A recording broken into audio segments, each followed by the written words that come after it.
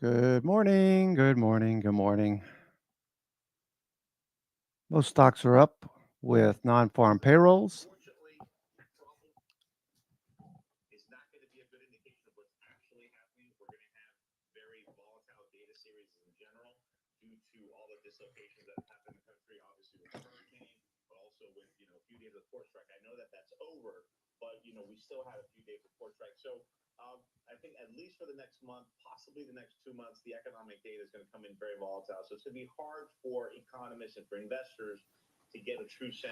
Okay, chips are up very nicely. Let's see, S&P 500. It's a good mix of advancing and declining. There's quite a few that are unchanged. There's got to be at least 150 to 200 stocks green. I see a lot of energy, tech, solar, chips, airlines, miners,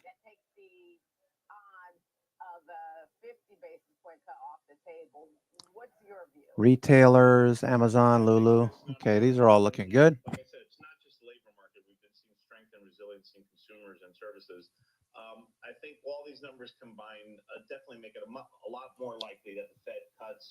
Okay, this is AMD this morning.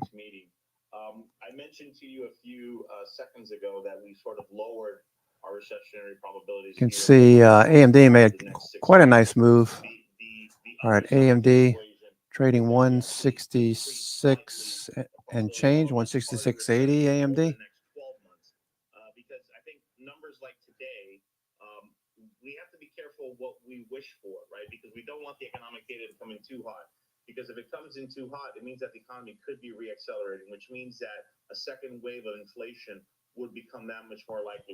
Okay, let's look at AMD. AMD.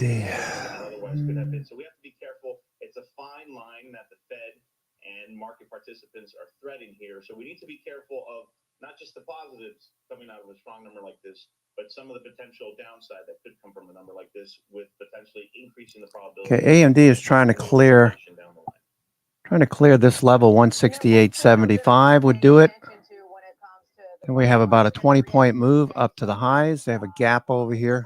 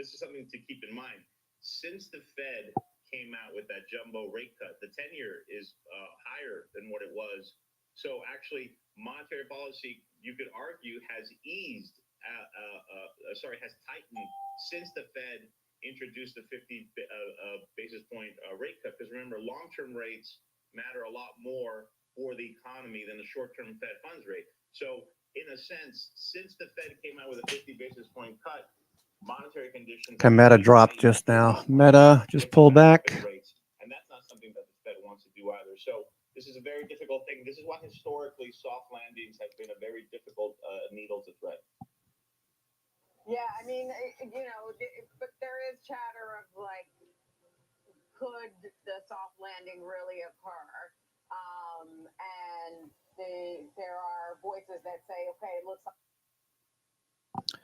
I noticed with Schwab Network, they're not reading from teleprompters. They're just like ad-libbing a lot of times. Kind of annoying because they say they talk about the data.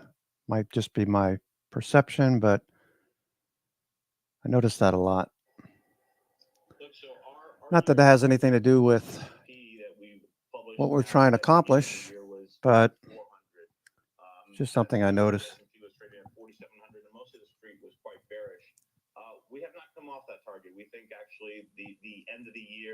is going to show some weakness. Even Broadcom a bit higher. Broadcom. like today, and numbers like what we've seen throughout this week do make it possible that the S&P trades up as high as 6,000. My point, though, to investors is that the probability that the market trades, a few percentage points higher, because 6,000 is not that much higher from where we are today. What I'm trying to tell people is that the downside scenarios are much more nefarious. So overall, the balance of risk, if you're deploying new money today, I don't think it makes sense to deploy new money into U.S. equity markets. I think there's far more attractive opportunities elsewhere in which to deploy new capital today. Touching 5,700 right now, and to your point about 6,000 is more. It's equally as within reach as 5,400. Okay, most actives today. Most actives. Right. No. Well. Amazon's the top of the NASDAQ 100. Amazon. Semiconductors are strong. Could be 6,000.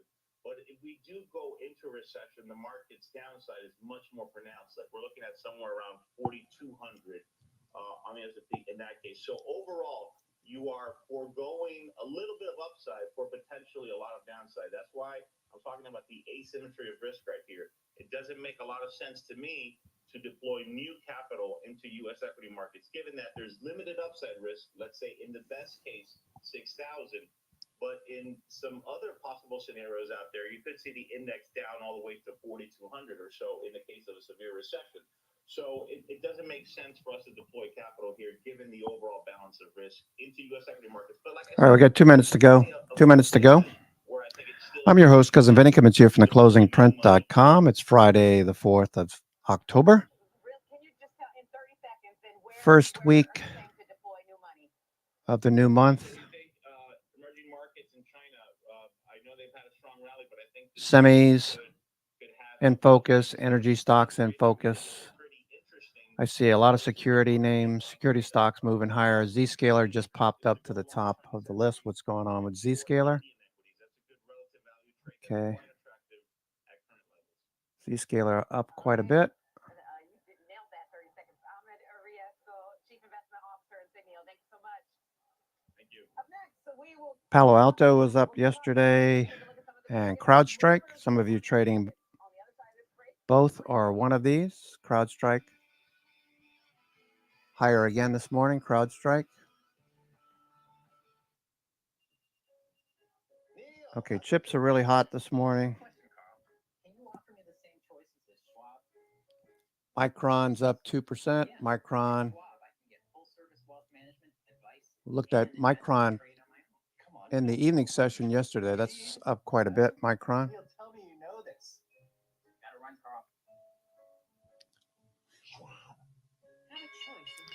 Okay, and we are open. The S&P 500, 163 million to the buy side, NASDAQ 100, 11 million to the sell side, the Dow 30, 35 million to the buy side, and the Magnificent 7, 1.3 million to the sell side. Empower your portfolio with the Schwab Network. Micron. Some quick profit taking on Micron. There goes Tesla. Tesla's on the move.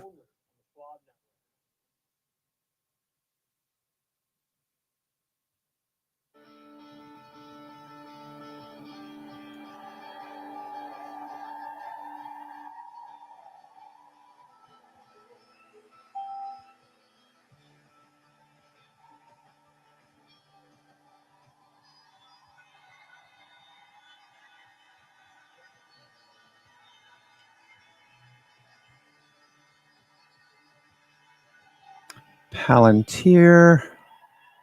Welcome back. Good morning, traders. Being added to the S&P 500. Palantir gapping up this morning. On Wall Street, and it seems to be all systems go off the back of that monster jobs report where you saw the economy grow by 254,000 jobs.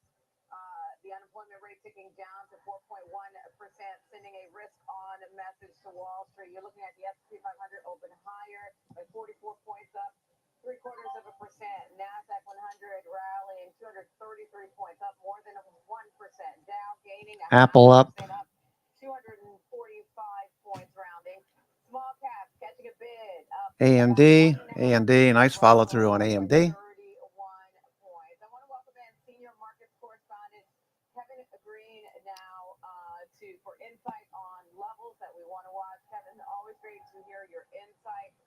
Talk to us about the levels you are watching today for the S&P 500. Yeah, so if we can pull up that open interest chart here, we have an interesting development as we start off the market. We talked about it yesterday, where we could actually have a favorable report for the market here when it comes to these non-farm payrolls. We could actually have kind of a breakout when it comes to this downward megaphone pattern that has been taking place, and that is exactly what's happening today. Now, I believe the biggest question is trying to Okay, CrowdStrike, AMD, semiconductors. Semiconductors, a little profit taking at the open. First 15 minutes, that's what I'm usually doing, is taking a little profits off the table.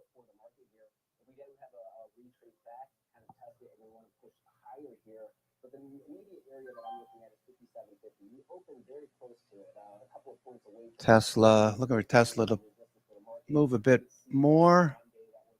NVIDIA pulling back a bit. And we want to continue to try to power higher here. We also want to see the 5680 level kind of be left in the past here. We want to try to have a little bit more of a reset going into this weekend when it comes to these new levels, and a little bit more optimism when it comes to institutional flows. NVIDIA, okay, looking for NVIDIA to follow through.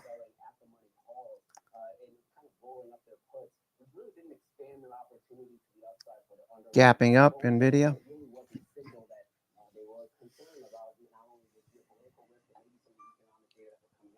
Okay, Apple, nice move on Apple.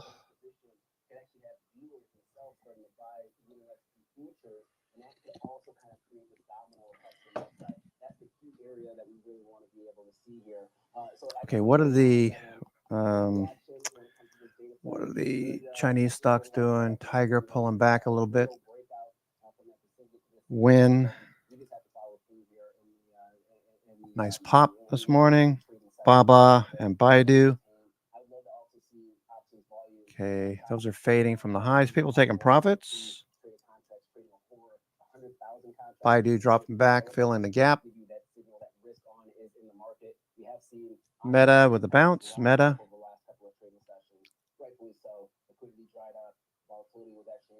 You want to see that kind of subside, start seeing some more activity from the retail flows, and I think that would be NVIDIA looking for the bounce. So speaking of volatility, it seems to be on the decline today. It seems that makes sense. What are you paying attention to when it comes to the VIX? Yeah, it's trying. So if you're kind of looking at a 5-day window here, we did have an immediate drawdown of the VIX hitting that 1875-ish level here. But we are actually kind of bouncing back. Okay, NVIDIA. Watching the most actives, AMD in the top of the list. Number 3 is Tesla. Tesla's up. Tesla's higher. Moving higher. Tesla. Nice follow through on Tesla.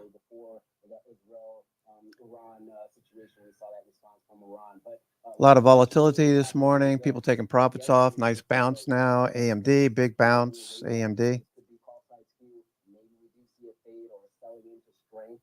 these gamma levels actually do hold, and we still see elevated volatility going into next week. But the initial Supermicro, that one dipped, gave back all of its gains yesterday. Supermicro looks like it's trying to turn the corner. All right, Supermicro, SMCI.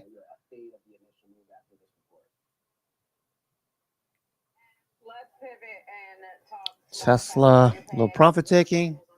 Futures hanging out right near the highs of the day.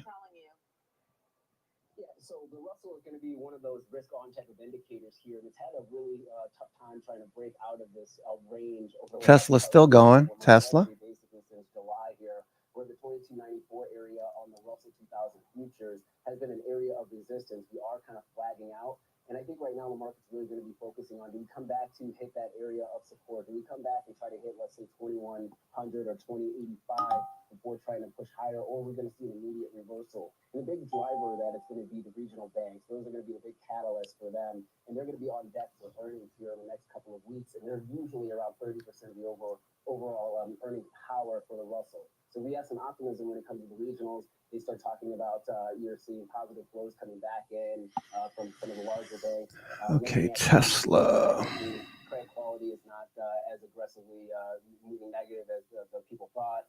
Then we may be able to see a push up and a move to the upside and try to break out here. This has been a very tough trade. There's been other opportunities in this market that have outperformed the Russell, but this is going to be a key risk on indicator for today's session. And hopefully we continue to power higher here and try to test those recent highs, or basically this kind of formation that's kind of taking place here, making higher lows, but also having stagnant highs right now. Tesla's still going. Pivot, Kevin, and talk about some movers this morning, but these are movers that are not moving in sympathy with the broader market. Obviously, some idiosyncrasies around these specific companies we're going to get into. Let's start with Spirit Airlines, reportedly considering bankruptcy, right? Yeah, and this is kind of the writing on the wall. Their leadership team kind of mentioned this as the potential deal was going through a couple of months ago, that if it was not going to be able to be followed through here, that they might have to try to look at other avenues in order to sustain their business. And this is going to be one of them. It looks like they are in discussions with bondholders in order to try to have a restructuring of their debt. Now, they're doing it out of court for now. So that's a little bit more of a brighter. Supermicro still going. Supermicro. We've already kind of talked about and are looking at this restructuring favorably rather than trying to battle this out in the courts. But the recent discussions around the Chapter 11 filing for them has also been floated out there, and there is no Supermicro turning the corner. Down about over 30% in today's session. This is kind of an unfortunate scenario that is taking place here, but they are going to be able to restructure their debt. That might be able to alleviate some of the pressure. Okay. Figure out a strategy, or if they are going to try to improve their debt load right now in order to improve their balance sheet, and maybe they're going to be a more attractive takeout offer, maybe by a smaller player within the space. Okay, Supermicro looking forward to push through this 4350 area. We hit that yesterday. Got rejected, faded right back down to the lows. An area of liquidity, institutions. Looks like there's still some work to do down there. Okay, Tesla's still going. Tesla. It's down more than 30% today, and then year to date, the stock is down more than 90%. Meta, nice pop. Meta. Not happening. All right, let's go from the skies to the road. Rivian is under some pressure. What's the trigger here? Yeah, it's under some pressure. It was actually down about 6.5% when you're looking at pre-market trading. It's recouped some of those losses in early trading. Obviously, we talked about some of that optimism there, so that might be a little bit of a tailwind. But it does appear that they are actually facing some production disruptions due to a shortage of a shared component on the R1 and RCB platforms here. Now, they actually saw this impact at the beginning of Q3, and it's actually worsened over the last couple of weeks here. So they are actually adjusting and revising down their production guidance for the year. Okay, Supermicro holding the highs at the moment. Annual delivery outlook actually has sustained the current levels here. So Tiger. Optimistic that they could actually Fintech, Tiger. Trying to bounce. Pre-market highs right around 1050.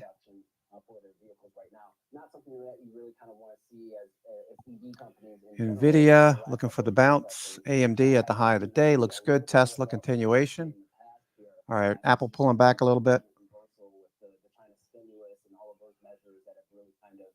Given a little bit more optimism for these companies that have been struggling, not only from a pricing standpoint, because there's a lot of competition, but also trying to gain additional investors in their businesses.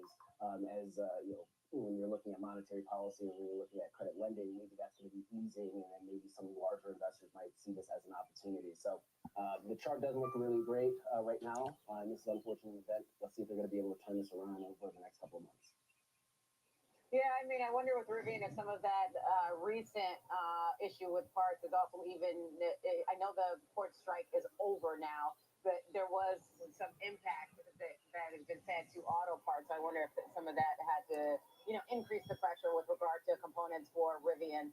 All right, let's. I know we've got one more on your radar. Morgan Stanley getting an upgrade. Yeah, we are having HSBC actually upgrading Morgan Stanley to a buy from a hold, and they have adjusted their price target from $103 and up to $118 here. They're very optimistic when it comes to the actual price action. It's been an underperformer compared to their peers within the industry, so they believe that the valuations don't really kind of warrant maybe some of the sluggishness when it comes to the equity value right now here. They also believe that the investment banking unit as well as wealth management unit are going to be able to benefit from a favorable market environment. And that's going to be interest rates kind of going down, maybe business and small business and medium-sized business activity is going to pick up, as well as M&A activity. I think there's a lot of optimism, especially when you're looking at the biopharma space, that maybe that's going to be the key indicator that started to. Okay, Tesla's still driving higher. Chip stocks look good. NASDAQ 100, most actives. We got about 90 stocks or more green on the day. Lulu's the top of the list. AMD number 2, Tesla number 3. Global Foundries, chip stock. Global Foundries is up. It's number 4. Supermicro is number 5 on the list. Supermicro. Let's take a look at Supermicro. SMCI. Supermicro trying to push. You mentioned net interest income. Really quickly before we lose you, Kevin, I know we've got earnings season coming up next week, and the banks are obviously going to be in focus. What are you paying attention to when it comes to that? Net charge-off rates are going to be the biggest thing on my radar, especially when you're looking at credit. Okay, letting the market settle down. Taking profits the first 15 minutes. Reassess the markets. If chips stay strong, we'll be looking for AMD to make higher highs, higher lows, along with NVIDIA, Micron, and others. Their appetite to actually continue or even increase lending with the rate environment actually moving to the downside. So the commentary around the economy, as well as when it comes to small businesses, is going to be a key factor. But that net charge-off rate, once again, has been creeping up higher, and it's not has not been a concern for markets, but it is something that you kind of keep on your radar there to be able to judge the health of the average consumer that's out there. Watching Supermicro.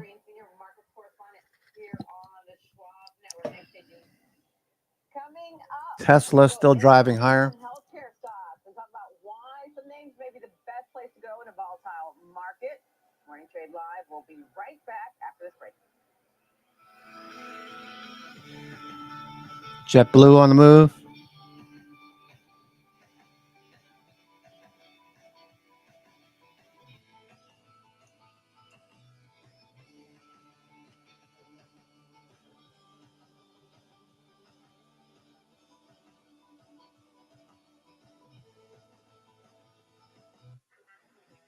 Empower your portfolio with the Schwab Network. Available anytime, anywhere, on any device for free. Schwab Network. Okay, Supermicro pulling back a little bit. Okay, Supermicro. Still inside this base. Supermicro had a nice little pop yesterday.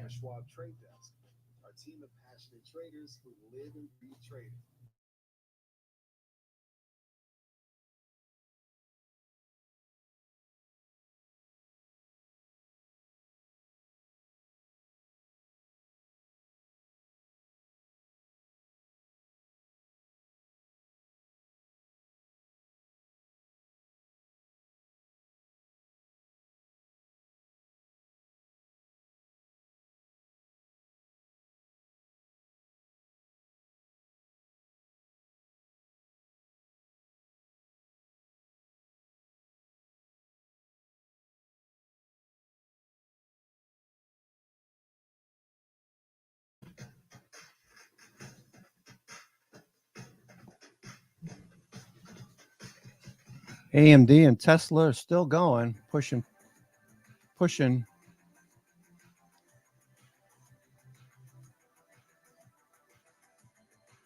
AMD, very strong action in AMD.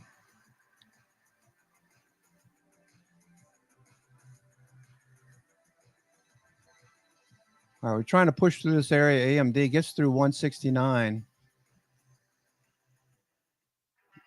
These order blocks overhead, these this area of supply will be taken out. Welcome back to Morning Trade Live. Time now to go inside out on healthcare stocks. Joining us now is Brian Mulberry, Client Portfolio Manager, Zacks Investment Management. All right, Brian, before we dive specifically into healthcare, let's talk big picture, your overall thoughts and assessment of where the market is. Yeah, a lot of the conversation this morning around volatility. We do expect volatility to pick up in the near term. But we're seeing, obviously, today a really strong jobs report, but also that follows up a really strong ISM services report from yesterday. So the short-term trend over the last 4 weeks is we're seeing a bounce in economic activity. So it looks like financial conditions might not be all that restrictive at this moment in time. And part of that is backed up by what we've seen in the 10-year Treasury structures. It's down over 100 basis points over the last year, reflecting a fair amount of easing of financial conditions as it is. And so what we're seeing now, basically, and wages is a good key to this, is if they bounce up wages up 4% year over year, is that really the key to lower prices coming in. The bottom line is this: the market is expecting lower interest rates by 50 to 75 basis points more relief at the end of the year. If that doesn't materialize, because we might see a bounce in prices due to this increased financial activity, there could be a disappointment in the market. And so what we're looking to is those sectors of the market that have a little bit more consistent earnings structures, a little more durability to the revenues that they create. And if they're efficient at managing those, then we should see better than expected earnings as well. And that's why we like healthcare at this moment in time. Okay, looks like some of these stocks are seeing some profit taking now. Before we dive deeper into healthcare, Lulu number 1 on the NASDAQ 100. Lulu. Well, really, what we have is a situation where the S&P 500 at this level is trading Lulu at most 1.5 active. times earnings, and the historical average is somewhere between 17 and 18. And so, is there really that much more upside energy left in this market? And I think you're seeing that play out in the VIX futures that you're seeing here today. We're getting to a little bit more of a stressful point where Lulu. Lulu looks really good. Nice looking chart. Did get to about 397 or so, knocking on the door of 4 on the back of that barn burner of a jobs number today. We'll be right back. Stay with us. Lulu looking good. Lulu looking good. If we are going into an escalation phase and if we are going into an all-out war, then the oil markets can really be on a tailspin upwards. So $80 per barrel is definitely something to consider. It seems like the cap to that, Claudio, would be whether or not as part of that escalation there's any impact to the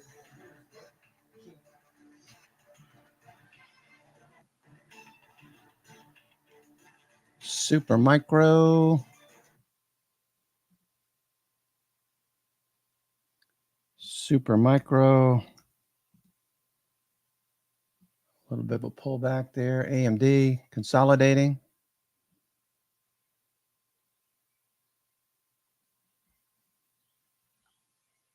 So we reported the AMD looks like some profit taking. AMD.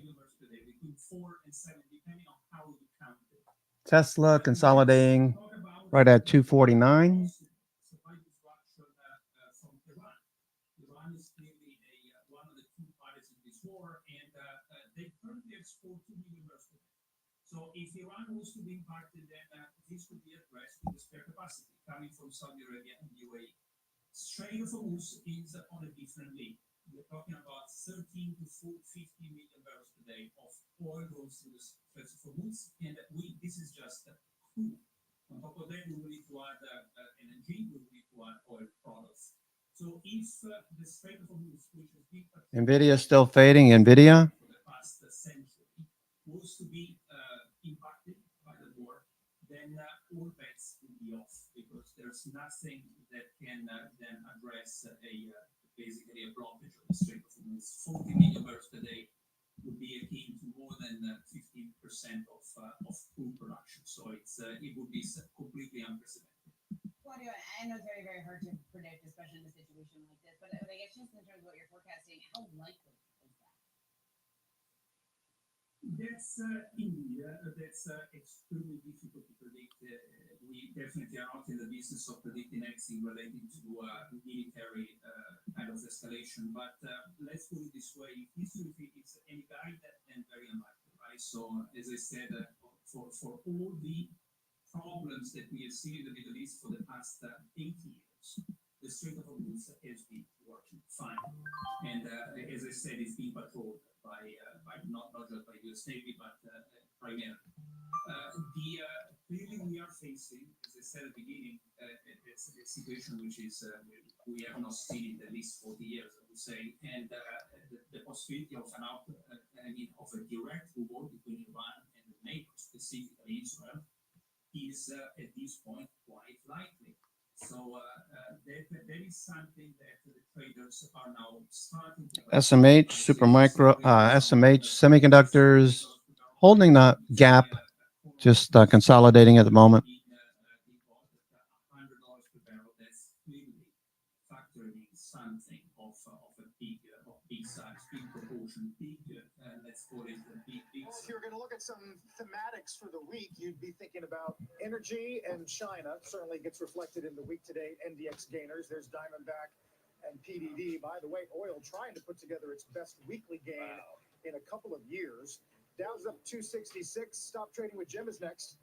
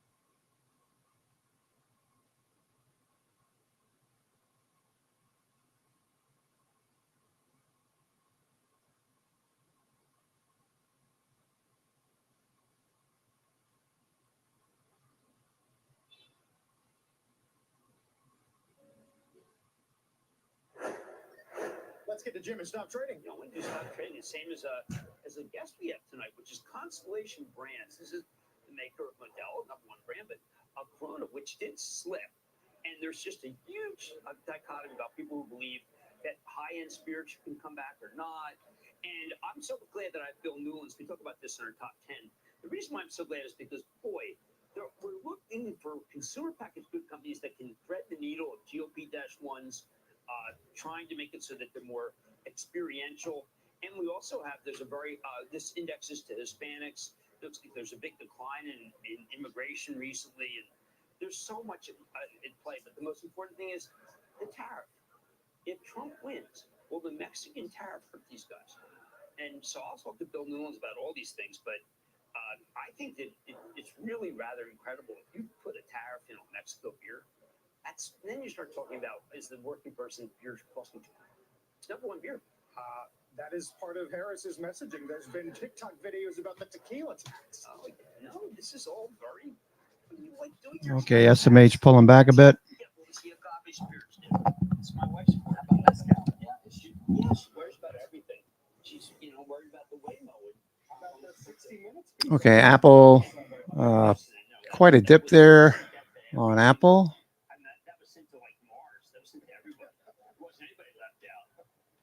I wanted to go back just to the labor issue, and we were trying to push the acting secretary on automation because that is the existential huge. We have to be competitive. And I want to bring it up only because both you and I. All right, let's look at the S&P. S&P fading from its highs, profit taking on that non-farm payrolls number. All right, we're approaching the 10 o'clock hour, watching stocks that are most active. Lulu looking pretty good. Lulu has an ATR of around $9 on the day. It's up 11, so it's a bit extended. I'd be looking for a B and C pivot. Lulu.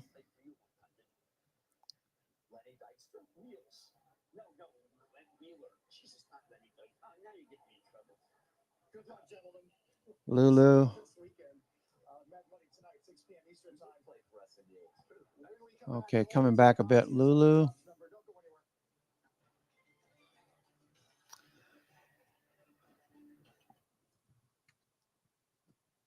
Tesla trying to bounce. AMD fading. All right, so the chips are fading for now. Geo, let's see, Tesla, AMD. Dexcom is number 4 on the NASDAQ. Dexcom, let's see what that looks like. Dexcom. Okay. Do you want to stay up to date with the latest and be on the bleeding edge of MongoDB, Amazon. Then sign up today and get our special offer of Financial Juice Pro for a year's worth of our service for the price of 1 month and save 92%.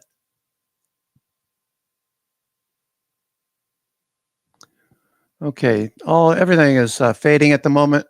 Okay.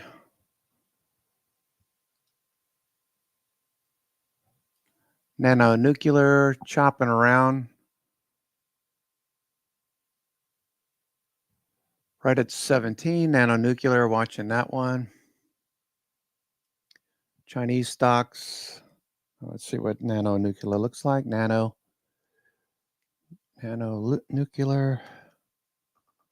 Okay, that's bouncing. Okay, S&P with the fade. I'll keep an eye on the S&P for a few minutes. Markets will most likely move in the same direction. Non-farm payrolls number, we popped on that, and we're fading right back down. Everyone, it's trapping a lot of bulls up there at the highs.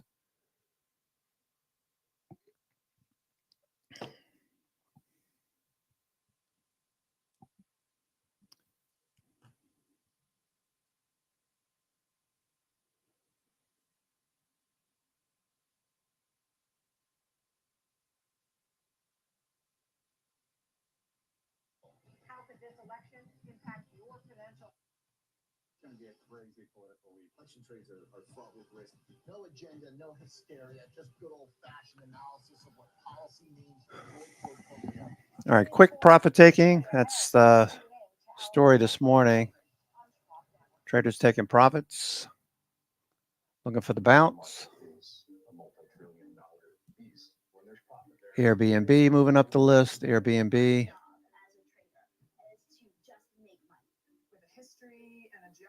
Be nice if the indices start to bounce first. I wouldn't be doing anything until the indices start to show signs of a bid. Right now, the histogram is telling you Profit taking. AMD pulling back. Be able to find opportunities in the marketplace and sift through enormous, staggering amounts of data. You certainly see patterns. Context is so important. I think the best traders I've seen have insatiable intellectual curiosity. Otherwise, certain parts of your skills will become outmoded by competition. Okay, some of the energy stocks that were up yesterday. Indonesia Energy, watching that one. As if you don't have an emotional reaction. I'm not very good at sales, turns out. Halliburton. Why does it always do this? Halliburton. Okay. That's not right. Halliburton.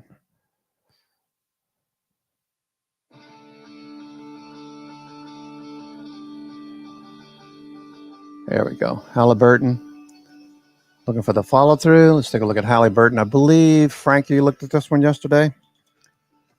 Okay. Halliburton clearing the 50 days. So there's a potential for this one to break this trend and continue. Let's look at the weekly. Halliburton. All right. So the bottom of a range, maybe it moves back to the top of the range. The unemployment rate ticked down to 4.1%. They're off the highs of the session right now, but we are still seeing gains. The S&P 500 right now better by 21 points. So up just shy. So we want to see this 5,700 level hold S&P. We want 5,700 to hold. Okay, we're at 5,720. We gapped up from the 5,700 level. Okay, we came back 50% into that gap. We're right near this fair value gap, the middle of it right there. Looking for a bounce. AMD starting to bounce.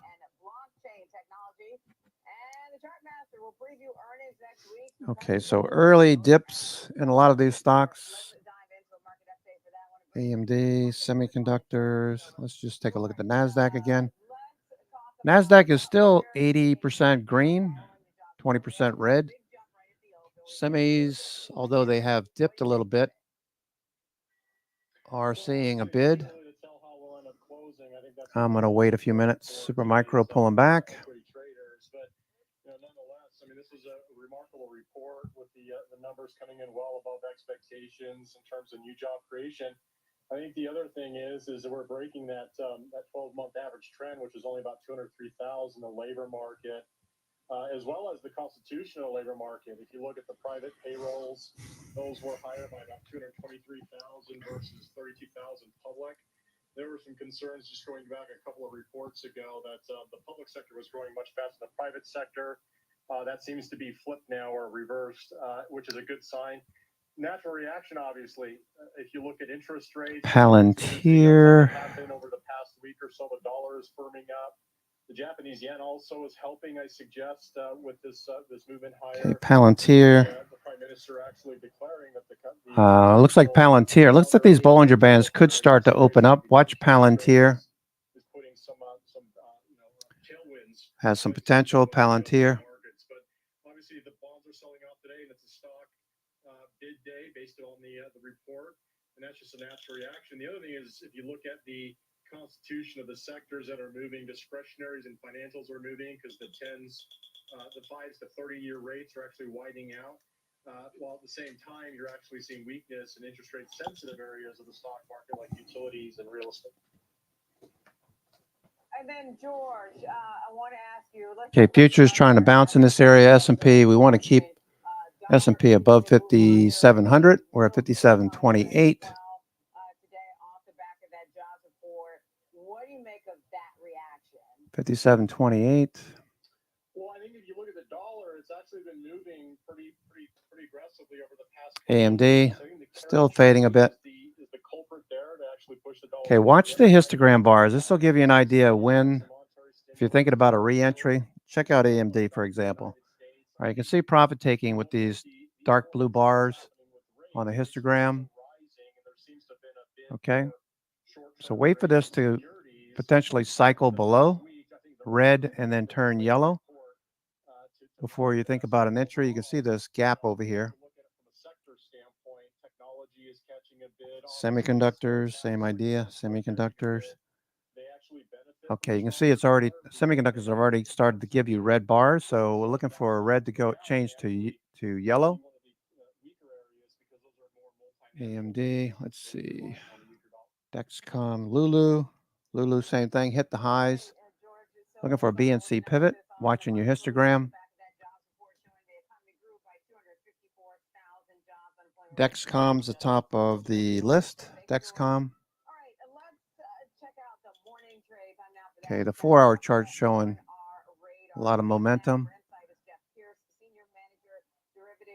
30-minute. Let's look at the hourly. Okay.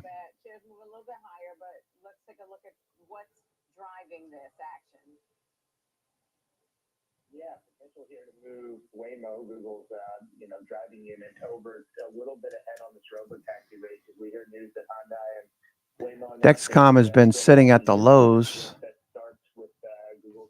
basing for the last 2 months. Semis are still fading. PayPal, let's see what PayPal looks like. PayPal.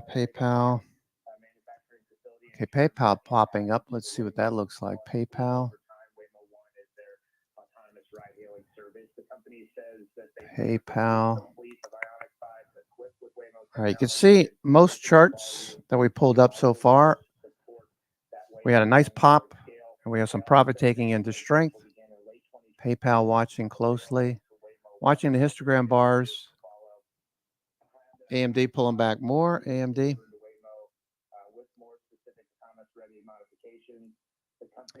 Okay, let's look at AMD on the daily. Okay, so this is pulling back in. Too much in the way of sellers here at 168.73. You got bag holders looking to take profits as it moves back to a price that brings them back to even or close to it. Stochastic's turning up, so we're looking for a bounce in AMD. Future's still pulling back. S&P still pulling back, so no trade for the moment unless you're short. Okay, we're starting to go red now on the S&P histogram.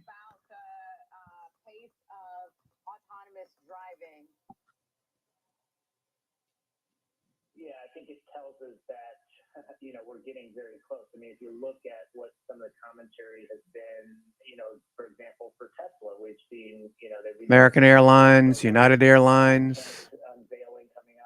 Okay, the airlines look good. What's going on with the airlines? Okay, let's take a look at those. I'm not really fond of trading the airlines. Here's UAL gapping up. I don't want to chase this. AAL, DAL, and JetBlue. Jason mentioning JetBlue earlier. JetBlue, pop, a little fade there. Trying to break out. Weekly. Okay, so JetBlue, as long as you don't buy the high of the week or the high of the day, this is probably going to clear 755 at some point. You got a $2 move above that.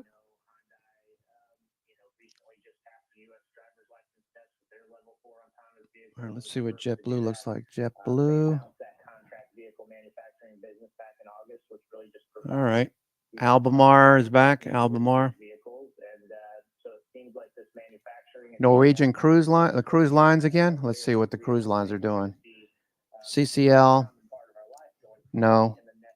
Norwegian cruise. It looks like these are tired and just need to take a break. NCLH. Royal Caribbean. A little better. Probably a lower high. Okay, Tiger, watching Tiger. The Chinese stocks continue to push higher. Okay, energy stocks trying to push higher as well. The refiners, Delek, Phillips 66, Marathon.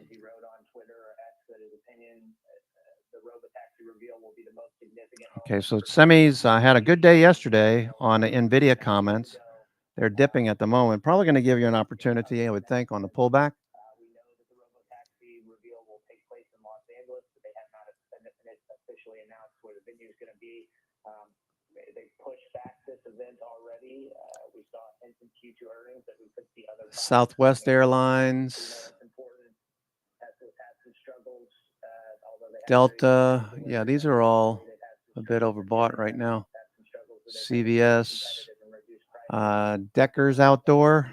Deckers Outdoor is just changing right now from yellow to Deckers, from yellow to cyan. Okay, let's look at the 5 minute. 5 minute. That's a 30 minute. Okay, 30 minute. But all right, Jeff Pierce, Senior Manager of Derivatives Trading here on the Schwab Network. We'll leave it there. Thank you, Jeff. All right, let's go back to Alphabet. We're going to trade Alphabet with Dan Timming, Managing Partner, KKM Financial. Dan, thank you so much for joining us this morning. It was great talking to you yesterday. Great to talk to you again today. Let's specifically look. It's all right. Deckers. You're a regular here. Okay, S&P is trying to bounce. S&P is trying to bounce. All right, there's a lot of volatility, a lot of back and forth right now. So I'm not doing anything until I can see TTM start to turn a little bit more bullish. Right now we're seeing profits into strength. Insurance stocks, AIG popping up, AIG, Capital One Finance, Financials, Lulu. But I'm not 100% that we're going to see a significant higher price action from here, at least short term. And so I think the banks being talked about. Let's take a look at Wells Fargo. Wells Fargo, WFC. All right, we got a bounce.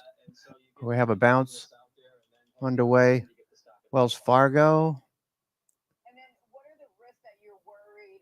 Okay, let me look at Wells Fargo, WFC. Okay, Wells Fargo above the 50-day. Wells Fargo. Okay, JP Morgan, what are you doing, JP Morgan? Okay, Morgan Stanley. Morgan Stanley is trending better than the others. Let's see what Goldman Sachs looks like. Goldman. These start to report soon, right? Let's see. Usually Bank of America's first before the others. Bank of America reports on October 15th. So we got Bank of America reporting on Tuesday, 2 weeks from now. Tuesday, 2 weeks from now. So we got all next week to start positioning for banks earnings. Earnings season starting up. A lot of people looking at NVIDIA on the tech side to give us some direction. From what Jensen said, I imagine a lot of people will be leaning more long with some protection, maybe some hedges, but NVIDIA, yeah, looks good.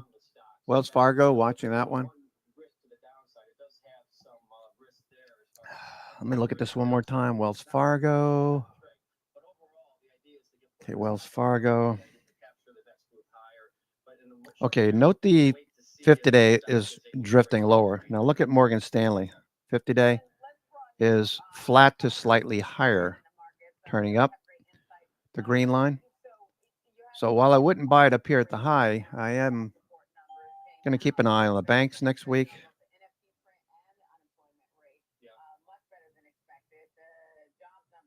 Okay, let's take a look at let's look at breadth. That'll give us a good idea whether or not we should change our strategy for now. Okay, so that looks a lot better. Would you agree? For the past 2-3 trading days, this has been drifting lower. S&P 500, mid caps, small caps, and NASDAQ in descending order. NASDAQ turned up to the zero line. Okay, so if we can continue to see this, it will tell us that institutions are buying the dip. Okay. Okay, McClellan volume oscillator did turn back down, so that's a negative. Watch junk bonds too. We'll look at that in a second. All right, so we've got advanced decline turning up, which makes sense. We've still got blue elder sticks on the New York Stock Exchange Composite, 2,000 stocks. We got 34 more up than down, new highs, new lows. Okay, let's look at the S&P equal weight index. Remove the weight of the top 10 tech stocks. Number of stocks trading above the 20-day had dropped down below 50%. No, it was 58%. Turning back up, that was 60 I was thinking about. So this looks good. This is a nice bounce. All right, so this is telling me you can buy the dips. Not with impunity, but you got to use a good stop. Watch these stocks should continue to bounce. AMD on the dip. AMD, maybe buy some AMD. Or do we want to buy some semiconductors? Let's see, semis. Okay, let me look at SMH. SMH. Okay, SMH with a nice bounce. SMH with a nice bounce. Okay. See, we filled the gap on the semiconductors. SMH filled the gap. Now it's turning back up. SMH. Okay, SMH came down and almost touched the 9 EMA. If you use the 8 EMA, I'm sure that probably touched, right? Let's do the 8. A lot of people use the 8 EMA. I believe Redler and a few others. Okay, I got close. Nice bounce so far. Okay, watch this for the next few minutes. The tell for me is what is TTM doing? Okay. Looks good on the 15-minute chart. On the right, 15. Let's go to the 30 minutes, see what that looks like. Okay, that's bouncing. It should. Hourly looks good. It is a Friday, so I take less risk on a Friday. Some of these look okay. Just scanning again the top 10 on the NASDAQ 100 and the S&P 500. Got a nice mix. We've got airlines. We've got cruise lines. We've got retail. We've got energy, Vistra Energy. Let's take a look at Vistra, VST, Vistra Energy. All right, Poppin taking a new high. Vistra looking strong. Active volume there. Volume looks good. Vistra Energy. Let's take a look at the daily. Vistra on the move. That's just grinding higher. Okay, so INDO, Indonesia, energy. A lot of these energy stocks moving higher. Halliburton clearing the 50-day. This is one that Frank brought to your attention yesterday, I believe. Was that you, Frank? I believe so, right?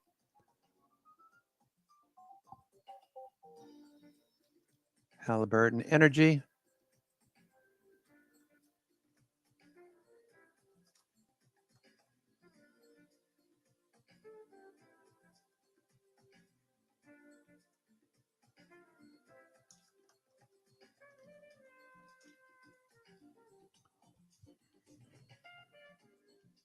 Next level 240 on the Qs.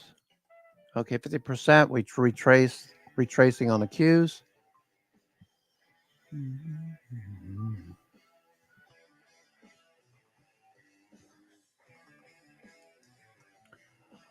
Indo. Okay, so we want to watch Vistra Energy. These energy stocks doing well. Vistra Energy. Vistra continues. It's pretty extended, Vistra, but the other ones look good too. Wells Fargo. Nice bid in Wells Fargo.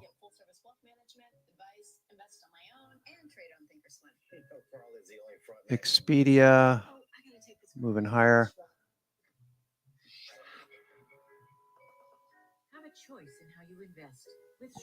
MetLife, another insurance company moving higher. MetLife. Host hotels and properties. Host hotels. Okay. The daily's changing. Prudential Insurance higher. Morgan Stanley higher.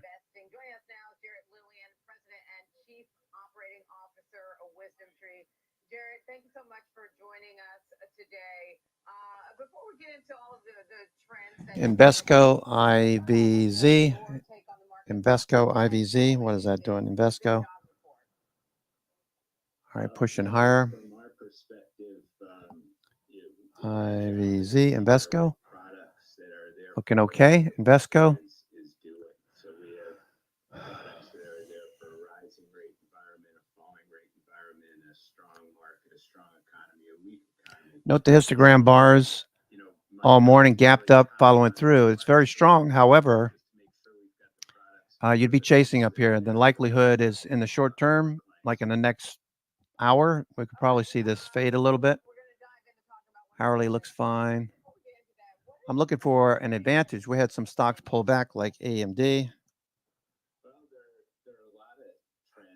Still not enough here. AMD, SMH. I like it better when histogram goes from red to yellow and you see a nice base or an area where it could break out and follow through. Not here. At the present time, this could fade more, most likely will. Etsy, that's a name climbing the list right now, Etsy. Okay, Etsy has broken a downtrend, it looks like. Etsy, at least on the shorter time frames. Okay, so look at the histogram. Look how yellow that is. That looks really good. Etsy on the 1 hour. Let's take a look at the daily. Etsy, ETSY, Etsy. That daily chart looks like crap. So while this looks good, it's probably shorts covering. Etsy, Airbnb. What's Bitcoin? Bitcoin, watching Bitcoin. Well, I think, you know, it has been TCUSD. very growthy, but again, some of our best performing products. Okay, Bitcoin pulled back. The quality sector. So that's an area that we're focused on. But of course, you know, you've seen a big shift lately. We've been in a rising rate environment for a long time, and now people are contemplating what's going to do well in a falling rate environment. And I think that's the direction of travel. And so those are the areas that we're focused on. All right, let's talk about your new product that you're launching, Wisdom Tree Connect. Tell us about that. Well, you know, first of all, Wisdom Tree. Yeah, just take the stuff that's in it out. Business today. The major stuff. You don't have to worry about the smaller. Consider ourselves an ETF company. We view ourselves as being in the business of the best transparent exposures. What's this? What's that? Okay. What could do to ETFs what ETFs have done to mutual funds? So what could be the next best structure or next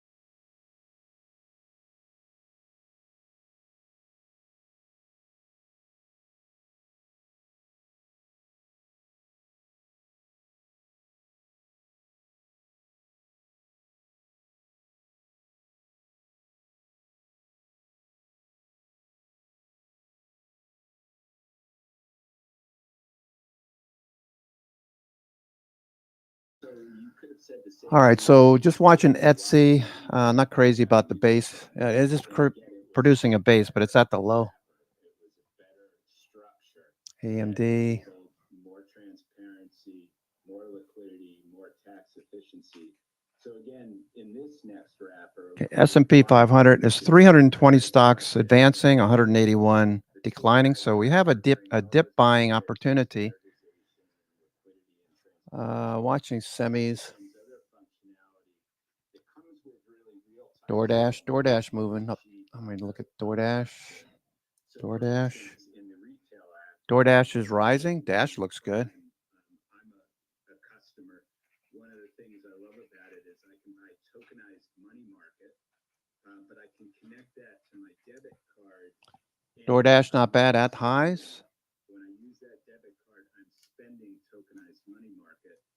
That is superior to my checking account. My checking account, I earn 0. If I use a debit card against the checking account, I'm earning 0.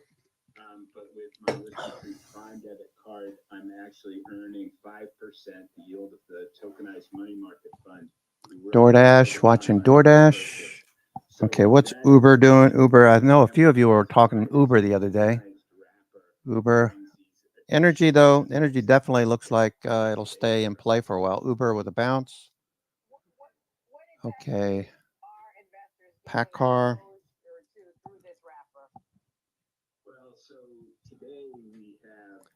PACCAR looks good. PACCAR day 2. Day 2. So they are securities, but they're in the tokenized wrapper. And we also have tokenized gold. So that's a starting point. We will look to add more. PACCAR looks pretty good. PACCAR. Let's see when their earnings. When is PACCAR reporting? PACCAR reports on October 22nd. And then what's your expectation for demand when it comes to Light, medium, and heavy duty trucks? Okay, not very good metrics. PACCAR. In terms of cryptocurrencies, again, I sort of started this way, which I know, But we have 300 stocks up, 200 down. A few more are fading at the moment. We view the same thing about crypto. Etsy, Dollar Tree. I can't tell you if they're good or bad, but people do want access to them. So we do have some crypto products. All right, Diamondback. That one was looking pretty good yesterday, right? Diamondback Energy.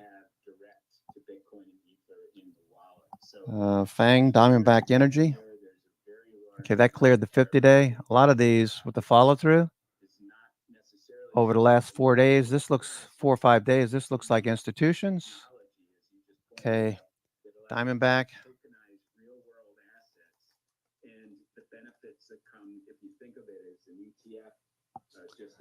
Energy. Mutual fund, I would say the tokenized wrapper actually brings advantages over the mutual fund. INDO. Indonesia.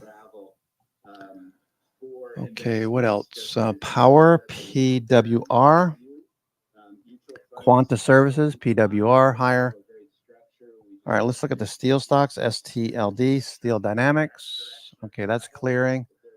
Nothing that really jumps out at me. Asset managers, KKR, looks okay. Humana, big drop in Humana. That might be a reversal play. UNH, reversal.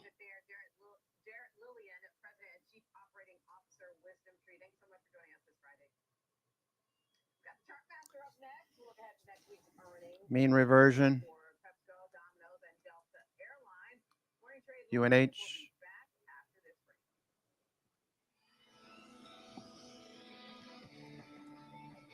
Okay, back to the S&P. SPX. All right, S&P is still drifting lower, so reluctant to do anything with the S&P still drifting lower. Watch the histogram, okay? The hourly looks okay, but, we're still drifting lower, S&P. Our team of passionate traders ready to tackle your trading questions, no matter how complex.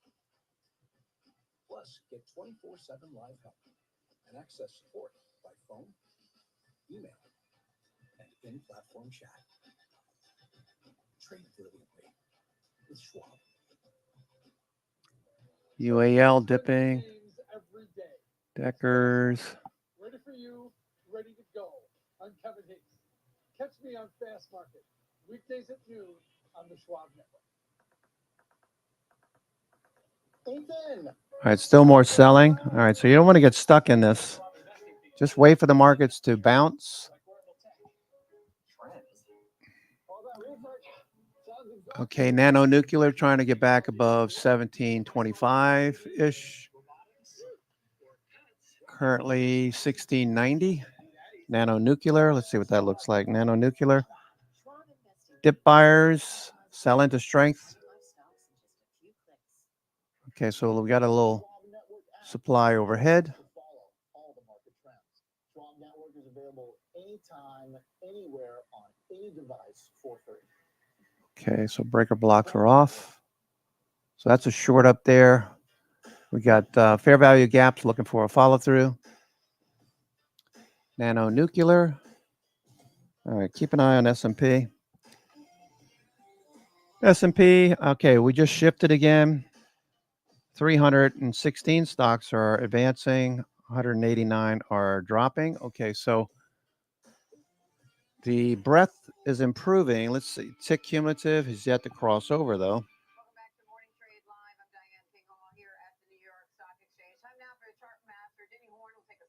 Let's see, that's the 30-minute. Let's look at the 15-minute. 15-minute. Okay, it was briefly green, the 15-minute. Okay, so a lot of volatility here. Looking for a trend. 60-minute tick cumulative tried to turn up. Didn't happen. Turn back down. Okay, so taking profits into strength first 15 minutes. So when I talk about taking profits off in the first 15 minutes, there's a good reason for it. A lot of times, look at what's happening right now. If you had taken profits off in the first 15 minutes, now you can get back into stocks once we see histograms set up for a BNC pivot. That means that we're probably going to have to wait until about at least, I would think, 12 o'clock, the way things are going. Between 11, 12, 12:30, 11, between 11 and 2, 11 and 1. A lot of these will probably give you better setups. I wouldn't be chasing because everything is fading at the moment. Let's look at the Qs. Qs still fading. Note the histogram bar in the bottom left.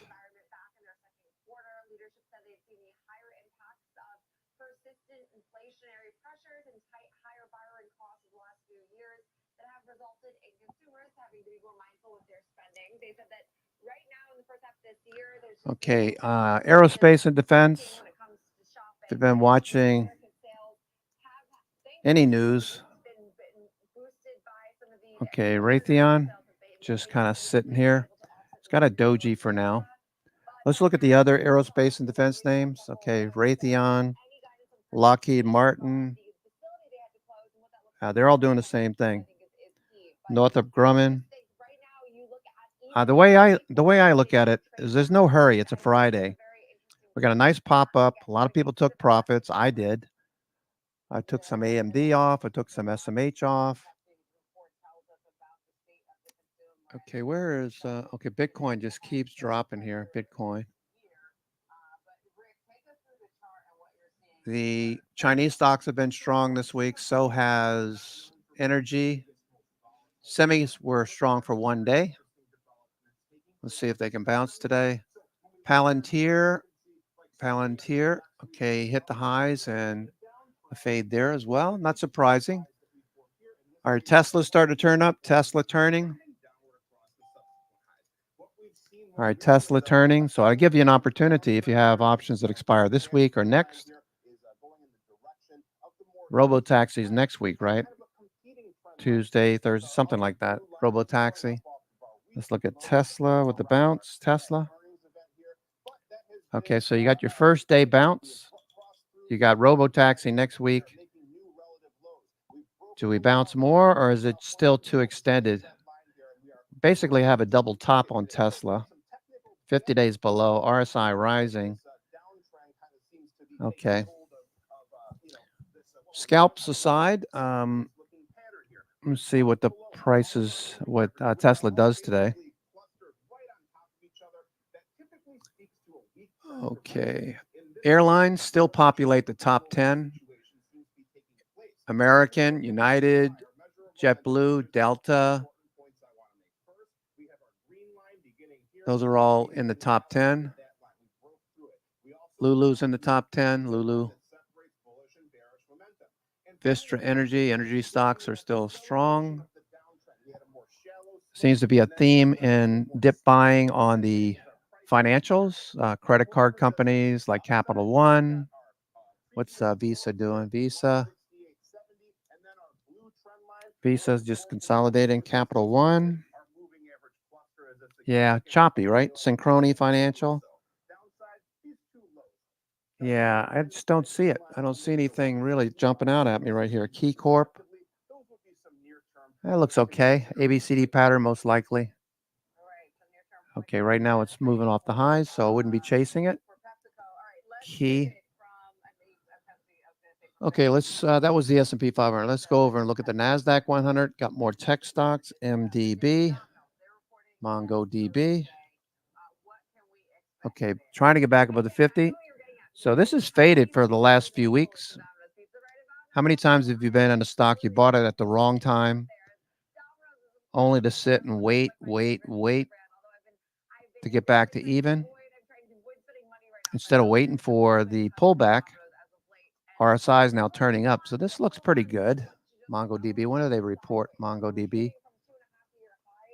Okay, we're fading more. MDB. November 28th. Not the best looking numbers. MongoDB. MDB. Okay. Okay, so the histogram on the hourly looks good. It's just that you're buying at the highs. Just can't do it. Got to wait for a B and C pivot. So everything has jumped this morning. Pretty much everything has jumped. We've got, all right, we're back down to 250. So I can see that we go up to like 310, 320 stocks advancing on the S&P.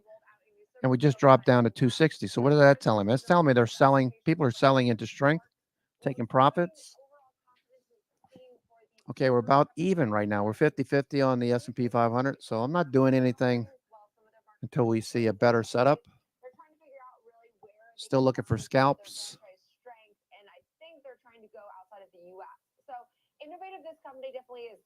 Okay, thank you, Cayman. You've just been stuck in this recent range, looking for perhaps a breakout, or I mean, like a continuation of just somewhat of this like neutral kind of trend. All right, let's look at the S&P 0-day. Okay, it is up. Volume is leading 2.2 on the Nasdaq Composite, 2.68 on the SPY, 3.74 up volume on the Qs. Give me a couple of minutes. I got to take a 5-minute break. I'll be right back.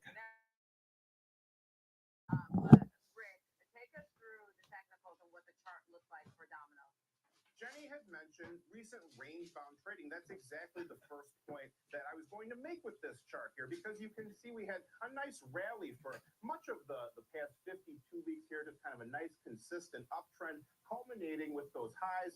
And then we had a bit of sideways price action, some consolidation. But things kind of fell apart after that. See this blue trend line we've got going across this series of highs. We broke through right here after we had this significant gap down on earnings. Now we are finding ourselves in more of a range, like we said before.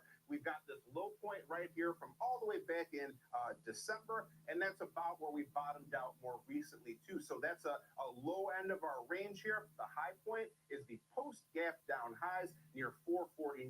We took out our initial high levels that we made after that gap down, but nowhere near close to filling the gap that began right here. So now we can see that the situation is perhaps improving a little bit by some measures here. You can see that the downtrend in the short term, at least, has mellowed out a little bit here. It's a more shallow slope, so we haven't made any significant new lows on a closing basis for a while either. But, we still failed at this confluence right here. You can see we had our two moving averages right on top of each other. We couldn't quite crack through them. Our purple 252-day, our orange 63-day. We are giving up our volume profile point of control and our yellow 21-day EMA today as well. So not the greatest development in that regard here. Trending upward, momentum accelerating to the upside, but also breaking through 50 midline, turning a little bit more bearish, but holding on to the trend line still. If we were to move lower, support our green line here, 395. Beyond that, another low point that from right there, our light green line, 368. To the upside, we've got a whole mess to consider here. All these different indicators, all these moving averages, volume profile, point of control, trend line, etc. All those things need to be overcome. And then simply though, this gap.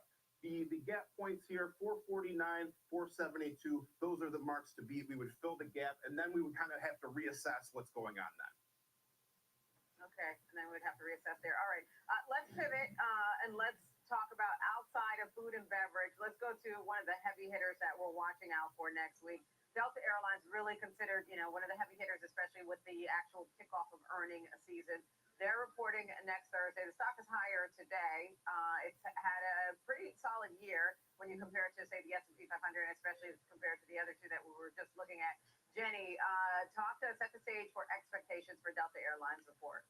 Okay, and I have to say, I just flew like multiple legs. I had like a million connections, and I flew them all Delta, and the most seamless travel experience I've had in years. So I'm right now the most optimistic on Delta into their earnings that I've been in years, because I was giving Oliver Rennick a hard time for praising them for having like baseline airline needs. But I have to say, after having some disaster experience traveling, Delta, my experience being so seamless, I'm like, okay. MongoDB continuation. It's also the same camp. This name has no bears. I mean, so that's unusual in the airline space, especially considering the heavy debt that they've held and just the difficult operating environment they've had to be in, especially when you consider Delta.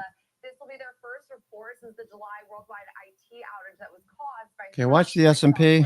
S&P. And the carrier to cancel thousands of flights, costing an estimated right now $500 million. So third quarter results expected out before the open on Thursday. Street is expecting revenue to rise slightly year over year, but profit to actually tick lower. Last quarter, we saw that Delta posted record revenue, but net income did miss expectations and shares fell. I will say, I feel like Capri, is that Capri Holdings? Always going first in earnings season, or at least Oh, Capricorn Therapeutics. Sorry, continuation. Very similar sentiment echoed Okay. by United, which I consider it now its closest. S&P cash, looking for the bounce. It's like United will tend to rise because it reports several days into the earnings cycle, whereas Delta, I think we're more critical of because they're always one of the first names. So we'll have to obviously we can see shares dropped about 4% last time, so not a huge sell by any means, but revenue could be actually set to this pace its strongest in nearly 2 quarters, as airlines have said. Travel demand remains strong. July 4th travel had set serious records as far as TSA data is concerned. However, again, there is supposed to be some incurred costs as a result of that IT outage, and we've heard that travel's slowing. Will we hear that from the airlines this quarter? I feel like we wait for that and it never comes. So we'll have to get more clarity on like what the tourism expectation is now into the, of course, 2025 back half of this year.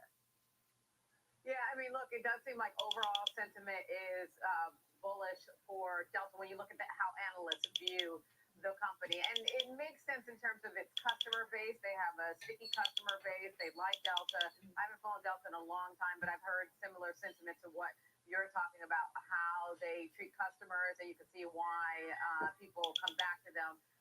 But yes, I think one headwind we will be watching out for is the impact of that CrowdStrike outage, because Delta had to cancel all those flights and how that will impact its numbers. But, another good thing they had recently was fuel prices had come down, but they are going back up now. So that will be something that we'll want to hear more color on.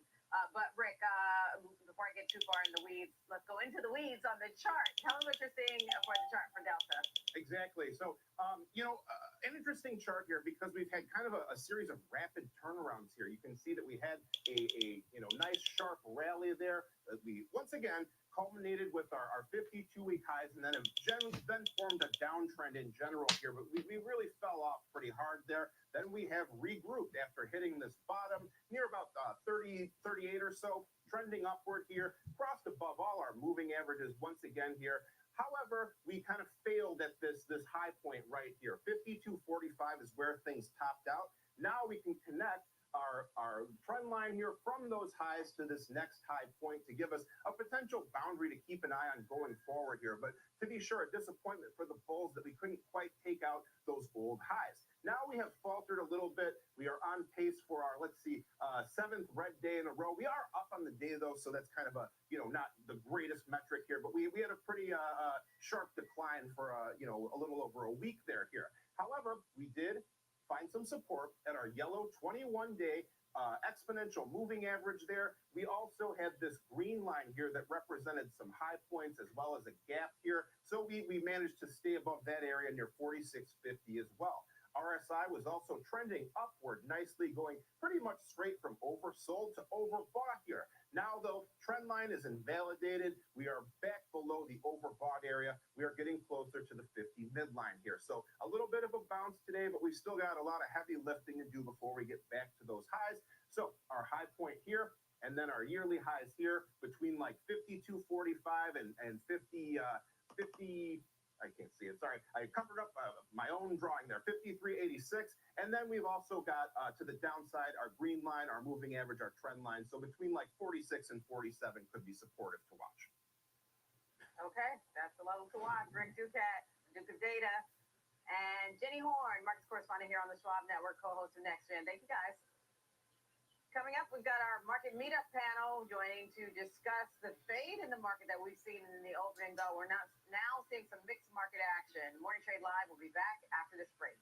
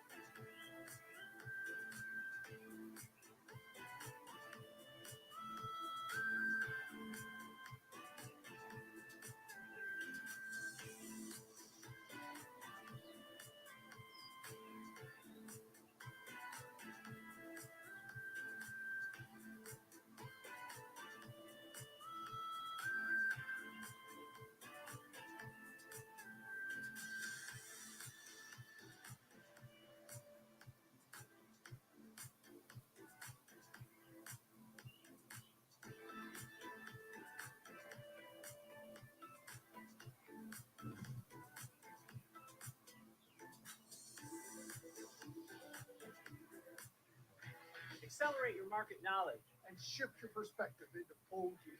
Real-time example trades, a full hour of trading insights. I'm Tom White. I'm Kevin Meeks.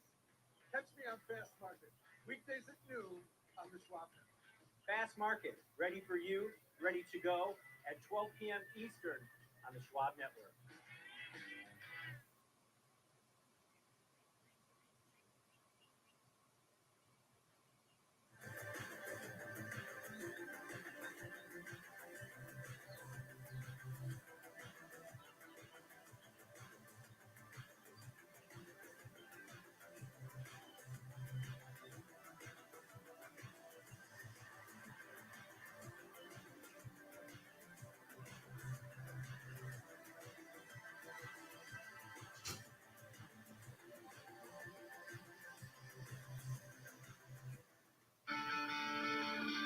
Welcome back to Morning Trade Live. Time now for our morning meetup. Joining us now, we have Kevin Green, the senior market correspondent here on the Schwab Network, and Kevin Hayes, co-host of Fast Market.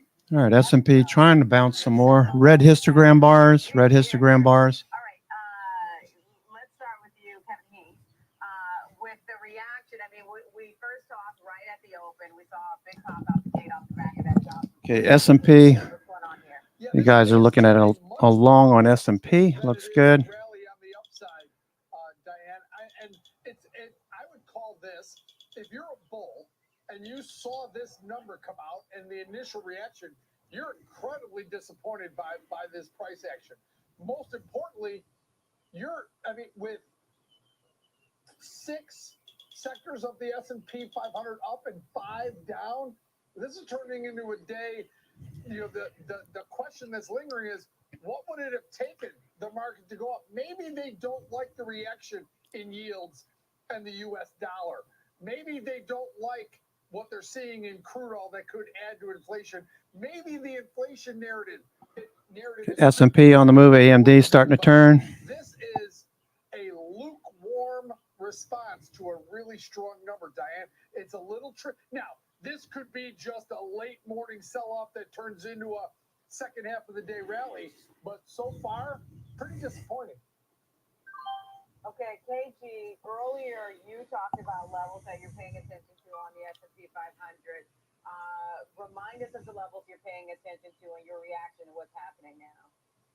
Yeah, okay, so 5,700 is going to be the first key area of support for this market, and the resistance was actually sitting at 5,750. You pretty much almost hit that 5,750 area. You came up around 3 points short. Okay, spiders, S&P turning. Watching histogram bar. I'd like to see this start to turn yellow. Here's the thing that I'm actually looking for. There's a long time left to go for this trading session here, and we just kind of really just hit that. Yeah, Apache, Halliburton, Schlumberger, all of those looking good. AMD on the bounce. AMD on the bounce. Okay, we got yellow histogram bars on Broadcom, on NVIDIA, AMD. All right, so AMD. Typically does show indicate that maybe some buyers will be stepping in here. We just need to see some follow through. If we actually reverse, go below 5,700, 5680 is your next area that you want to be able to support. We fail that, we have a gap lower between 5680 and 5620, which is something that we do not want to see. A long time, we've got a long time left to go in this session here. Opening up the resistance is something that is very difficult, but I would not count out the bulls for right now. Just based on this technical trading pattern right now, we are looking at trying to make maybe a near-term bottom, keeping those that upward trend line intact if you're following the lows on that chart. KG, running out really quickly beyond the technicals, we talked about how would the market interpret this jobs report? Would good news be perceived as good news? Would bad news be perceived as bad news, or would good news be perceived as bad news? What does it seem like the market is taking in this jobs report from your point of view, KG? Look, I still think it's still good news is good news. Here's one thing that we can see from time to time, especially when you're in periods of consolidation or even contractions in the market. Whenever you have pops, you have individuals trying to sell into that strength. And when you sell into strength, that's when you kind of put a little bit more pressure to the downside when it comes to the markets here. The yield move, in my opinion, is just an unwinding of those expectations of another 75 basis points being on the radar, or even another 100 basis points being on the chopping block here by the end of the year. I think we are now seeing a little bit more of a normalization, and in an early cycle type of market, yields up, equities up, yields down, equities down. Yields up kind of signifies risk on in the market, and vice versa here. That's what I think the market's really trying to just battle with and grapple with right now. But as we've been talking, once again, technically, we are still kind of grinding to the upside here, trying to hit that 5730 level. We recapture 5730 and continue to gap up higher here. We might be able to try to retest these highs that we had early on in the session. All right, you make a great point. We still have time in this day. All right, Kevin Hinks, I want to send it back to you, and let's kick things forward to the road ahead next week. Next week, we kick off new earnings season. What are you paying attention to for the week ahead? Well, Delta's going to lead us off on Thursday. AMD. A key look at an airline stock that you and Jenny Horn were just talking about. They've got the issues from CrowdStrike and that stoppage that are probably going to be talked about a lot.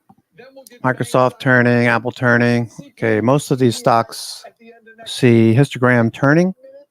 That'll be kind of important. AMD looking very strong. AMD Where there was a dissenter. If you look on the calendar, there's a ton of turning the corner.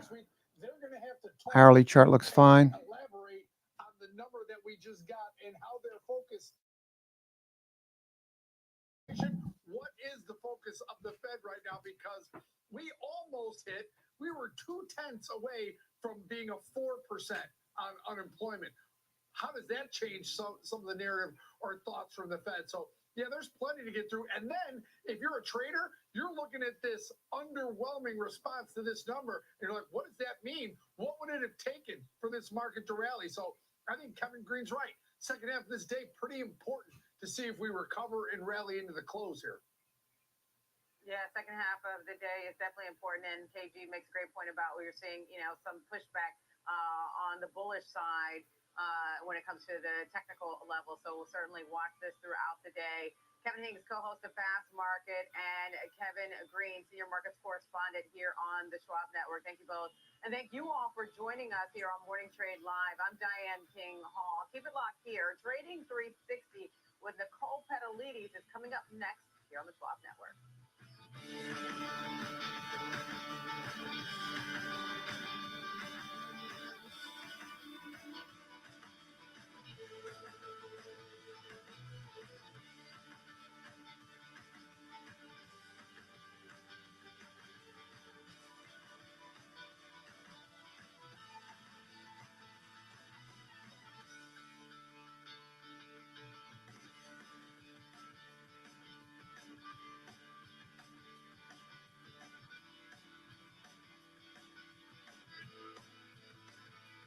This election season, stay out of the muck and the mudslinging. Schwab Network's by the numbers coverage of the presidential cycle.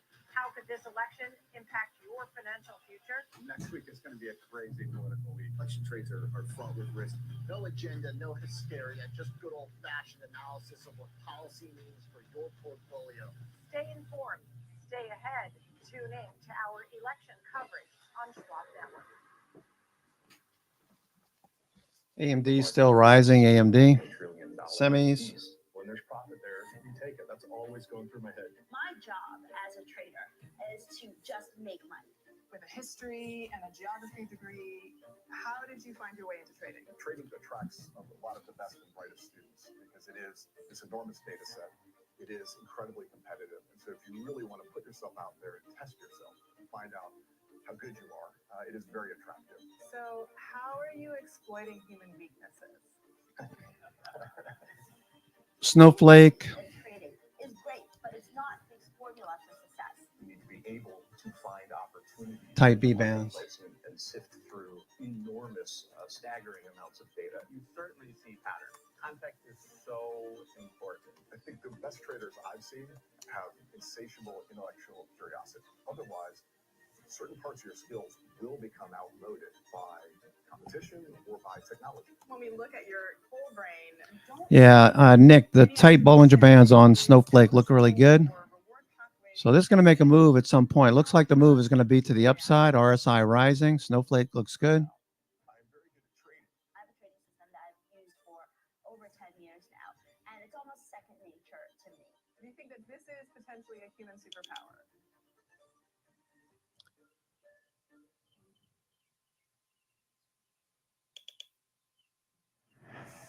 Welcome to Market Overtime. Okay, AMD still moving. AMD. Has worked pretty much across all 11 sectors.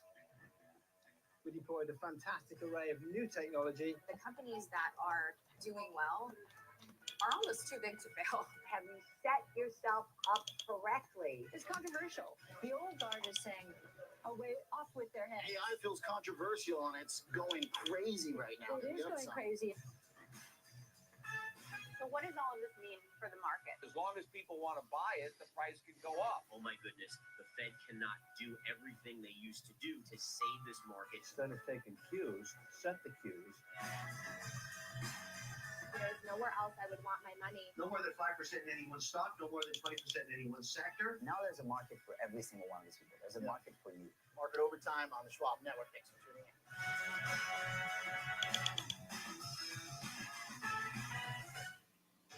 Okay, Palantir trying to break higher. Palantir.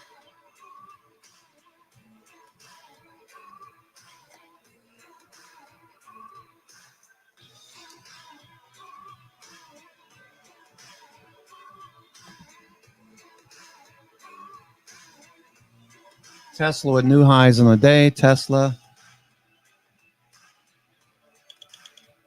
AMD following through. AMD. Good morning. We're 90 minutes into the trading day. Welcome to Back up to the highs. AMD. I'm Nicole Petalides live on the So if you sold in the first 15 minutes AMD and you bought back on the dip, you're looking pretty sharp here. spotlight. We'll look at Amazon and talk to the analyst at Citizens JMP who says it's possible for the company to save S&P turning. annually Up volume leading. technology. Today's disruptor DoorDash after a price target hike over at Wells Fargo, and our 360 round will dive Okay, Vold is rising. Let's see what ADD looks like. jumped and then pulled back. In fact, even went into the red, digesting the jobs report, which came in stronger than expected. Right now, Tesla's still pushing. 1/3 of 1% at 57.21. The Nasdaq up 0.75%. The Dow is up 73 points, 42,084, and the Russell gaining 1.1%. Nano Nuclear turning back up. Checking out oil 74.38. This is the best Nano Nuclear. January. It has been gaining all week long, up over 7% this week. I got to double check that now, maybe 8%. 26.79 is where we stand on gold. That's gaining just 10 cents.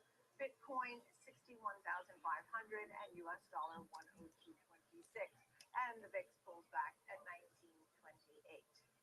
So there's the big picture. Broadcom, big change in direction on Broadcom. PPI, so a lot for the Fed to take in for its next meeting in November.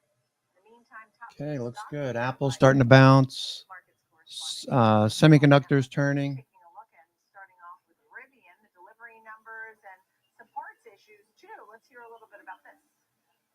So Rivian lower today, Nicole, which is not exactly the news that this company needs, as it's been, I mean, on a pretty substantial decline. Nano Nuclear back to 18. Also, this follows the company delivering fewer vehicles in their third quarter than the analysts have been expecting, and as well as lowering their annual production forecast now for 2024. So the company said that lower production target that was down from 57,000 units between now 47 to 49,000 was because of a production disruption due to a shortage of a shared component for its R1 vehicles and commercial van. The supply shortage impact began in the third quarter of this year, and they said that has become more acute in recent weeks and continues. So as a result of the supply shortage, Rivian is revising its annual production guidance to fall between, of course, that $47,000 to $49,000 per thousand figure of vehicles. A Rivian spokesperson did say the component causing the problem is part of its in-house motors, but it has declined to disclose any further details. And their CEO did say that right now, I mean, like for pretty much they've had a couple of major supplier issues and recently have also been seeing a few issues around their in-house motors with components that also have been a painful reminder of just how multi-tiered the supply chain really is. So despite the shortage, they were still able to confirm now their annual delivery outlook of low single-digit growth compared to 2023 figures. And they disclosed that part of the shortage of their reporting of their vehicles was, I mean, this was just a nature of this quarter. So I think that all things considered, shares are lower today. AMD, nice move. Continues higher. AMD on the move. When you're a company that is, I mean, growing as substantially as Qs, nice little bounce. Lee Star pointing out the 50% retracement on the Qs. All right, thank you for that, Jenny Horn. Great to see you, markets correspondent. Let's get some insights on the news shaping the markets. For that, we welcome in Joe Bruce-Wallace is with us, chief economist at RSM. Glad you are here. I am starting to even hear pause in November. I mean, they were dying for 50, then sort of settling at 25. What do you think will happen here, and what should happen? All right, first, this is my idea of an October surprise. Once we priced in all the back revisions, total employment increased by 326,000, and we fractionally missed a 4% unemployment rate. I want to take that again. We were 0.2% away from a 4% reported unemployment rate. Right. What this means is we're at full employment. We should just drop this soft landing versus hard landing discourse. We should start talking about a robust expansion at mid-cycle. We're going Q's looking good. 25 basis point hike because when you, a cut.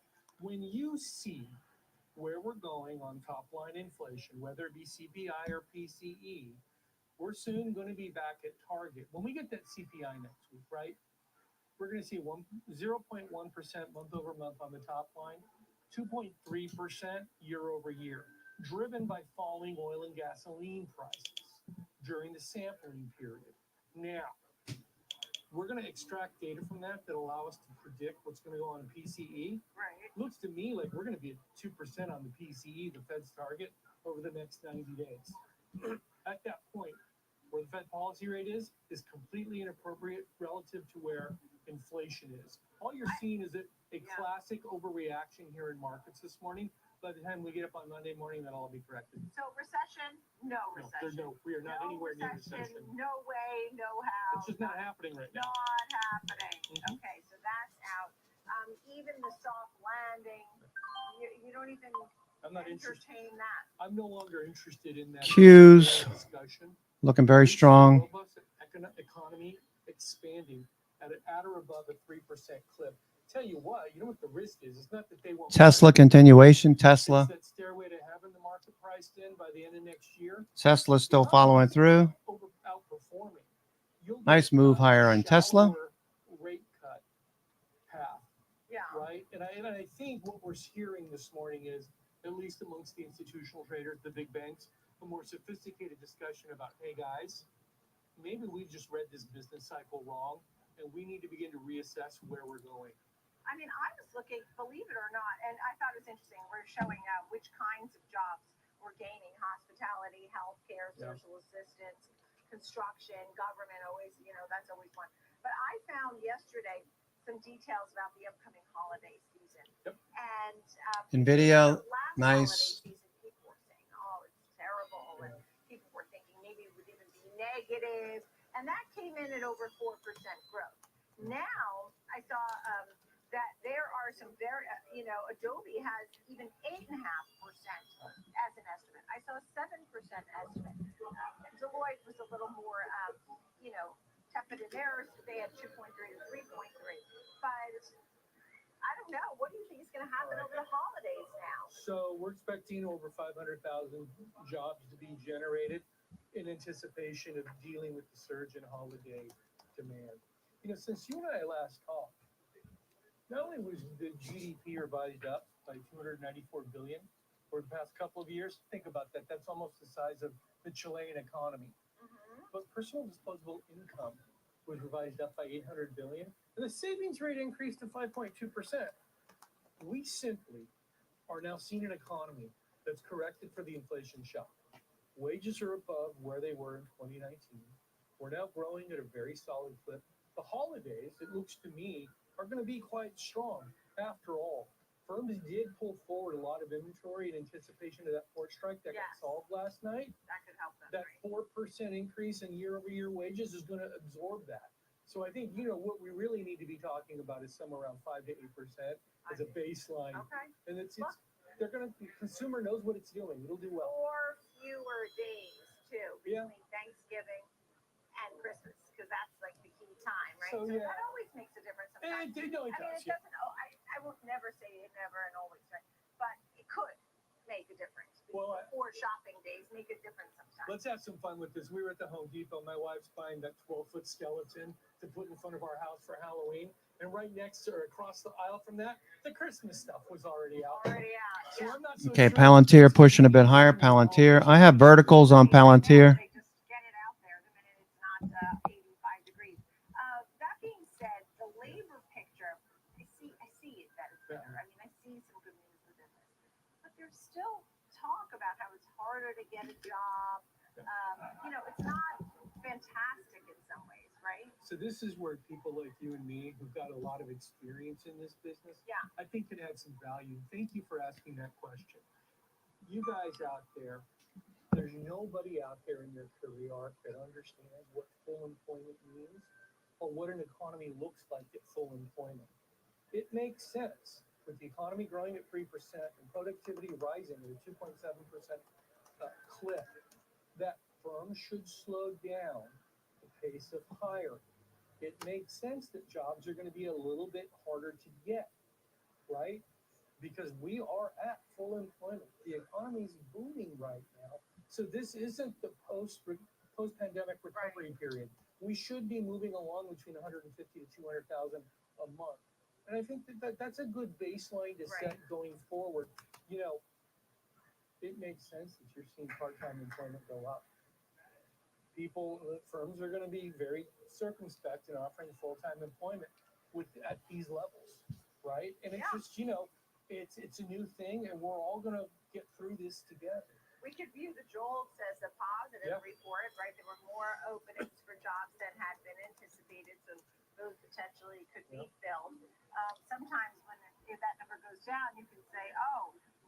just so full and they don't need anybody, or is it because they are not growing and they're nervous and they're cutting out opportunities? We still have more jobs available More than people. jobs available, Yeah, there is. But it just is, and layoffs and quits. Anything about that? I'm not really bothered by that. I mean, we're having less turnover because wages have gone up. People are obviously the spending levels we're seeing. Something's going right out there. People like those jobs. Yeah. I think the deal is that there's a bit of a skills composition mismatch going on out there. Because a lot of the job growth is going to be in the more sophisticated areas of tech, sciences, the finance, and engineering. Not everyone's got those skills, right? So we'll watch this unfold. And the port, by the way, settled till January 15th. They made a tentative agreement. So I don't know if there'll be a lot of repercussions or not really. That won't show up in the October report. What will, if it continues, is the strike at Boeing, 33,000 machinists, plus the local unemployment that comes along when you have strikes. That will impact the October. Nano Nuclear just took some more off into strength. Okay, so we'll note that. All right, and that will be out on Friday, November 1st. That's right. So today's the last clean report, essentially. All right, I got to take my son to school. Plenty more to come here on Trading 360. Up next is the big three. Three stocks, three charts, three trades. Victor Cat will take us to the technicals. Mike Shore will take us to the trades. Okay. Chevron, Roblox, Trading 360, Schwab Network. We'll be right back.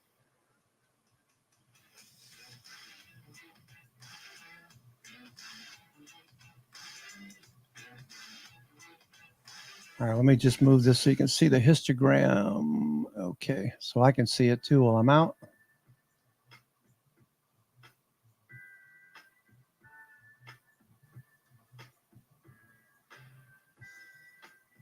Cues, watching for a follow through. All right, let me take my son to school. I'll be back in about 45, 50 minutes.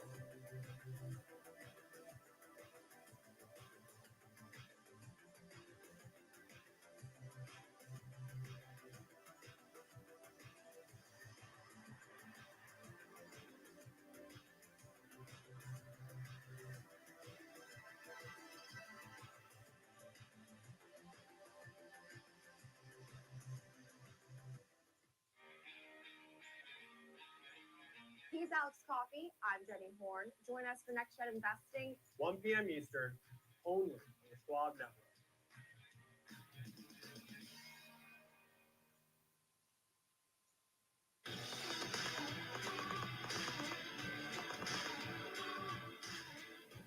I'm Nicole Petalides. Welcome back to Trading 360. It's time for the big three. Three stocks, three charts, three trades. Rick Ducat will take us through the charts. Here to take us through the trades, Mike Shore, Director of Trading Education at Prosper Trading Academy.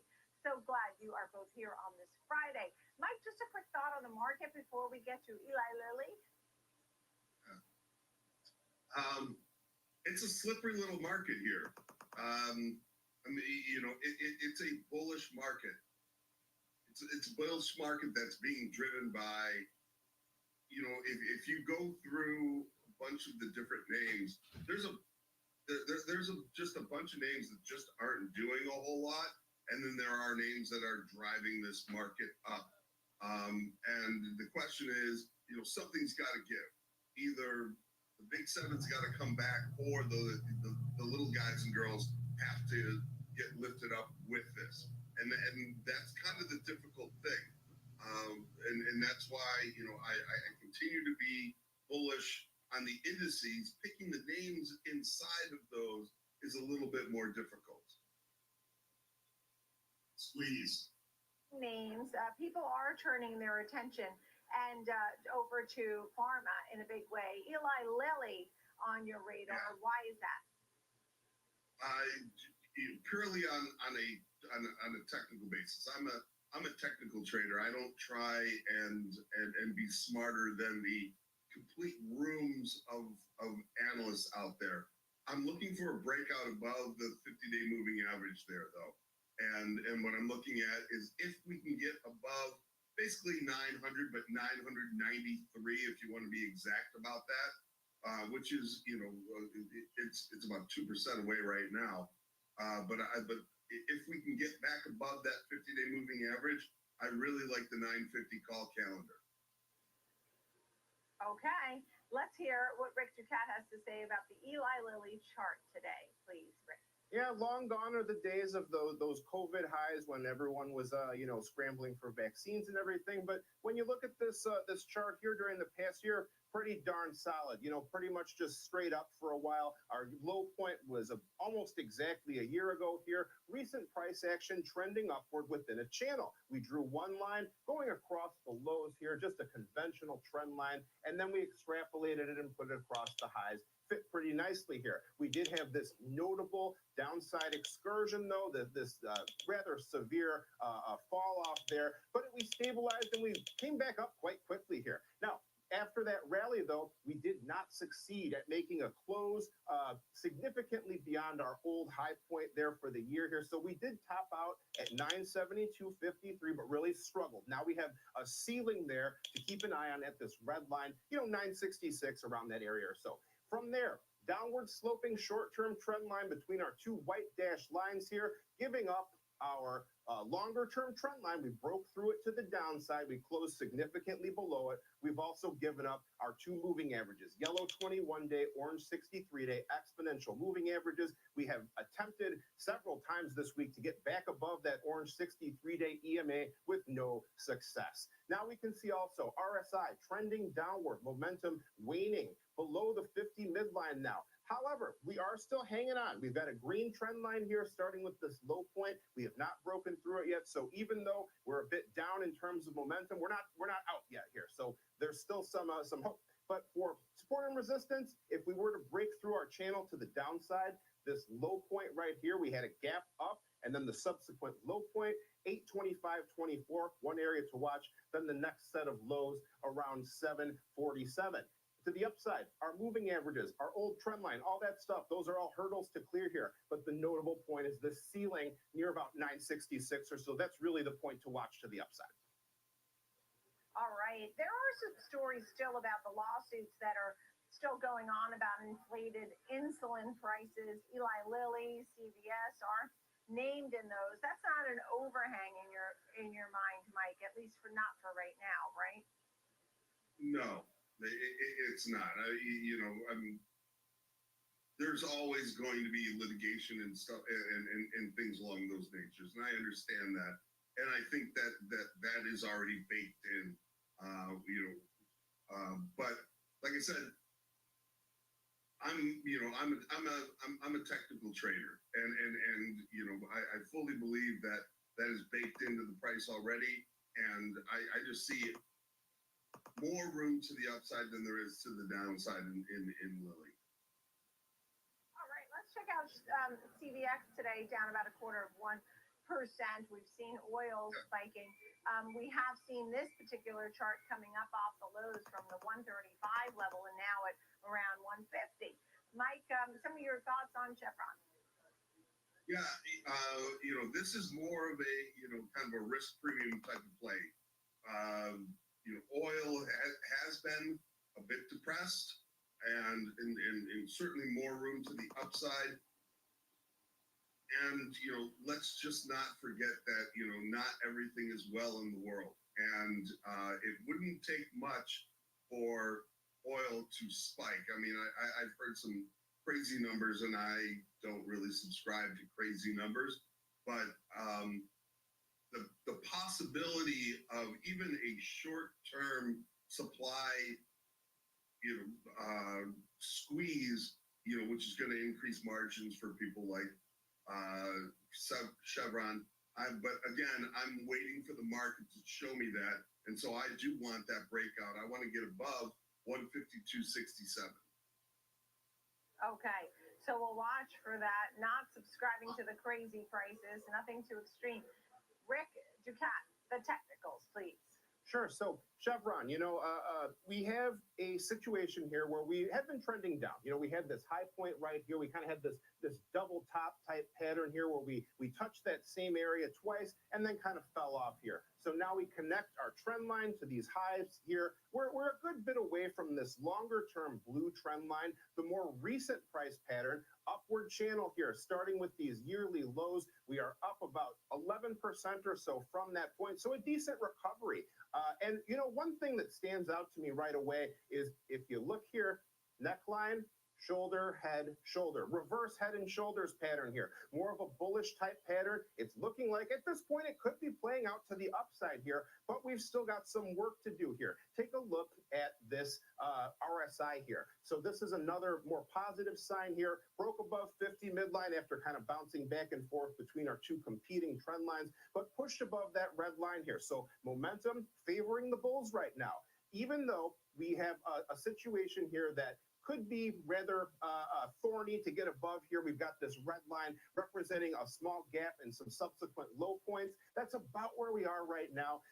Or rather where we were earlier today at the highs. And it's also roughly in line with our upper boundary of our channel and our purple 250 two-day EMA. So right around 153 is a key point to the upside. If we did break there, next step would be this longer term trend line to the downside. Green line here, lows, low, highs, highs. So 148.50, another key point to watch to the downside. Then we've got our moving averages to consider for further support. Okay. Look, you see those levels along the bottom, but the trend to the upside there. Final thoughts, Mike? Yeah, no, I think we're right in line with our thinking. I'm not just saying, hey, just, buy this, but I think it was highlighted 153. I said 152.67. That's my breakout point. And we're talking about, global position, global type of events that can really send this thing higher. So a risk to reward scenario that really makes sense. This is a trade, not of us fundamentally moving higher. This is going to be based on any sort of global type of situation where, let's be honest with ourselves, we're very, very close to. October 3rd, by the way, Barclays, the latest one in making a call here with an overweight rating and a 168 target there on Chevron, which is at 150. Right. Today. I mean, the relative. Excuse me. No, of course. Whatever you want to say is great. Put in any thoughts you like, Mike. That's why we have you here for your insight. Roblox, we'll go to that. I have that up. The 1-year chart is up about 40%, had this big gap down last night. For earnings, that was not a good look, but it has been running back up to a new high of $48. Goes off that. Yeah. Roblox, Mike. Yeah, so this is one of those names where I'm looking at. I'm looking for the tide to lift all boats. That I'm looking for. I'm looking for these growth type of names to catch up, as opposed to I think that we've topped out, because I don't think that we have. The economic numbers for the last month have been very, very robust, and today's numbers even help with that even more. And so I'm looking for names that potentially, on a technical basis, are undervalued. So I'm looking here, but I'm waiting for the market again to do the kind of the hard work for me, and then I will participate when that happens or if that happens. All right. Well, the stock has taken somewhat of a leg down of late from its recent channel that it's been in. There are some allegations, concerns about children and behavior there, but the big picture here, Citigroup put a buy rating and a $53 target. That's a positive sign. Rick, some of your thoughts? Well, I'm a video game enthusiast. I don't personally play Roblox, but I think it's a very interesting stock from the standpoint of someone who is, has a special interest in this field. It has light hardware requirements, a large audience, and they've basically outsourced the creation of content to their own players. So that's a really interesting long-term recipe for a video game like this here. Nevertheless, let's take it back to the charts here. We had a serious gap down on earnings back from this point in April or so, but that also was the low point that we then formed this upward channel here, connecting here, et cetera. Same deal here, just duplicated the trend line, put it across the highs. And we did make a little bit of an attempt at crossing beyond it here. We've made some 52-week highs there at 48, 43, but then a rather swift rejection here, traveling all the way back down to our channel boundary today, touching on it and bouncing a little bit here, but rather precarious looking here, especially because when we look at RSI, we broke through our upward sloping trend line, and we have also broken through the 50 midline. So perhaps a little bit more of a bearish trajectory according to momentum so far. We have crossed below our moving averages here, our yellow 21-day, orange 63-day. So those are now turning downward, which are signs of trend change here. So if we were to consider some support and resistance here, look at this green line. Price has repeatedly stopped around that point. It's not going to be super clean every time here. It's a general point of interest here, you can see, and that happens to be about where we bottomed out so far today. Not saying it can't go lower, but this seems to be a key support point near 40.85. We've got our volume profile point of control just below that, purple 250 2-day EMA, and then a small low point at 38.05. Upside, we've got our moving averages to consider. Those are the likely hurdles. Then we had high points, low points near about 45 or so, and with some volume nodes along the way. So some areas to keep an eye on for, if you think that this thing has some legs in the long term. Okay, final thoughts, Mike Shore. Yeah. So again, if we had bounced off of that 42 half area, I was way in. That's the nice thing about being a trader, is that I, as opposed to being a market maker, is that I don't have to trade every single price, but I will wait for this. And right now, I'm going to wait till 42 half to get long Roblox. Mike Shore, Prosper Trading Academy. Rick Ducat. Thank you both. Eli Lilly, Chevron, Roblox on the big three today on this Friday. Thank you both so very much. Have a beautiful weekend. Appreciate that. Coming up, a spotlight on Amazon. And you can get into the zone of Amazon. I was just thinking about the hiring that they're doing for the holidays, 250,000. So you're seeing a retail hiring surge. Amazon could save more than $20 billion annually by deploying autonomous technology. And we have a lot to discuss about this name. We'll be right back.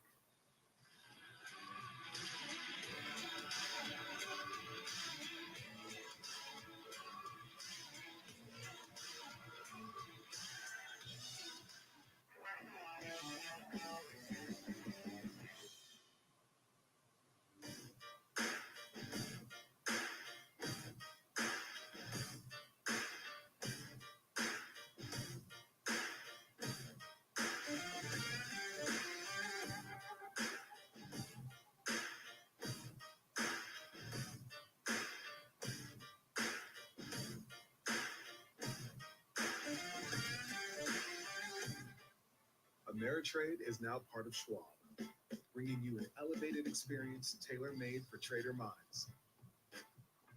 Go deeper with Thinkorswim, our award-winning trading platforms. Unlock support from the Schwab Trade Desk, our team of passionate traders who live and breathe trading. And sharpen your skills with immersive online education crafted just for traders. Also, you can trade brilliantly. With Schwab investing themes, it's easy to invest in ideas you believe in. Spot a trend in electric vehicles? Have a passion for online gaming?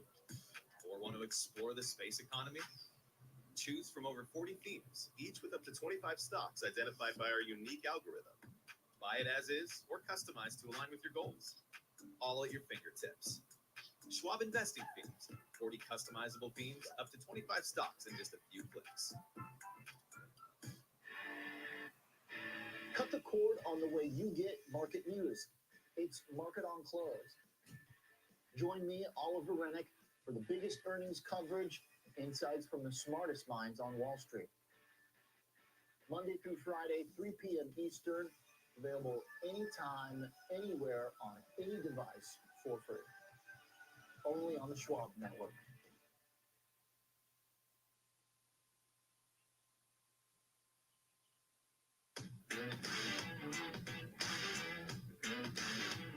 Welcome back to Trading 360. I'm Nicole Petalides, live on the floor of the New York Stock Exchange. Spotlight on Amazon. So much to talk about here. Autonomous technology. The stock's trading at 183. How about if it goes to 265? Well, that's price target over at Citizens JMP. So let's take a look here because Nick Jonas is joining us, equity research analyst there, who does have an Amazon note out, does have an outperform. What can drive this stock higher to some of those levels? You know, for Amazon, I think near term, it's really the focus is on operating income margin, and it's a complicated business. So, you know, a few weeks ago, we did a note on their Kuiper business. So they start to launch satellites into space. That may actually weigh on near-term operating income margins as investors try to wrap their arms around that big endeavor as Amazon kind of quite literally reaches for the stars. Another factor people are focused on is consumers are trading down. They're very cost conscious. That can result in them focusing on lower margin goods. That can impact operating income margin for Amazon. Long term, I think most folks know the opportunity is significant. In our recent report, we focused on their ability to maybe deploy autonomous vehicles, given Tesla's event that's coming up, Waymo's rollout. We thought it was timely to start thinking about what Amazon could do here. And I point out they have a 15-16% investment in Rivian electric vehicles, which tend to be retrofitted for autonomous technology. And they own Zoox, which is a autonomous driving technology company. So we think longer term, maybe medium to longer term, Amazon's definitely going to start rolling out electric vehicles. And it would make sense that at least in the middle mile, which is kind of the Amazon trucks you see on the highway, they might start to deploy autonomous driving technology, which could provide significant savings.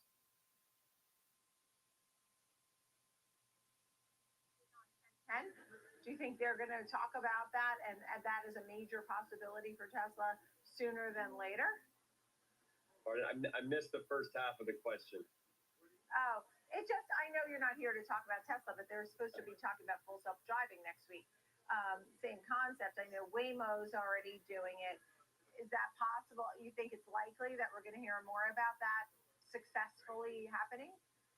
Yeah, I mean, for Tesla, I think that's kind of the leading indicator because they're very vocal about electric semi-trucks. I think they are likely to be the leader in probably deploying technology in autonomous combination trucks and semi-trucks you'd see on the kind of on the highway as opposed to the last mile delivery. So I think everyone, including me, who's interested in autonomous technology will be focused on that event because Elon and his team at Tesla are very focused on this technology, and many folks see them as the leader. Yeah, one issue is the full-time return to the office mandate. People are sort of clapping back against Andy Jassy, sort of saying, you know, they're not really ready for it. Some of your thoughts there. Are people considering quitting? Is that bad? Yeah, look, that's a potential outcome. I don't know that it's bad, particularly if folks are focused on operating income margin. If people were to leave and Amazon were not to replace them, that would potentially provide some upside to operating income. You know, I think this is pressure you're seeing across all businesses and all industries is everyone kind of scattered. Things are getting tighter. People are looking to be more efficient and really get kind of a team spirit back in the office. So it could be problematic because a lot of these folks moved away during the pandemic when home prices were a lot cheaper. things are a lot more expensive now. Rates are relatively higher. It may create some affordability challenges for those employees who, may need to relocate to get closer to the office and make it more practical for them to return. So, net probably a good thing for the company and the company's culture. Long term, near term, could create a little bit of turmoil and disruption in the employee base. Yeah. Look, we talked about the holiday hiring. I saw a print that said about 250,000 people could be hired for Amazon. So that certainly seems like a surge, or they're expecting some sort of surge. You have the Amazon Prime Day coming up, days next week, 8 and 9. Those always seem to be records after records. What about the headwinds? There's got to be headwinds, whether it's competition or a conservative consumer.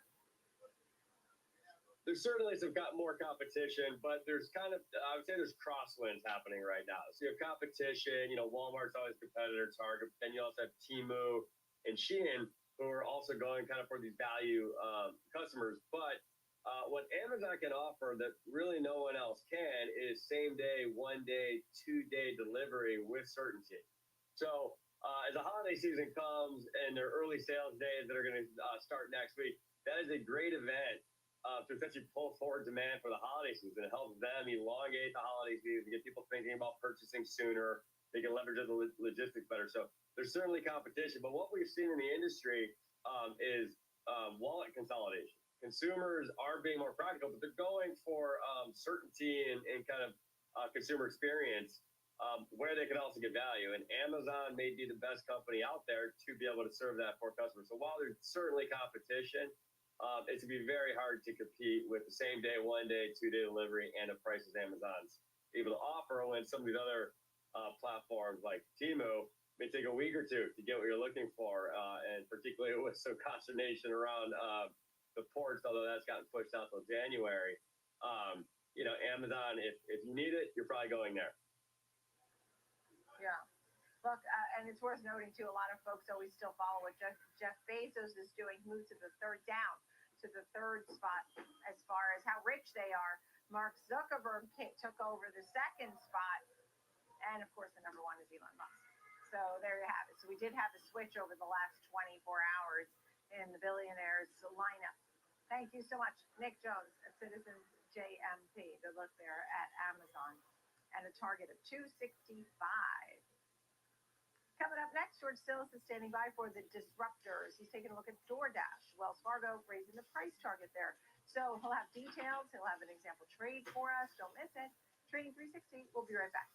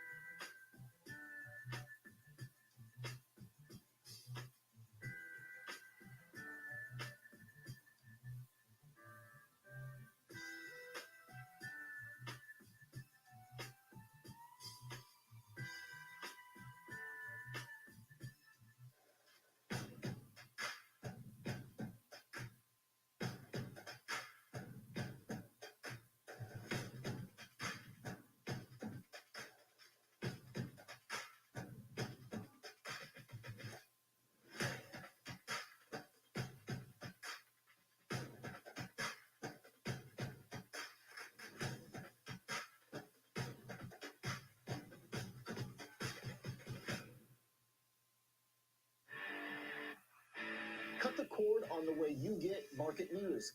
It's Market on Close. Join me, Oliver Rennick, for the biggest earnings coverage, insights from the smartest minds on Wall Street. Monday through Friday, 3 p.m. Eastern. Available anytime, anywhere, on any device for free. Only on the Schwab Network.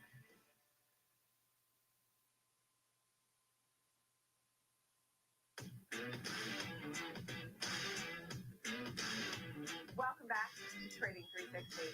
I'm Nicole Pedalides, live on the floor of the New York Stock Exchange. We have a few stocks to watch. First, the developing stories, and we bring in Alex Coffey, senior equities contributor here on Schwab Network.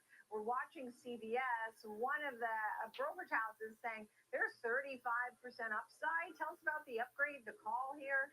Yeah, Charles Ree over at TD Cowen with some pretty glowing words around what he's seeing in CVS. You mentioned the nice performance today as the stock hangs out just under 65 a share, about a 3% upside. The struggles have been, well reported on over the last few years in this space. It's not just CVS that struggled, Walgreens as well, but trying to, get some good mojo going, not only today, but over the last month. The CVS is up about 12% over the last month. TD Cowen upgraded the stock to buy from hold. Price target, as you mentioned, is significantly higher, up to 85 now from 59. They talk about the release of a 2025 Medicaid Advantage plan benefits, and they show that CVS saw meaningful reductions in over-the-counter benefits and dental allowances, as well as an apparent increase in 4-star plus enrollment for 2025. Charles tells his investors in a research note that he thinks this is going to provide, and it does provide to him greater confidence in the company seeing double-digit earnings growth for 2025. So some optimism perhaps in the future for this space, particularly for CVS. That's the reason for the upgrade and the price target hike. Analysts as a whole split evenly between buys and holds in the 12-month consensus price target around 67. So it's approaching that very, very quickly at its current share price. We'll see if there's more adjustments like this coming soon. All right. Thank you for that, Alex Coffey. Good to see you. And we're seeing that up 3.2% right now. Then we turn our attention over to the disruptors, and George Sillis is here for that, senior markets correspondent, taking a look at DoorDash. And we have Wells Fargo boosting the price target there. Tell us a little bit about that story. Yeah, Nicole, I mean, if you look at DoorDash, this company is performing exceptionally well over the last year. It's up over 80%. And what's happening is essentially DoorDash, along with Uber Eats and Instacart, are really creating an oligopoly. In other words, 3 major suppliers of food delivery, parcels now, and even delivery of home goods. And so this is what DoorDash has been doing. They've been expanding their offerings. Gross volume orders have been increasing over 30%. Total top line sales also over 30%. And Wells Fargo sees the company's prospects more constructive, particularly domestic markets going into Q4. They did increase their price target to $142 from $127. They maintain equal weight rating on the name. And the reason being is that DoorDash is starting to expand pretty aggressively internationally. They bought a UK competitor called Deliveroo. This was over the last year. But Wells Fargo does see some challenges in other Nordic areas of the European Union based on competition. So they're constructively bullish on this name, and I think they're onto something, because if you look at the revenue growth for DoorDash, last year was around 25% over the last 4 quarters. They're estimated to grow about 23%, but earnings growth is expected to be around 42%. And right now it's trading around 47 times next year's earnings. So one would say maybe that it's trading essentially a little bit higher than next year's earnings growth. And so therefore they seem to be more balanced relative to where the stock price is right now from a valuation standpoint. All right. Thank you for that. So with that, how would you go about an example trade here today on DoorDash? Yeah, I mean, if you look at the weekly chart, the stock is performing exceptionally well. It's in a steady, slow uptrend. So based on the estimates and the guidance, and also the scalability of the company, because they're partnering up with other home goods suppliers like Lowe's, are also starting to generate revenues from advertising. My point is, I think the scale of the business is going to improve and earnings will improve. So therefore, I think the trend will continue, but slowly. And so with that said, I'm going to structure a long call diagonal spread. So in essence, what I'm going to do is I'm going to sell the out of the money 155 November call option. These are monthly options, by the way.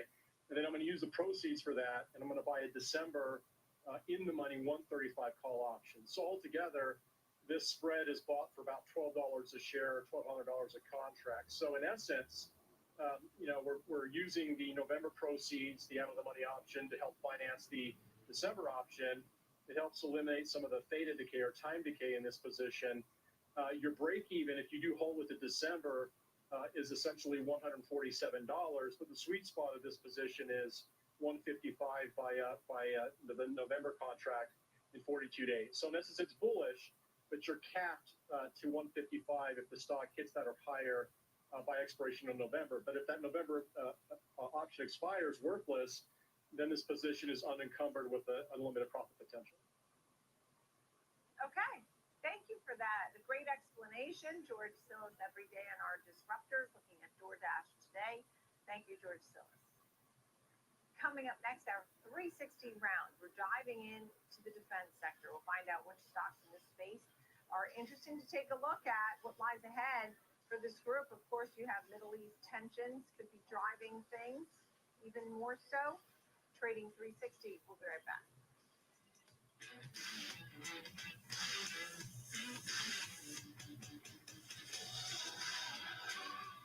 Trading at Schwab is now powered by Ameritrade, giving you even more specialized trading support. Connect with the Schwab Trade Desk, our team of passionate traders ready to tackle your trading questions, no matter how complex. Plus, get 24/7 live help and access support by phone, email, and in-platform chat. Trade brilliantly with Schwab. Download the Schwab Network app and join us to follow all the market trends. Schwab Network is available anytime, anywhere, on any device for free. Schwab Network. Ethan, how's my favorite client? Great. I started using Schwab investing themes, so now I can easily invest in trends, like wearable tech. Trends? All that research sounds exhausting. Nope. Schwab's technology does the work. So if I spot an opportunity in robotics or pets, I can buy those stocks in a few clicks. Can't be that easy. It is with Schwab. Schwab investing themes. 40 customizable themes, up to 25 stocks in just a few clicks. It's time to look forward. Find the next trend. From every click to every tick. There's no fear of missing out on Next Gen Investing. Available anytime, anywhere, on any device for free. Empower your portfolio with the Schwab Network. He's Alex Coffey. I'm Jenny Horn. Join us for Next Gen Investing. 1 p.m. Eastern, only on the Schwab Network.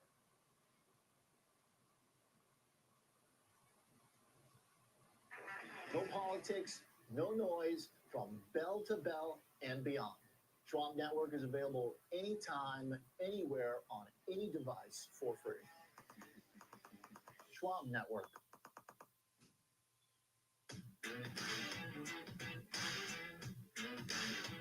Welcome back to Trading 360. It's time for our 360 round. Our panel's ready. Nicholas Owen, Industrials Equity Analyst at Morningstar Research Services, and Brian Glenn, Chief Investment Officer, Premier Path Wealth Partners. Thank you so much. We are talking about this defense sector. Nicholas, where do we stand on this group? Are all the stocks and companies positioned well? I mean, you have geopolitical tensions, or not necessarily so? Thanks for having me, Nicole. My view is they're positioned relatively well in terms of being able to supply, U.S. and foreign governments with the stuff that they need.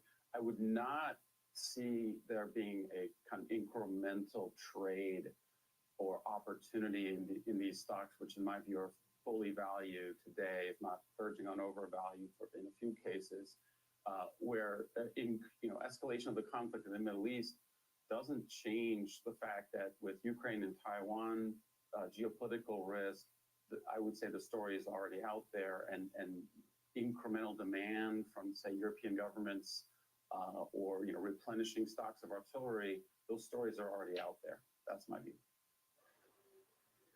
Brian, what are your thoughts?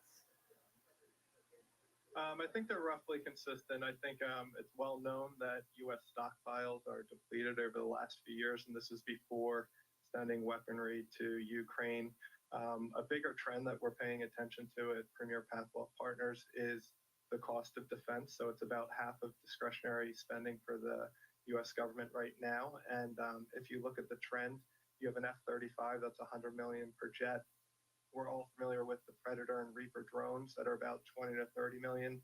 And the company we like, which is Kratos Security and Defense Solutions, is making a AI piloted aerial jet called Valkyrie that's using software made by Shield AI, which was founded by Ryan Sang. It's a private company. He's actually a business school classmate of mine. And that's $2 million per unit. That would be a wingman to a piloted F-35. So it's a much lower cost for the U.S. government. And if you look at the Houthi attacks over the summer, we responded to $2,000 drones with $2 million missiles. And how long is that sustainable? So we think that it's not gold that backs the U.S. dollar, but it is the most powerful military on the planet. And we think that will stay a priority, but cost has to be an issue there. So what's the ticker symbol? What's the company you just mentioned? It's not one that we talk about every day. It's a smaller company. It's called Kratos Security and Defense Solutions. It's based out of Southern California. It's about a $3.5 billion market cap. It doesn't have much debt at all and slightly profitable, but we think it has a big future ahead. If you look at the Air Force's Skyborg program, which is pouring about $500 million into AI piloted jets, these guys probably have the best product out there. Yeah, KTOS, the ticker symbol here. You noted that in your notes, so thank you for that. And so, Nicholas, what names are you watching closely? You do have a 4-star rating on Lockheed Martin, right? You like that one?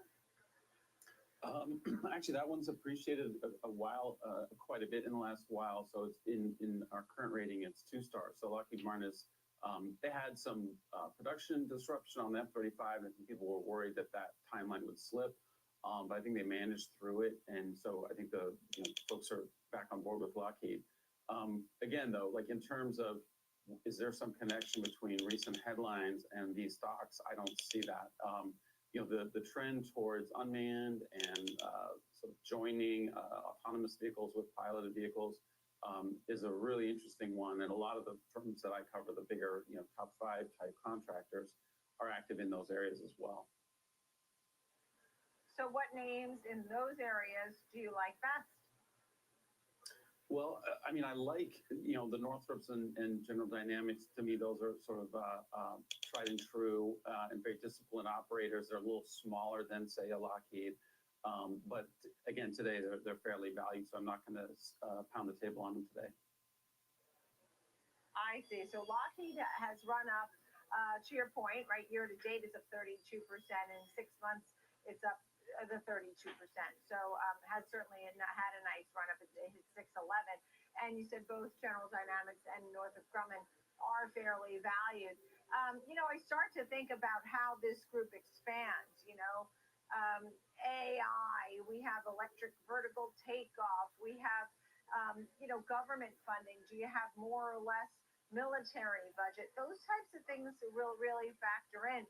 Brian, are you watching how much, which administration may give more or less to this group? Any thoughts there on the big picture or anything else to add in? I don't think we have a strong opinion that way. We think it's something that's needed. We think the Department of Defense is very aware over where they need to get to over the next 5 to 10 years. And, we actually, I'd say, also pay quite a bit of attention to legacy defense, legacy, commercial aerospace, and there's some exciting spots there as well. Mm-hmm. And, how about space? When we think about how aerospace and defense sort of converges with space, satellites, how that may help or hurt this group too. Nicholas, any final thoughts? Well, I think the story there is pretty interesting. The big headline grabber, obviously, is SpaceX, which has essentially disrupted the launch market, by bringing that cost way down. The names I cover specifically more on the defense side, their biggest ticket items in space are these mostly classified, imaging satellites and so forth, where they might make 2 of them, for the Defense Department at a time. And that's not something that Elon Musk has disrupted, right? So you have launch and you have these little dorm fridge size satellites for internet. So I think of there as being kind of two markets there, and the legacy manufacturers are still fairly entrenched in those high-end items. There is some interesting stuff going on with propulsion, rocket motors, like between Northrop and now Lockheed, talking about becoming a third provider of solid rocket fuel. Again, these are sort of activities that are taking place within the larger enterprises, and they're always trying to position themselves and reshape their portfolios to be where the Defense Department wants them to be. Yeah, and we're also watching Boeing, of course, which hit a new low of 149.49 on the 1st of October. That's always in focus. Year to date, down 42%. Nicholas Owens at Morningstar Research Services and Brian Glenn, Premier Pathwell Partners. Thank you both so much for being with us here on Trading 360. That's going to do it for us. The Schwab Network app, download that. That's in the Apple App Store. It's free. Tune in 24/7, schwabnetwork.com. I'm Nicole Petalides. I'll see you at 2 o'clock for the watch list. Please join me then. Meantime, keep it right here. Fast Market is next.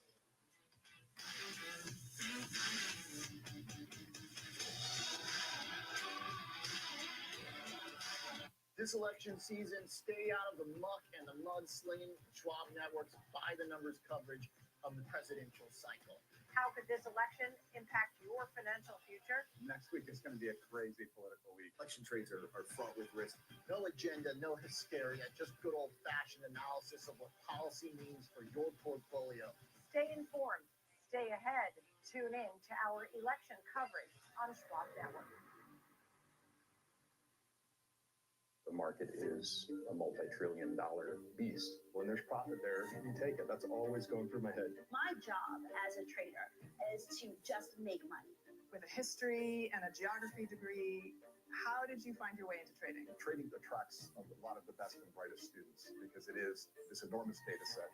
It is incredibly competitive. And so if you really want to put yourself out there and test yourself and find out how good you are, it is very attractive. So how are you exploiting human weaknesses? Being lucky in trading is great, but it's not the formula for success. You need to be able to find opportunities in the marketplace and sift through enormous, staggering amounts of data. You certainly see patterns. Context is so important. I think the best traders I've seen have insatiable intellectual curiosity. Otherwise, certain parts of your skills will become outmoded by competition or by technology. When we look at your whole brain, we don't see any activation in these emotional or reward pathways as if you don't have an emotional reaction. I'm not very good at sales, turns out. I'm very good at trading. I have a trading system that I've used for over 10 years now, and it's almost second nature to me. Do you think that this is potentially a human superpower?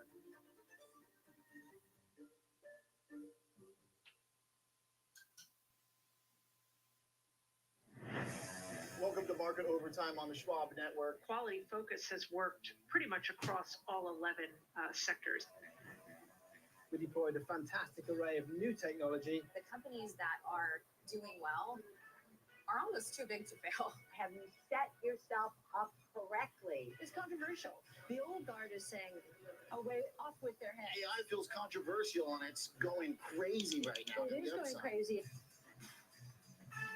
So what does all of this mean for the market? As long as people want to buy it, the price can go up. Oh my goodness, the Fed cannot do everything they used to do to save this market. Instead of taking cues, set the cues. There's nowhere else I would want my money. No more than 5% in any one stock, no more than 20% in any one sector. Now there's a market for every single one of these people. There's a market for you. Market Overtime on the Schwab Network. Thanks for tuning in.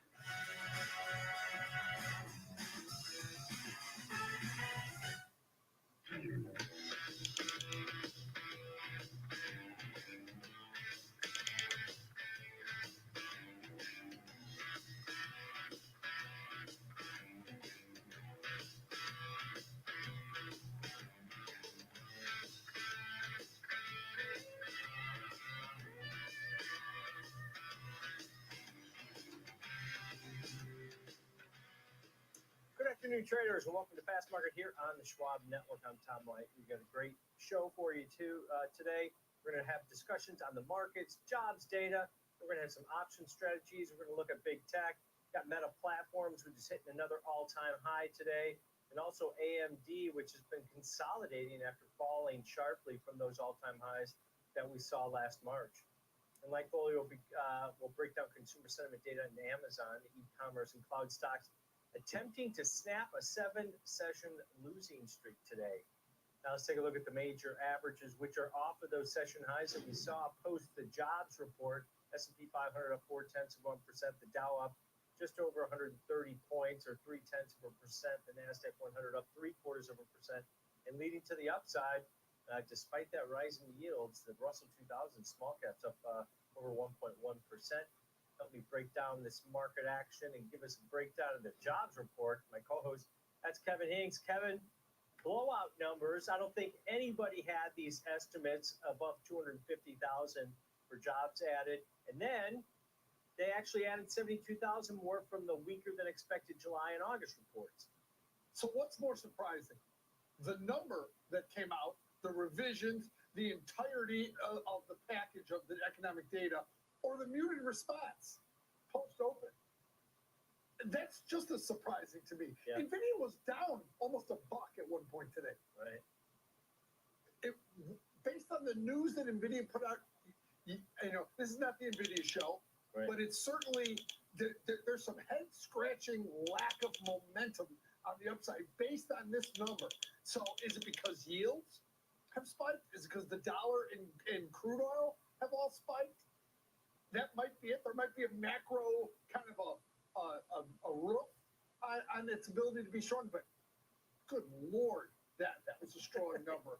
And it was, and it's 4.1 will be the official reading, but it was 4.051, yeah, which is 2 ticks from being 4. Yeah. I mean, the question really now is, what does Jerome Powell do about this? And what do the Fed speakers next week say? Because if we're looking at unemployment and not inflation, because the wage data pretty strong, 4.0%, a little too strong. Yeah, So year over year. What does that do to Jerome Powell's rhetoric about inflation's okay? We look at the labor market. You just had a complete flip, Right. a little tone change. Right. So And those upcoming jobs reports are probably going to be clouded by the hurricane, Yes. the impact of that. yes, the and next lot of data strikes, yeah. coming out in the next couple of weeks is going to probably be unmeasurable by some of the data. Right. Yeah, it was stronger than expected. But this kind of, expands the jobs data that we got this week. ADP was better than 4 for expected. 4. JOLTS was higher than expected. So Jobs claims firm.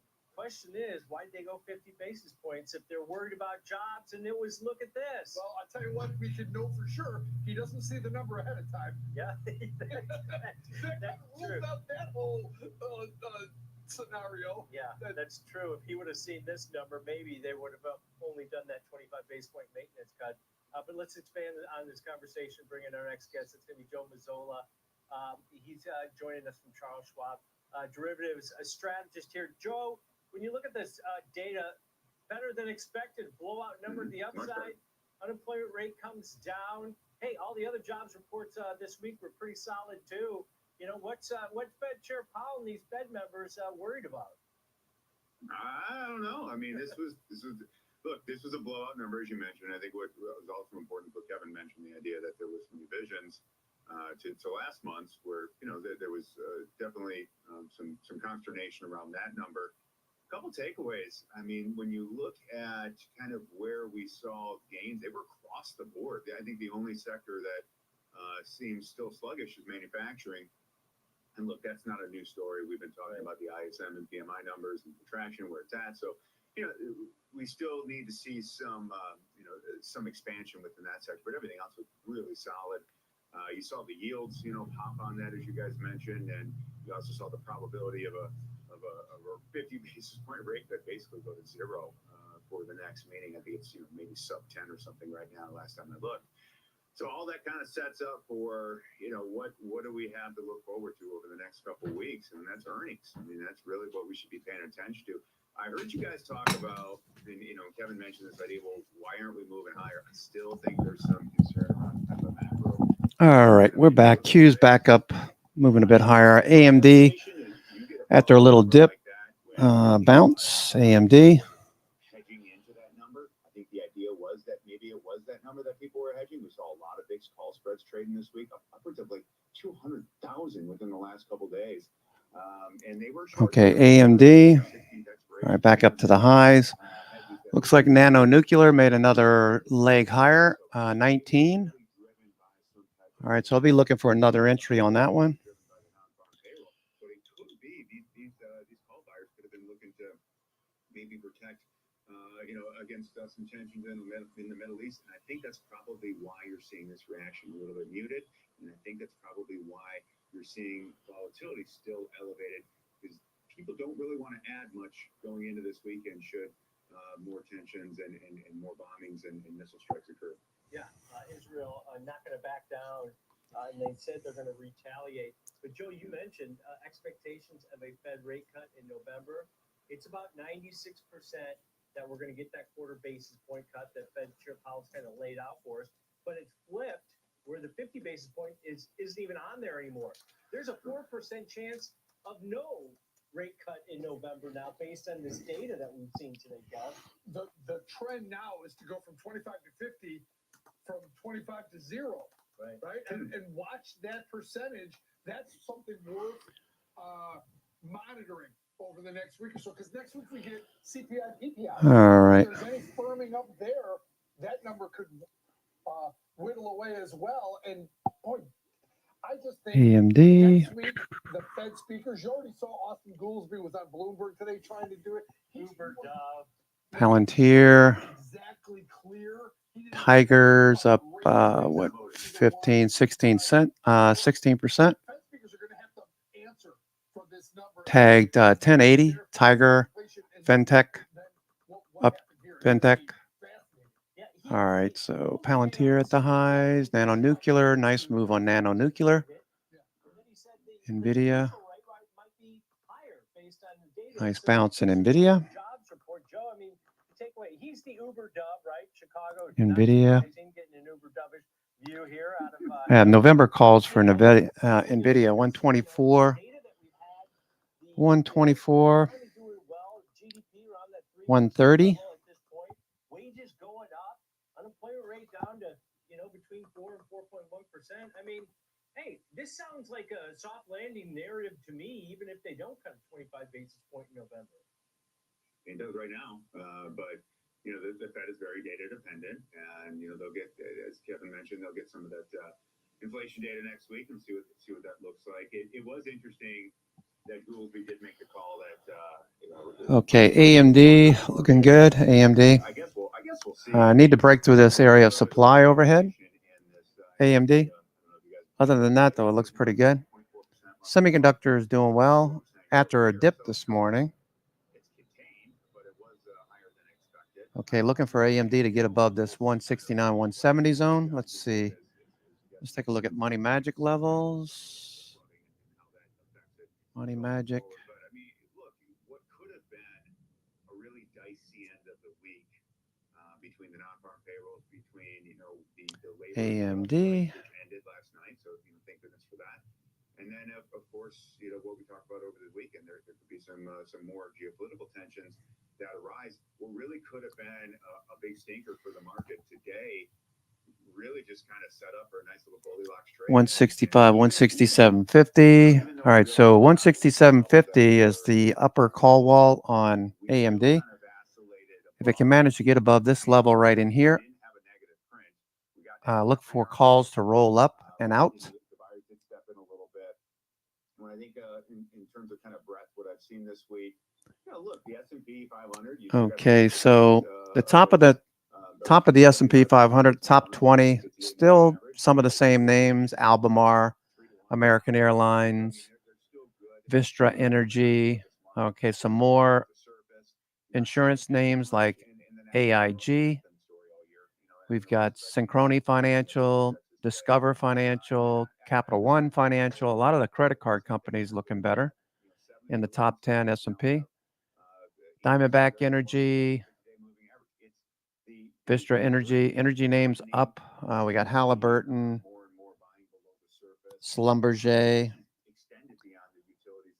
Okay, Schlumberger pushing a bit higher. I don't have Schlumberger. I do have Halliburton. That dipped a little bit. Looking for Halliburton to. Oh, that's the wrong stock. Halliburton. I hate this about. Can you turn off? Can you filter? For those of you who are in TradingView, I don't use it that often. I haven't used it that much. Maybe the last year. Stock charts I'm very familiar with. I've been using that for like 20 years. Can you filter out stocks that are not in the U.S.? Is that possible? Because they got like 16 different symbols here for Halliburton. Options. All right, so if there's an easy way to do that, it'd be good to know.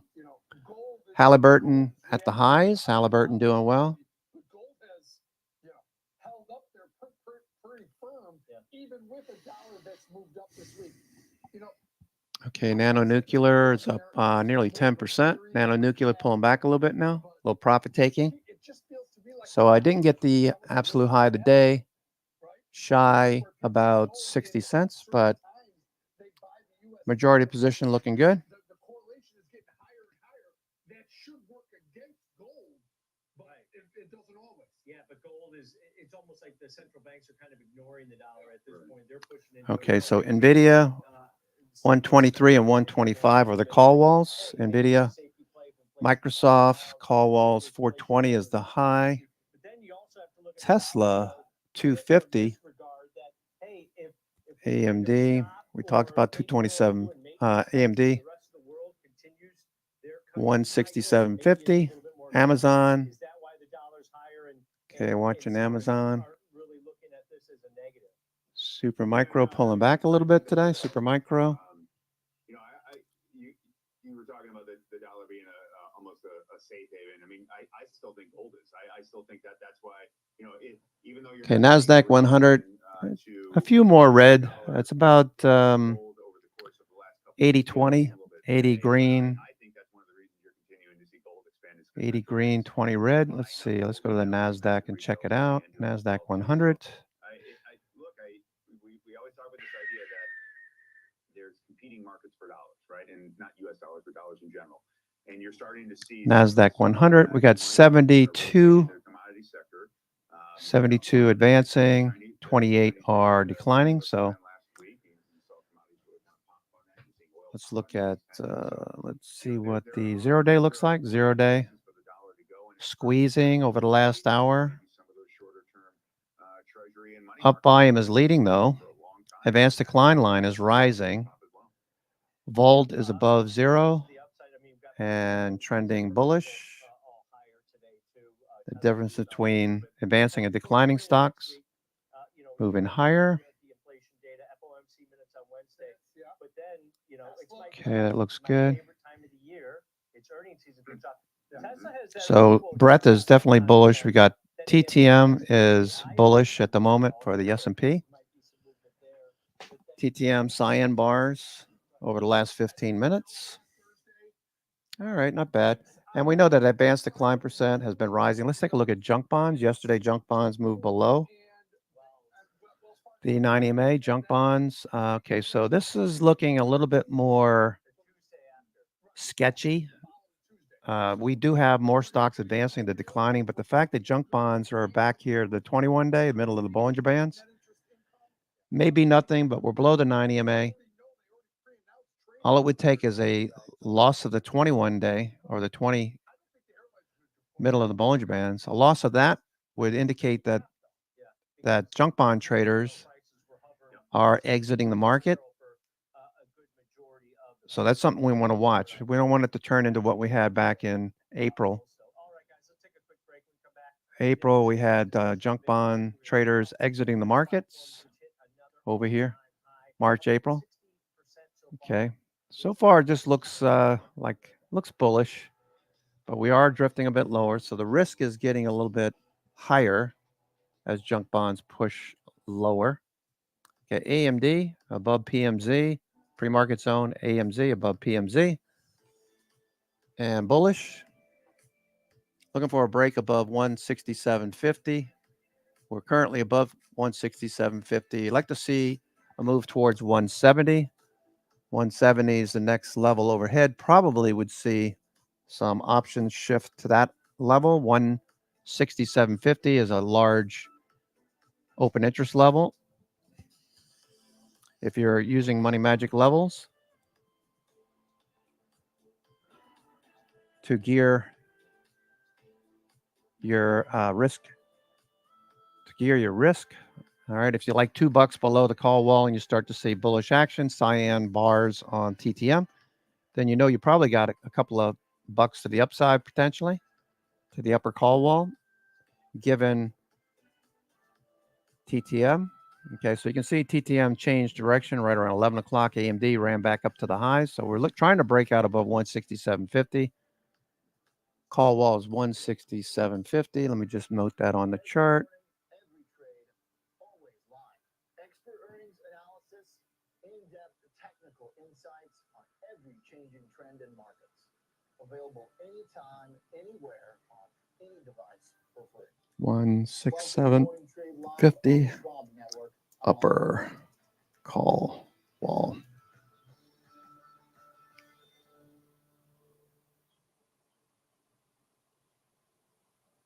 Knock, knock. Number one broker here for the number one hitmaker. Thanks for swinging. Let's go left. No problem. So, Okay, upper call wall's right in there. Just the bass, add more guitar, maybe some drums. wow, so many choices. Yeah, like Schwab. I can get full service wealth management, advice, invest on my own, and trade on Thinkorswim. Carl is the only front man you need. Oh, I gotta take Okay, so we can get above the supply. That'd be good. All right, this looks like Nano Nuclear is loose now. Nano Nuclear is loose. They keep buying the dip on Nano Nuclear. Welcome back to Fast Market here on the Schwab Network. We're talking Nano about Nuclear, today. We're going to lead off with very the nice. platforms. As I NNE. mentioned, hitting all-time highs today. Everybody loves their social media, I guess. And, you know, Okay, I'm just watching the volume on Nano Nuclear. advertising spend. That's where they make most of their money. Let's bring in Diane King, Paul, senior markets correspondent, to help us break this one down. Meta Platforms on a tear so far this year, hitting all-time highs. Diane, Nano Nuclear, nice move today. See that move yesterday where we had that run up? Actually, that was the beginning. That was the that was Tuesday. We had two big candles, two 60-minute candles. Looks similar. Looks very similar. And then we just continue to grind higher. Looks like Nano Nuclear wants to keep going. There's no volume though right here at the moment.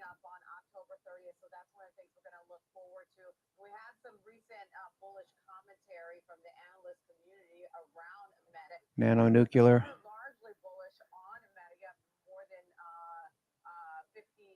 Okay, we've got an event on the 28th in Los Angeles for Nano Nuclear. That was earlier. Okay, Nano Nuclear, watching that one.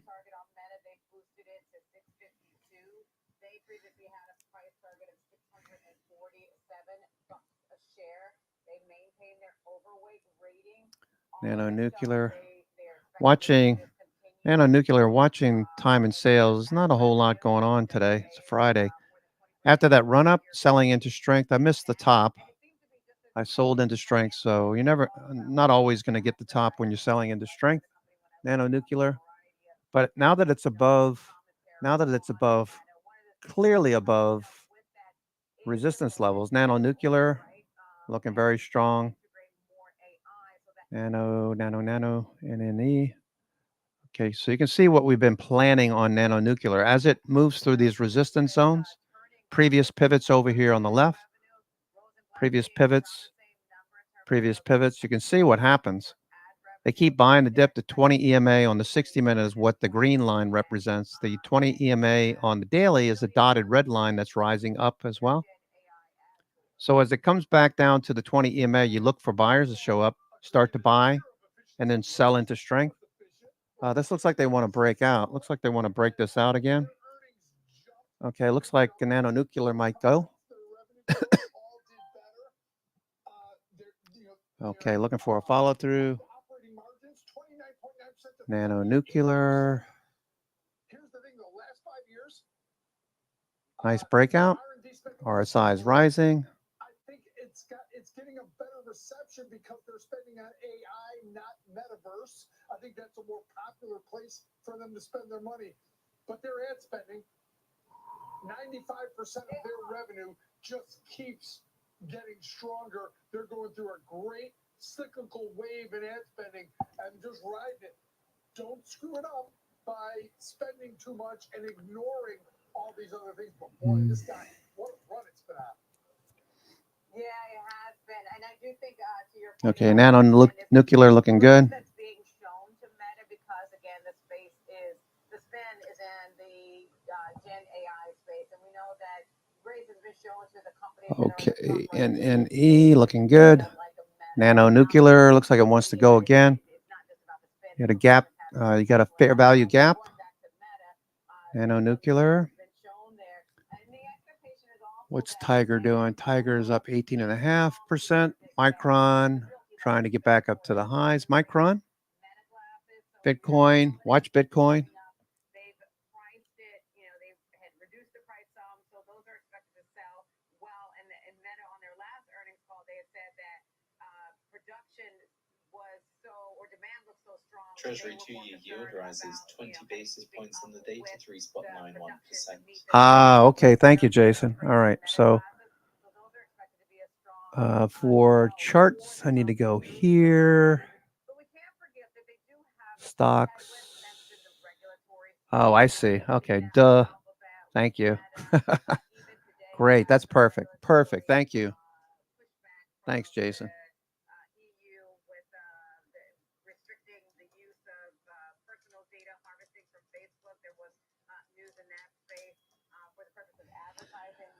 As my late father used to say, if you don't learn something new every day, you wasted a day.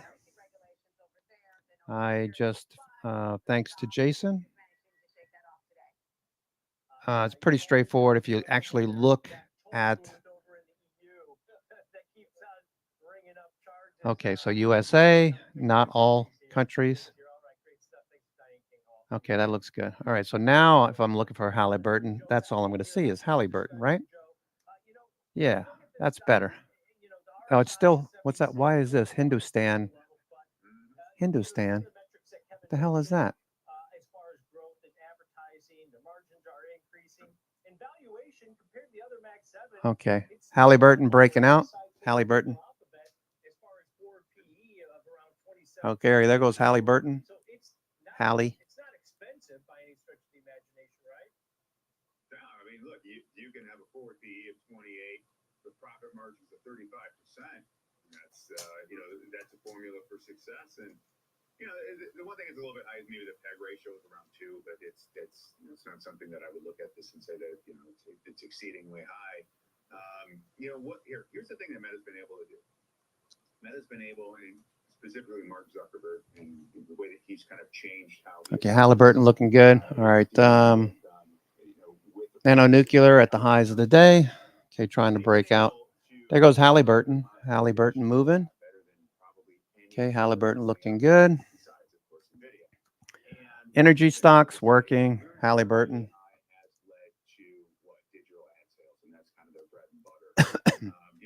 Whether or not you're talking about the Clark Kent glasses that are coming out, or all the other stuff that they've got. I mean, it really boils down to how do they use AI to generate those digital ad sales, and they've done a masterful job of doing so.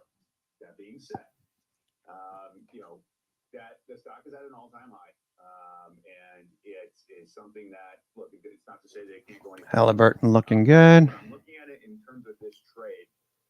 Is it, yes, it is a bit of a bearish looking trade, but I'm looking at it for people that might be long the stock and they want some way to provide a little bit of a cheaper finance for some downside protection. So if you're long the shares and you're happy with what's Tiger. you've seen that over the last, few earnings periods, you've had some volatility around the stock and around those earnings results.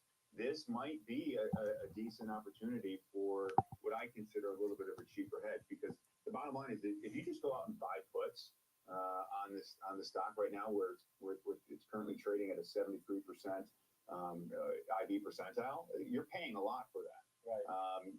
And so, and in the past, what you've been able to do is maybe offset some of that by selling calls when, you're looking at really, really low skews, but the calls are bid up.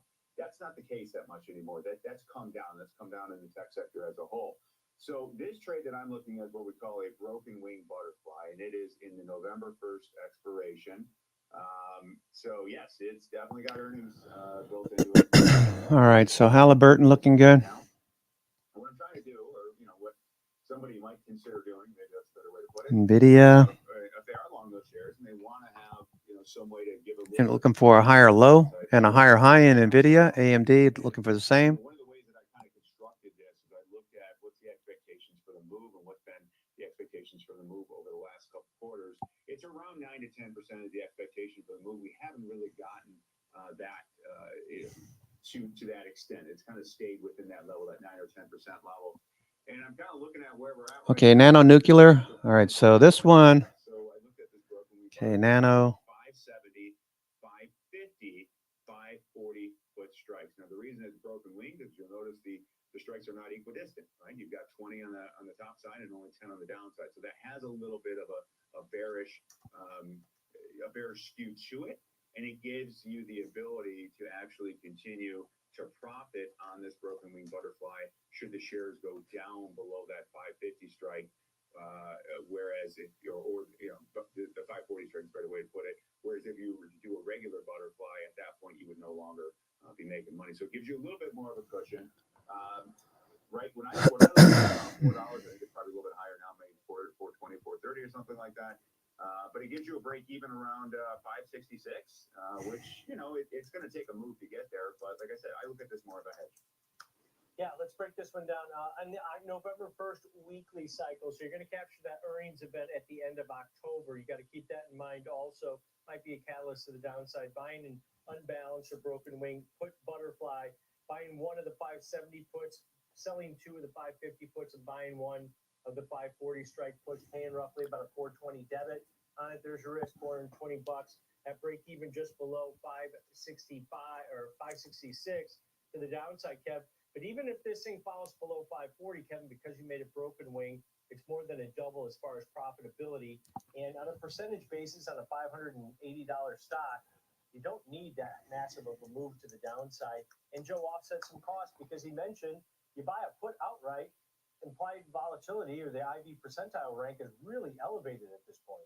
For people that like to look at butterflies, Okay, Nano's making new highs. Nano Nuclear is making new highs. This is 60-minute time frame. you're directionally right, but didn't make any money. This gives you insulation from that. Because if you get the move in your direction, and you need a move in your direction for this to be profitable, this locks you in at some level of profit if you get the move. Okay, 1228. Let me switch here. People, when it happens, this will you remain. Okay.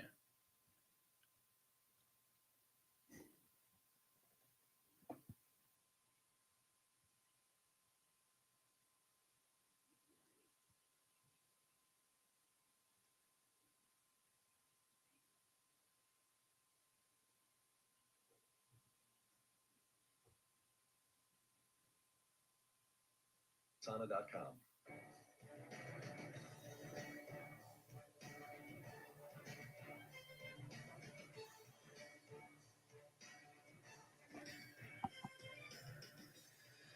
Let's do some stocks on the move today. Vistra is hitting another record high, up 75% in a month. Doesn't tell you anything about 75% in just 1 month. actionable setups. It's at highs. So what? I guess they can't tell you. Wait for the next dip. It's up 310%, if you can believe it, since we talked about it on the show. Great to talk about what's working. It's an example of what happens. Give me a setup. A quality business, great capital allocation, healthy profitability, and unique assets with a secular growth story. We continue to see increased demand for nuclear energy from the AI giants looking to feed the massive amounts of power they need for their AI models. That said, this stock is no longer cheap today at a 24 times forward PE, so we wouldn't be surprised to see it consolidate a little bit, but it's a very attractive secular growth opportunity for sure still. You look, Steph, at GE Vernova very much the same way. Yeah. As Rob talks about this particular one not being cheap, yours gets downgraded today at HSBC in part because of what they consider to be the high valuation there.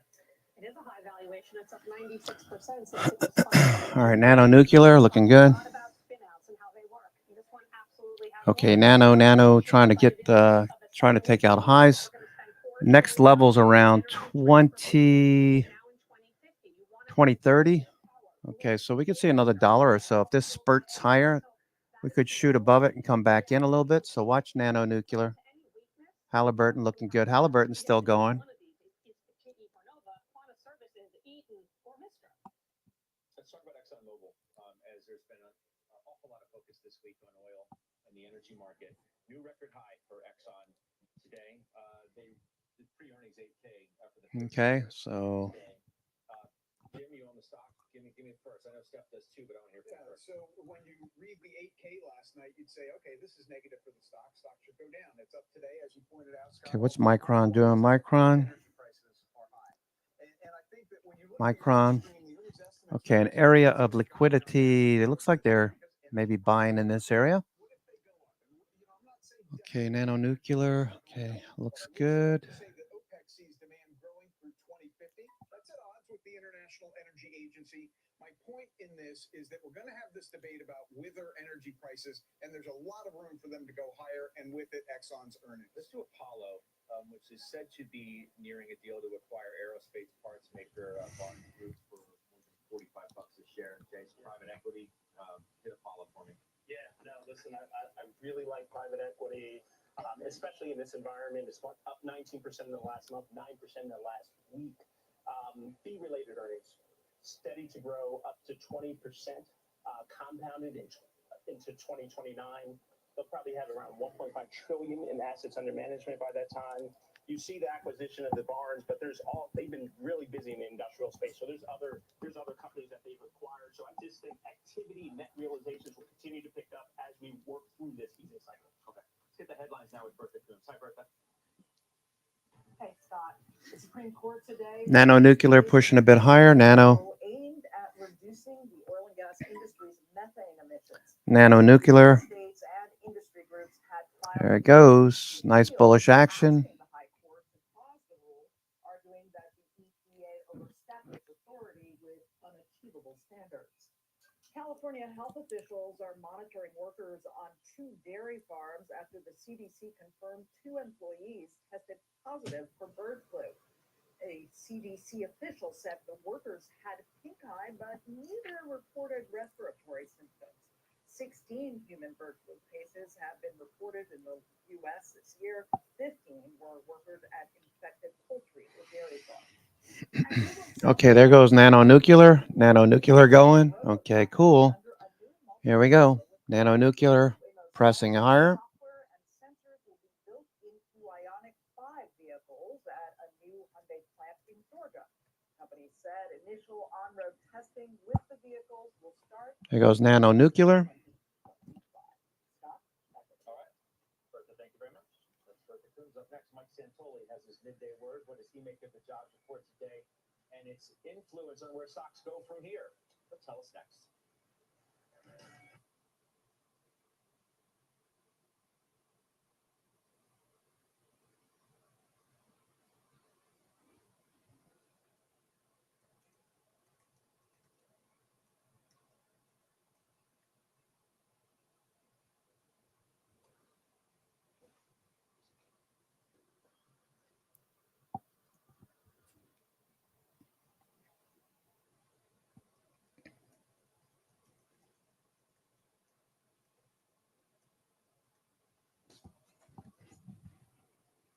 All right. Nano Nuclear, nice pop. We felt like if this ever got above 17, this could rip higher. So that looks pretty much what we're expecting. Unfolding.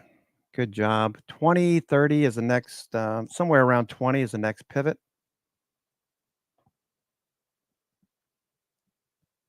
there's likely some bag holders there that bought thinking that we're going to reverse, but we were both below the 50-day moving average at the time. Let's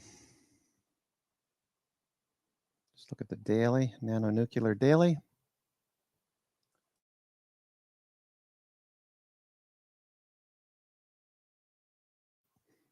Now that nanonuclear is above the 50-day, okay, you can see what's starting to happen now. We're starting to trend more uniformly. Okay, so often talk about, where are you buying the stock? Are you buying it as it's transitioning? Are you buying it during the markdown when it's below the 50-day and dropping below the 9/21-day? Are you buying when it's moving sideways, in which case you could get chopped up if you don't have the right time frame? But once we start to see phase 2, where the 9 and 21-day turn up, prices above the 50-day, in this case, this is looking really strong, nanonuclear, grinding higher. So on the 60-minute, you see intermittent pivot levels. But now, if you look at this, anywhere between 22 and 24 is probably where we're headed. Okay, you see that? Okay, daily. Okay, so here's 22 and 24. This zone right in here is what I'm looking at. Okay. CNBC. Mike Santoli, our senior markets commentators here at Post 9 with us. Talk about this jobs report today. I mean, yields obviously shooting up. Maybe, there's a little bit of a cap on stuff, but I still go back to good economy. Yeah, Trump's smaller rate cuts anytime, right? That's Okay. right. That's been, I think, what we've been suggesting, because you did get the last 2 months, you had that panic move lower. Okay, so there you go. And that's going to be modest probably because the volume was pretty low there. The volume was pretty high as we moved higher. So that high volume occurred right around 32. So that's another level overhead. 32. Okay, let me just show you what I'm looking at here. At 32. Okay, that's where that volume was, okay? That big volume was at 32. So there's going to be people sitting here probably wanting to break even.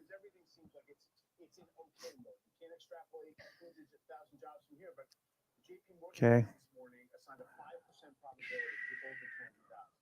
You see what I'm looking at there? See it right there.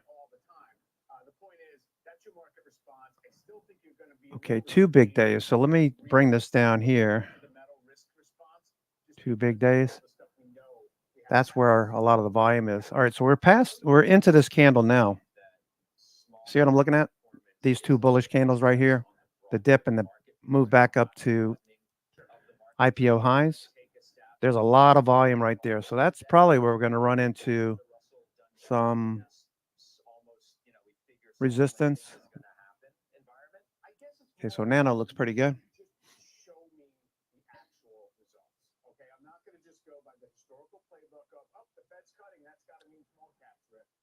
I also go back to the idea, if you look at the major lows and relative performance of small cap, major lows, like generational lows from early 2000, the relative performance largely... Okay, looks good. Right? So in other words, they held up better, they were a better absolute return, but it wasn't like they just went straight up, even though the relative charts make it look like it's an easy trade. Good stuff. I'll see you on closing bell. We'll fill out the last hour of the week with Mike Santoli a little bit later. Coming up, we'll do our calls of the day. Do have a big upgrade for one of Steph's bank plays ahead of earnings. We'll do it next.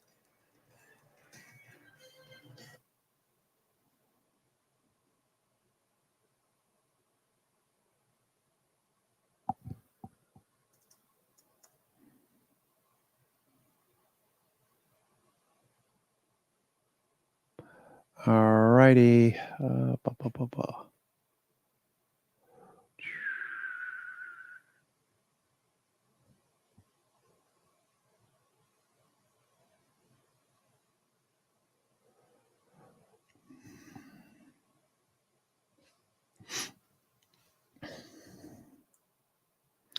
All right.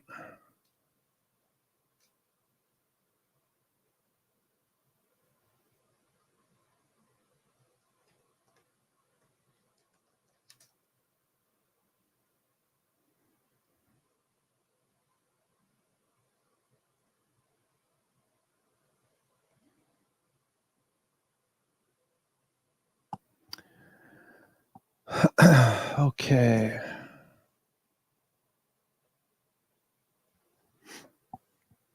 All right, AMD, NVIDIA trying to break out. All right, so I'll be taking some profits off into strength. They'll probably continue, so I'll take half off and then, short-term swing into Monday on AMD and NVIDIA. NVIDIA, I have November call verticals, same thing with AMD. So I wanna bank some of those bank some of those gains.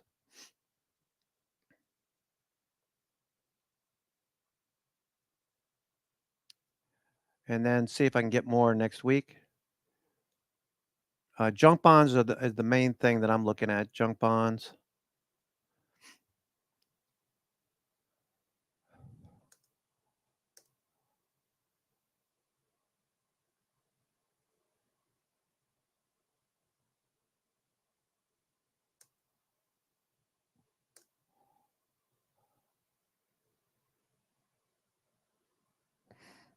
Okay, why is this not registering? Let's see, Nano.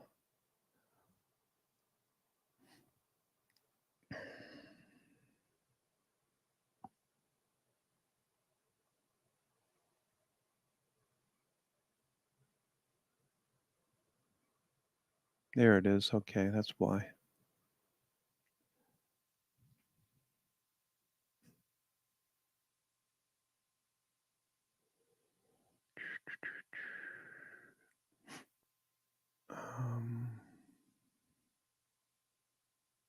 Hope everyone's having a good day. I'm your host, Cousin Vinny, coming to you from theclosingprint.com.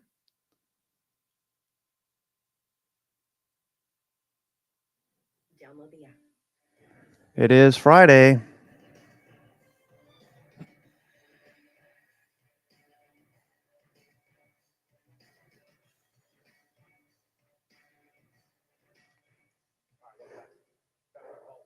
going to start with Morgan Stanley, Steph, which was upgraded today to buy from hold. HSBC is the firm doing it. They bumped the target up to 118 from 103. Quote, poised to outperform once again. Okay, there goes Microsoft. Microsoft on the move. Microsoft.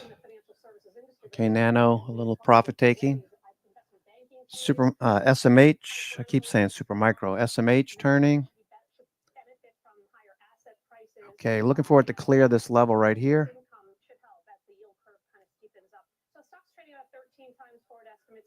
That fair value gap from the morning was filled. We moved back down to this area of liquidity. You can see buy order blocks starting to come in. You see that?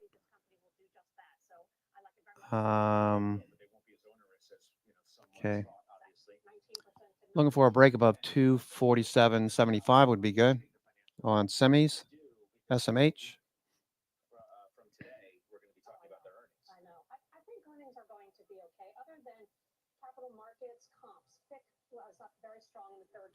Q's, Palantir up 2.5. Palantir new highs of the day. Palantir, the only thing I have on Palantir now is put credit spreads. Okay, let's talk about United Health. Jason Sniper, removed from Morgan. What is SM? Supermicro starting to turn. Supermicro. So we're basically there. That's why it's 100%. That's why it's removed. Yeah. So I get it from that standpoint. UNH is a permanent compactor. All they do is just beat and raise. Very reliable earnings growth. Listen, the margins on Optum continue to expand. Utilization rates are Watching the semiconductors, watching SMH. If you want to trade the semis, but you don't want to pick a name because some of them working better than others, a little bit less movement, but SMH is a good one. Or you could trade SOX, SOXL. All right. You can just, I would buy shares on this, not options, because you'd be buying leverage on leverage.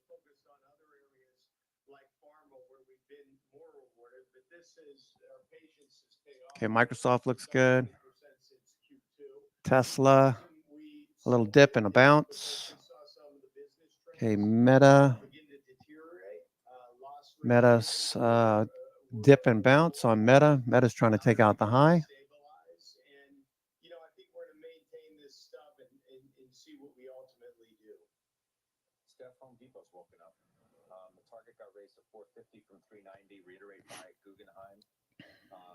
They may break a 5-day win streak today with the modest NVIDIA breaking higher. NVIDIA's moving higher, so that's going to help. NVIDIA making a move through these pivots. Okay, now we got a little bit more to go to get up to the morning high. NVIDIA. Okay, note the histogram bars on NVIDIA.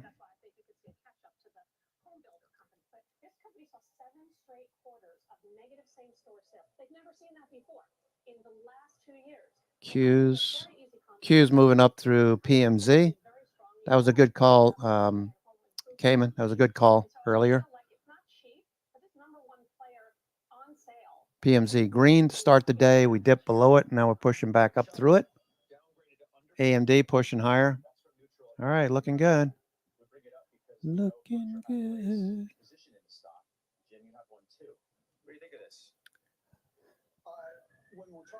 Microsoft, Broadcom. Let's see what Broadcom's doing. Broadcom. This is important to Berkshire, but it's not the only thing. The thing that's really going to move Berkshire, in my opinion, is fixing the railroad. Burlington Northern Santa Fe has just underperformed its peers for quite some time. That's a fixable problem. But while that problem's being fixed, insurance should be great. We know premiums have been raised for the last 2 years, and they're making money from it. Okay. We have a number of non-bank earnings next week. I know they're going to suck a lot of the oxygen out of the room, but we're going to give you the setup on the other names you need to know about next.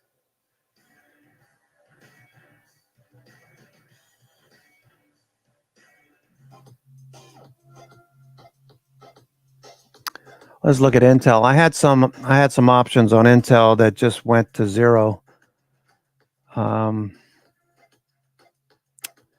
Yeah, that's unfortunate. They expired today. 24 call.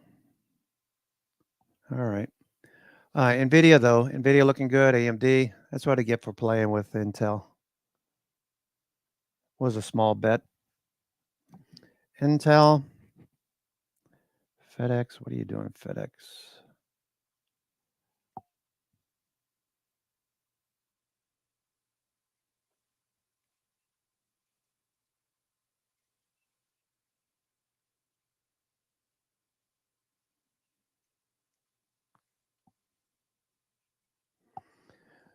FedEx, let's see, FedEx. Dock workers strike. It looks like they're going to be through with that. All right, FedEx pulling back below the 200-day. That really sucked. FedEx.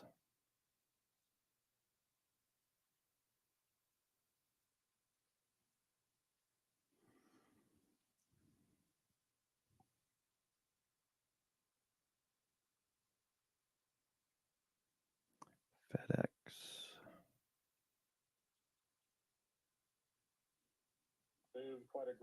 Tesla. Tesla starting to move. TTM changing direction on Tesla. All right, this time of day is when you look for these BNC pivots.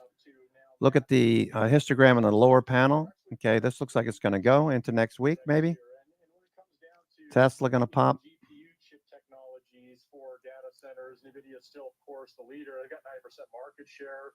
They have an effective monopoly. But if you look at the data inference chips, AMD is actually gaining traction as more of a general purpose technology. It's a little bit cheaper. Some say it is as good or not quite as good. Tesla looks good. AMD's to NVIDIA's, forgive me, data inference technology chips.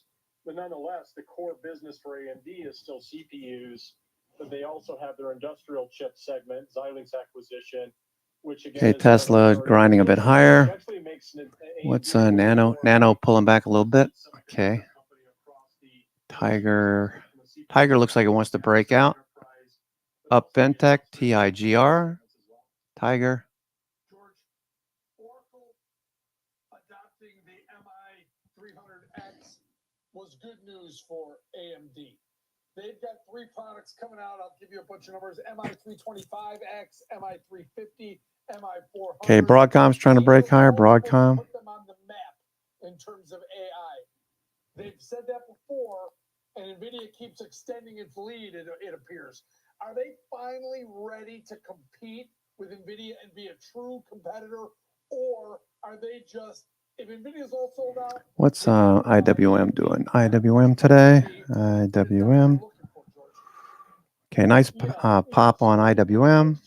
Graphics processing unit interface technologies, NVIDIA is still the leader. I think AMD's got a lot of catching up to do in that regard. But AMD has always been in the GPU segment, in their gaming technology chips. Now they're expanding their offerings to the enterprise data center space and inference. In other words, less graphics, more data crunching. So I think that's why Oracle has picked them up as a major partner.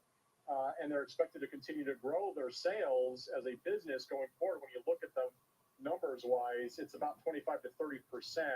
But the kicker for AMD is you just have to look at the trajectory of the 4 quarters coming up. In other words, the back half of 24 plus the first few quarters of 25, the estimates are expected to grow from an earnings standpoint close to 60%.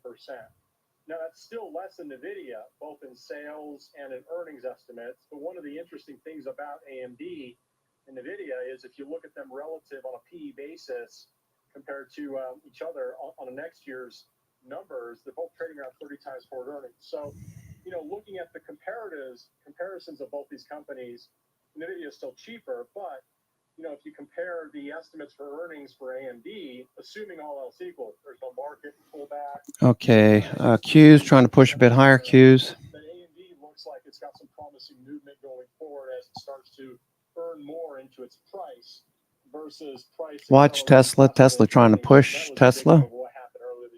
Semiconductors. Semiconductors along with NVIDIA. Watching NVIDIA. Yeah, a little bit of a resurgence here over the last several weeks. And they've got their Advancing AI event next Thursday. It's been overshadowed by the Robotaxi event out of Tesla, but that might be a catalyst because the last couple times they've had events like this, stocks done pretty well post that. All right, great stuff as always. Thanks for joining us. Contributor here on the network. So taking that into consideration, Kevin, on my example trade going into that AI event. So implied volatility levels are elevated in next week's October 11th cycle. So I looked at it that way. I looked at a bullish call diagonal where I'm going to go out to the October 25th weekly cycle. Now, why did I go out there? Well, earnings is on the 29th, so I want to avoid that earnings event, right? So we went out to the October 25th weekly cycle, 21 days to expiration. Bought the 165 call, which is basically at the money at this point. Actually in the money now. The stock has moved higher. Buy the 165 call on the October 25th weekly cycle. Okay, markets are just consolidating. A little bit of the gains right now. Watching profit taking. It's almost 1 o'clock on the East Coast. 1 o'clock. 12:53.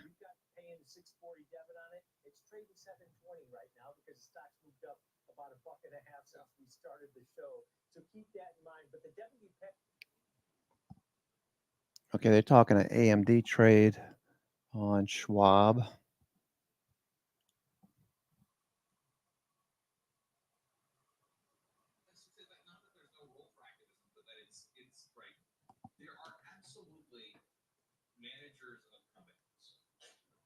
Okay, Microsoft, Broadcom, NVIDIA, AMD, they look like they're going to pop. Supermicro, I keep saying Supermicro, SMH, Supermicro bouncing.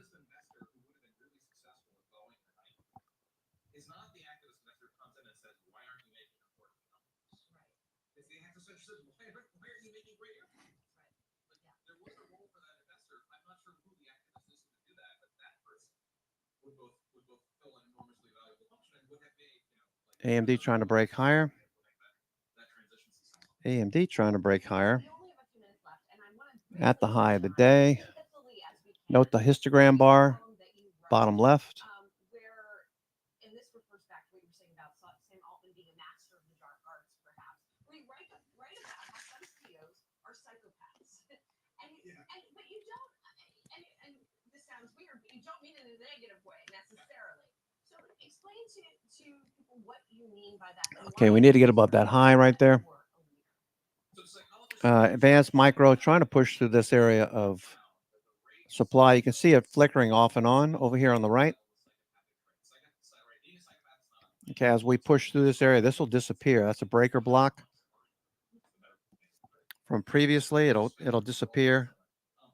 When it price pushes through, that's an indication that we have enough power. You can see TTM. You can see TTM is cyan colored on the hourly chart right there. Meta looks like it might want to go. Meta. Let me take a look at Meta. Okay, this time of day, I'm always looking for ABCD patterns. Okay, so we have higher lows. This is a higher high, so I wouldn't buy it here, but these dips that get bought, certainly very good. Meta, these dips that keep getting bought, I wouldn't buy it up here. AMD, same thing, AMD. Okay, dips get bought, pushes to the high, sell into strength. Same thing with, small stocks like Nano Nuclear doing the same thing. Dip, wait for the buyers to show up, get long, put a stop underneath the previous low. In each case, 1, 2, 3. This is the last one just now. Let's see. Let's go to the 5-minute. Okay, dip.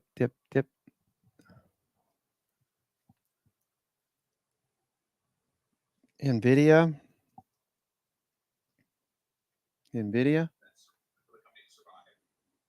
just grinding along. We had one little dip right there earlier this morning, but the trend has been up since Jensen spoke Wednesday night about the insane amount of orders, using the word insane, looking at the order book, and they are producing chips, so it's not like they got it's not like Boeing having issues producing. Boeing's still down here.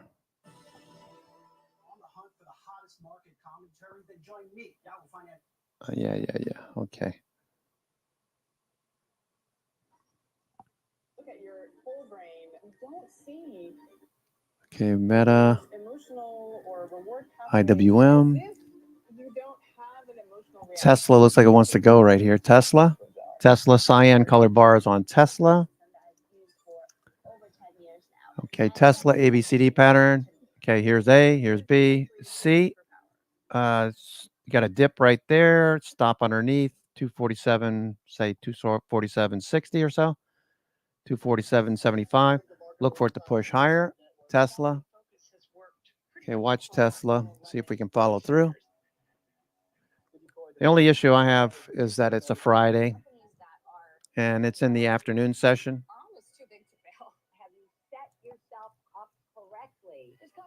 A little more skeptical on a Friday evening. People trying to take the rest of the day off that haven't already taken profits off in the strength. You don't want to buy breakouts. At least I don't. I'm looking for selling into strength.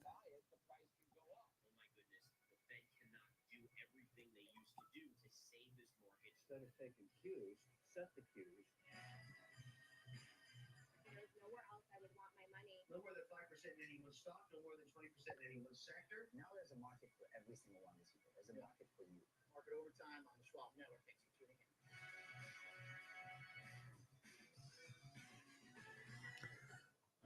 in. All right, Tesla, no follow through.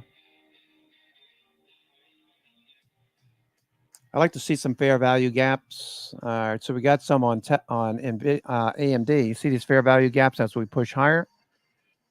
Okay, volume coming in. All right, so they push this higher. They sell into strength. We got to get above 169, 169.25 or so.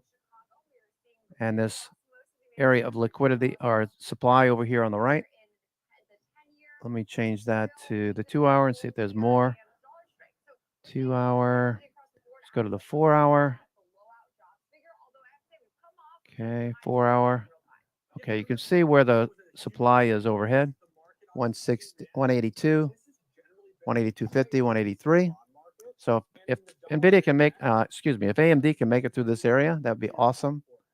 Okay, let's look at AMD on a daily chart. Okay, so this looks really good. Starting to get released from this pivot high right here where we had some bag holders. Most likely we're looking to break even. Now that they're dissipating, sell orders dissipating, we could see a pop to the upside. You also see a W-shaped pattern. We came back and tested the middle of the W. That is a bullish indication, as I've mentioned recently. Okay, so what you're looking for in this W-shaped pattern is the bottom of the W. Okay, brings the price back up. Okay, so once it gets through this area, what's going on?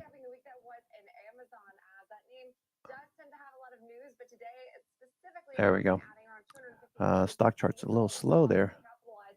A little lag. All right, so once it makes it through the middle of the W, okay, once it makes through the middle of this, it can be said that bulls are in control. We came back and tested this breakout level, and now we're taking off to the upside. So this looks good. And we're at the 200-day, and Bollinger Band's coming together. So that's saying that maybe this stays here a little bit longer. RSI is rising. RSI is rising. That's good. MACD is rising. Volume's increasing, and stochastics is turned back up. So that looks pretty good for AMD.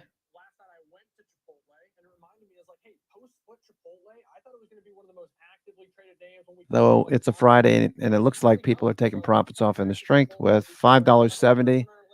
It's trading $5.70. That's its ATR. That's the normal range for the day for AMD. And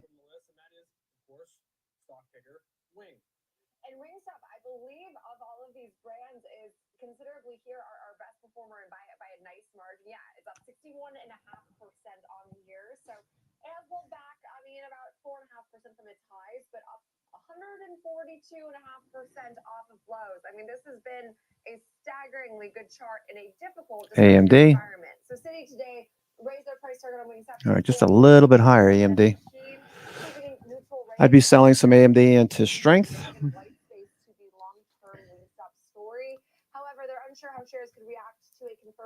Maybe in the evening session after 2 o'clock, we'll see a little bit more. Stochastic MACD turned up. Okay, AMD. I have next week's call, so I'm going to take profits into strength on AMD. If we can manage another pop to the highs, I'll be out of these. 167.50, 170. So I'm not quite to max profit, but we're at 100% ATR.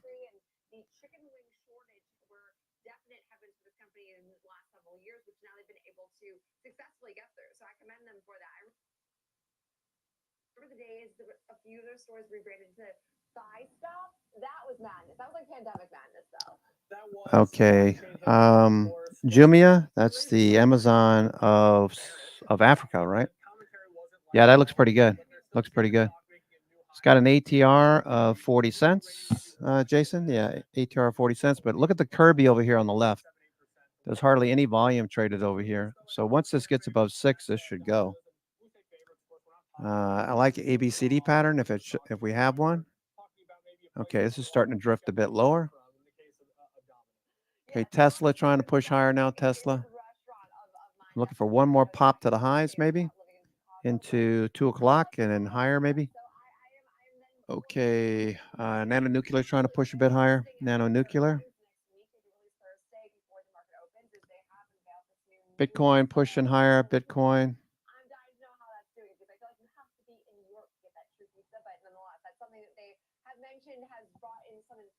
Bitcoin looks like it's going to push a bit higher. AMD. Come on, AMD. Let's get up. Let's get going. AMD. I got a sell order in on AMD. All I need is one little pop to take that out.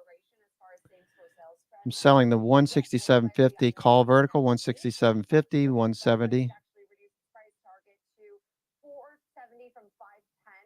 2.5 wide. Those expire next week. So I want to go ahead and take these off into strength.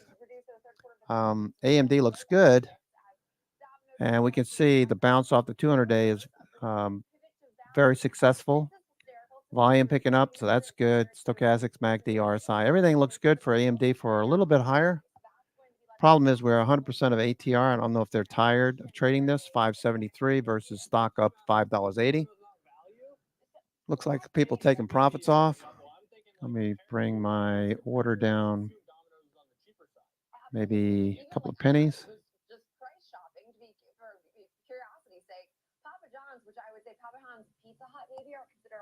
Okay, looks like it's going to pop. I'll get taken out.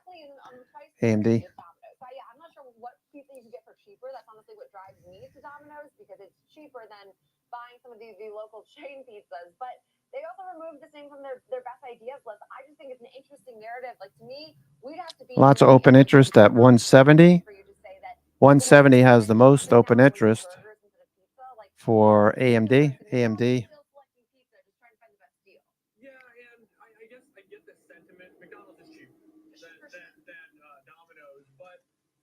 Say you're in a large group, say you're a classroom setting or a work environment, or you're watching a football game, the ease at which you can share pizza is Okay, Nanonuclear. Let's see if we can't get another pop. person who's at this event wants, so let's individually order it from McDonald's. So there's always a market for pizza. Maybe it's an incrementally Can sell it above. Man, if we can hit 1950, that would be freaking awesome. 20 is the next pivot. 2030 is the next pivot. That's on the 60-minute. Doesn't show up on the daily there, but Nano. Okay, so that was AMD, I believe. No, that was IWM. IWM selling into strength. IWM on the bounce. AMD should go here. NVIDIA making a higher low, looking for a higher high. Okay, that was AMD, I believe. Yes. Okay, AMD. Okay, looking good. Looking good. FedEx just got clobbered, huh? Back down below the 200-day. Whack-a-mole. Tiger. Okay, Bitcoin is grinding higher. Bitcoin grinding higher.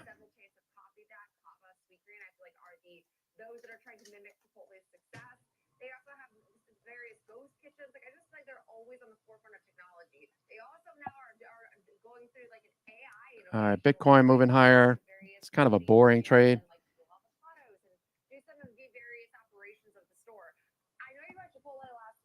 Okay, you're looking at 0-day. Okay, 0-day squeezing. Okay. AMD. I got AMD, right? Yeah, we did take AMD off there into strength. Quality or quantity? Well, quantity, you're right. I think Are they really going to change how they're making it? No. Effort behind it, I suppose. What I will say is I used to make this joke on air a lot. When I was younger, this was like one of the food groups for me. I would go to Chipotle several times a week. It's convenient when you're younger. You can kind of talk yourself into it being a healthier option. Portions, at least in the past, I don't want to get into an argument about whether or not they're still this way, but we're, I would say, impressive enough that you'd be full maybe after the gym. AMD's going. There he goes. And Tesla's moving. Okay, Tesla doing well. Who was that? Yoda? You were looking at Tesla? Tesla?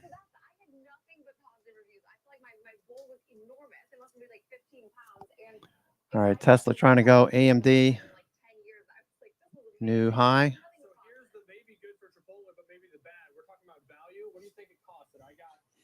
Okay, AMD. AMD. Okay, trying to get this above this morning's high.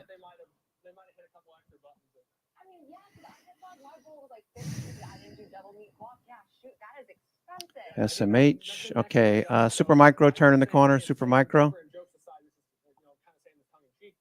I mean, if you're seeing places like Chipotle then take that next, level higher in prices, perhaps we are going to see some sort of.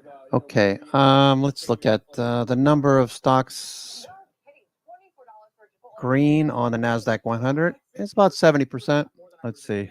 Let's go take a look at that. NASDAQ 100, 72% are 72 stocks are green on the NASDAQ 100. That's an improvement in breadth that we've been seeing across different measurements like New York Stock Exchange Advanced Decline, Advanced Decline percent. All of these giving us bullish indications. Okay. So after a few days of not doing a whole lot, okay, S&P 500. Okay, for the last, what, 1, 2, 3, 4, 5, 6, 7, 8, 9, 10, 11, 12. The last 12 days, basically, last 12 days, we've gone nowhere. 5,700, we've just been sitting here. SPX.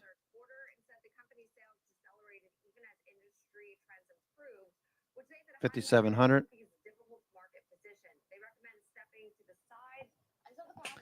Okay. We gapped up. We gapped up 12 days ago. And 12 trading days ago, we gapped up above and we moved above 5,700. Since then, we've made a few trips to 57.67, 57.60 or so, 65, but we've pretty much stayed near 5,700. That's support, major support.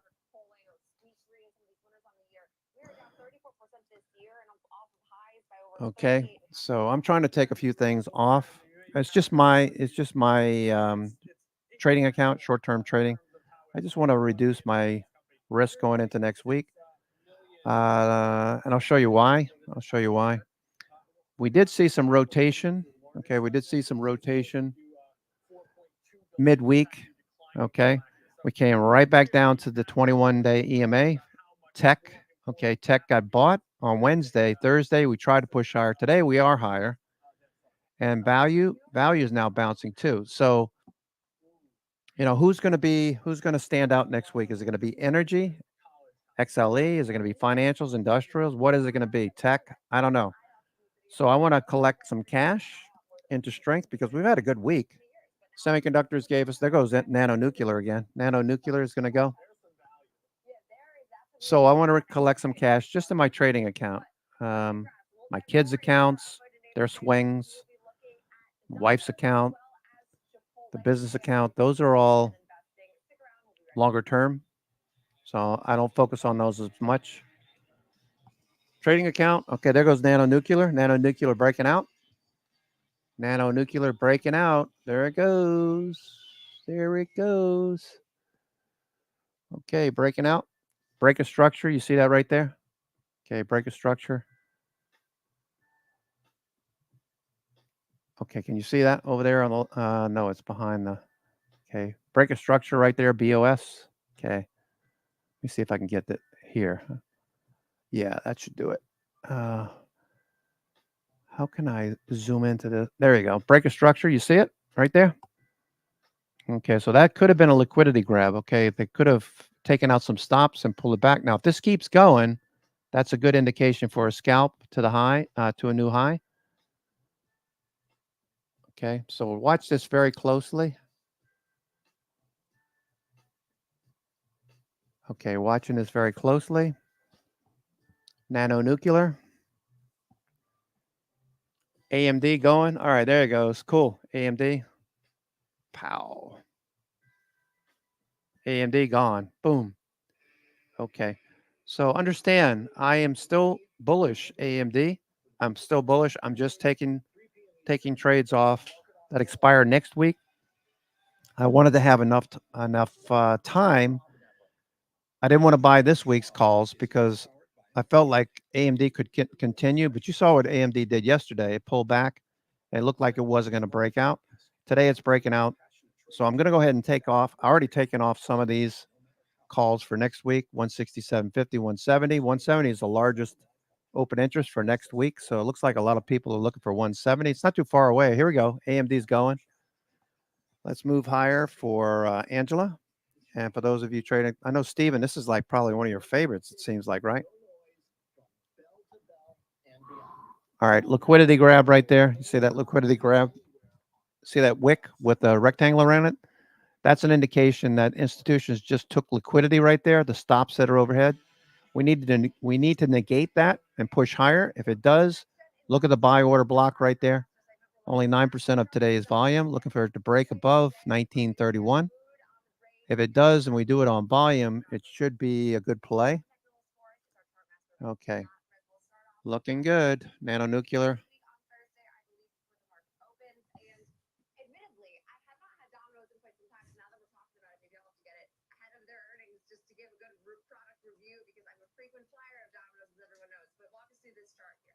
Yeah, an interesting chart here to be sure. And when we look at this one here, we can see that the low point was almost a year ago here. Since then, we had a nice rally here, topping out around this point, 542.75. However, we had some kind of issues when we got here. Although we did make a higher close, we did not take out those intraday highs. We kind of struggled a little bit.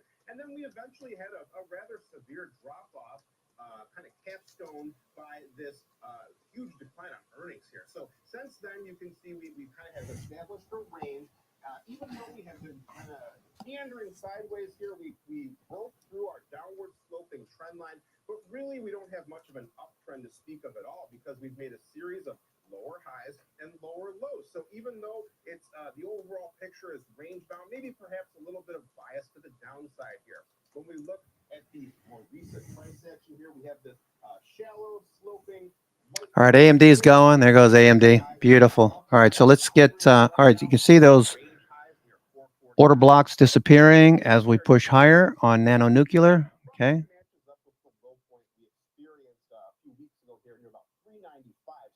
Looking good. See how far we can go with nano. Okay, Tiger. If we can get Tiger to run, that would be good. Like to see Micron pop up a little bit. Micron's still consolidating at the, what is it, the 50-day, was it? Micron. Okay, Micron just above the 21-day. Okay, so Micron, I'm looking for this to follow through. Micron. Okay, so it is a bullish candle. It just faded a little bit. So I'm looking for this to pop up towards the 200-day next week. Micron, I have a vertical on. Micron, I have a vertical. I have the 100, 105. Okay, so a little bit higher, I probably could take this off if it could pop. I have a profit on it. $50 per contract. I'd like to see more though. I'd like to see $100 per contract at least.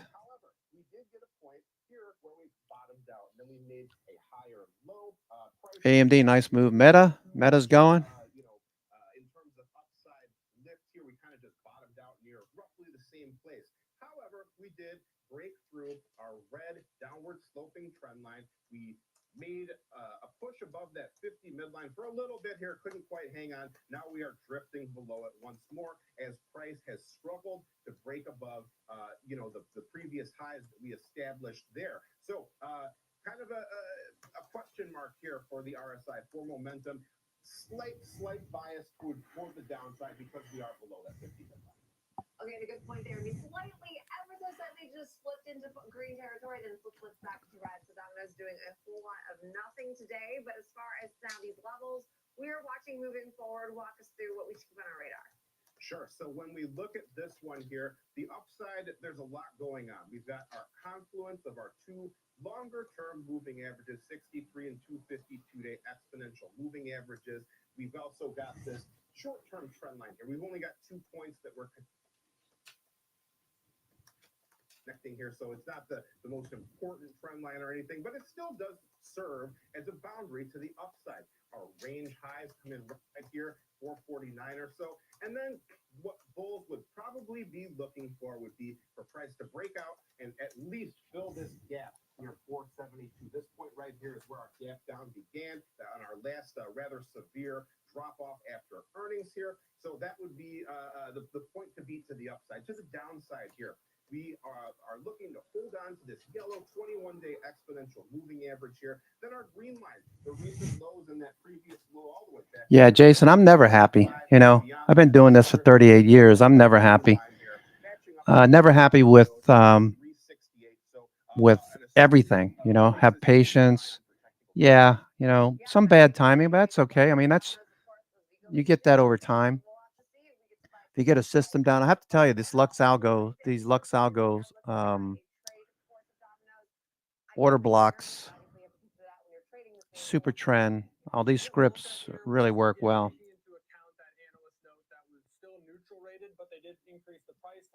Okay, Nano Nuclear trying to break out. Okay, so we got a liquidity grab right there. Need to get above that liquidity grab. Okay, you see that breaker structure just disappeared. We need to see prices move higher. Okay, volume looks pretty good. Volume looks pretty good on Nano Nuclear. Okay, the volume looks good. Okay, what's Halliburton look like? Halliburton. Okay, profit taking. No, I keep doing this. That bugs me. Halliburton. Knew that didn't look right.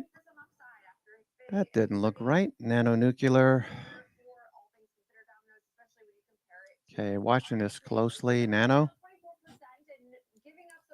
We did peak at around $69 a share this year, Rick. That's Chipotle, which has been long seen, I think, as like the stalwart of the restaurant space. So walk us through this chart. Again, we pull back from highs. We've recovered a bit better than Domino's. Yeah, always interesting how many places have tried to kind of copy that model for Chipotle to a fast casual where you go and kind of customize your order in a quick assembly line type fashion. So an interesting, approach to this whole sector here. But when we look at the chart, trending upward for quite a while, they're basically straight from that low point on the 52-week basis all the way up to the high point, 69.26. From there, we got into a little bit of trouble, but we gave back much of the gains here, trending downward here in a rather, sharp fashion here. And like so many other places, stocks that we've been seeing, we had a bottoming out point on August 5th. Then we recovered somewhat. The recent term price action, more of a rising wedge type shape here. Two lines, both pointing upward, one going across the lows, one going across the highs, converging toward each other with the lower slope being much steeper here. So typically regarded as more bearish pattern. We did get a break through the lower channel, but not really a big reaction here. In fact, we're kind of hanging on to the supportive area that I'll talk more about in a minute. But, if we do dip lower beyond current levels, there could be some trouble here. So we'll continue that discussion shortly. Okay, so then we were watching like momentum of this recent trend and hopefully the momentum of this recovery. What are you watching? RSI, like our last chart, has a long-term downward slope here. Okay, Nano Nuclear not making it through this level. So that's a liquidity grab for now. It's a valid liquidity grab on the 5-minute. But the 4-hour chart looks good. Still got a lot of momentum in this one on the right. That is mostly kind of following the price action and has been invalidated as price dipped out of our rising wedge type shape here. Note as well that our long-term red trend line is actually still in play here. So this is still something that could be worth noting. Look for a break beyond that trend line for a further bullish signal there. But, right now we're right on the nose of that 50 midline. So be on the lookout for a dip below that area as we approach the end of this trading week. Yeah, as we do approach the end of this trading week, Chipotle attempting to cling on to around a 0.2% gain on the session here. But last but not least, what are we watching in near term? This name has fallen about now 1% this week, but again, not a disappointing week by any means. It's still off of highs by about 18%. One thing that strikes me about this chart is we have the luxury of some pretty clear volume nodes here. Look at these spikes on the volume profile study. It's easy to see the important trading areas where there was heavy volume. That's what this is showing us. Typical volume that goes along the bottom of the screen, that tells you when the heavy trading took place. This shows you where it took place here. So these could be support or resistance areas, especially this red line right here, the point of control, the area of heaviest trading of all. So this could be a resistance area for price to overcome right near 57.90. From there, we've got this red line, high point, closing point, low point, low point. Once again here. So when you have this spot where price repeatedly stops, that's worth noting here. So this red line, 60.48, an upside target. From there, another high point as from our downward. Okay, so we're starting to drift back down, a little profit taking on Nano Nuclear.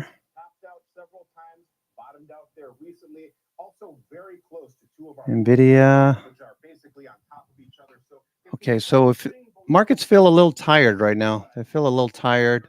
Looking for tick cumulative to turn back up. Tick cumulative, looking for that to turn and cross over, give us a bullish signal. AMD, I'd be selling into strength. Same thing with Meta. Take some profits off into strength. Close some positions. Okay, yeah, and great breakdown on Chipotle. Great insight into what we can expect from the fast casual chain. $24 for Alex's bowl. I still can't get over it. Appreciate it, Ricky Cat, our chart master, of course.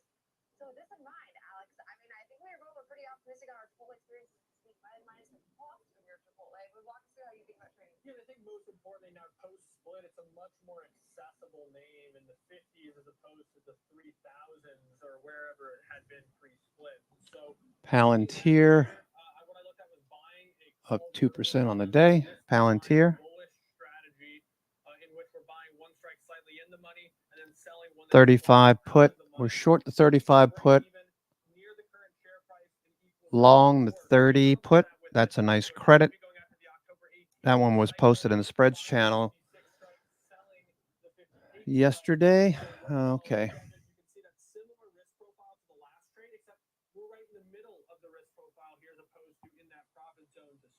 Okay, looking for a higher low on Nano Nuclear. Nano Nuclear looking for a higher low.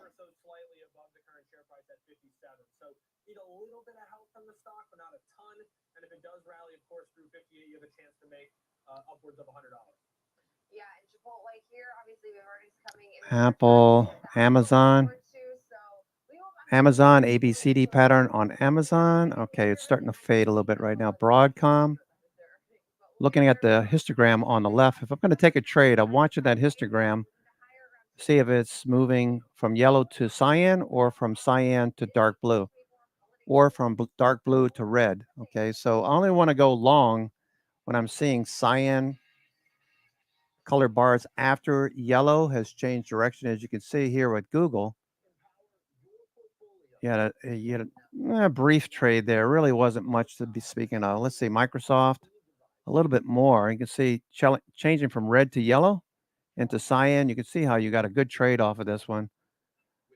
About 416 up to 418, so $2 on a 50 delta. That's a buck per contract.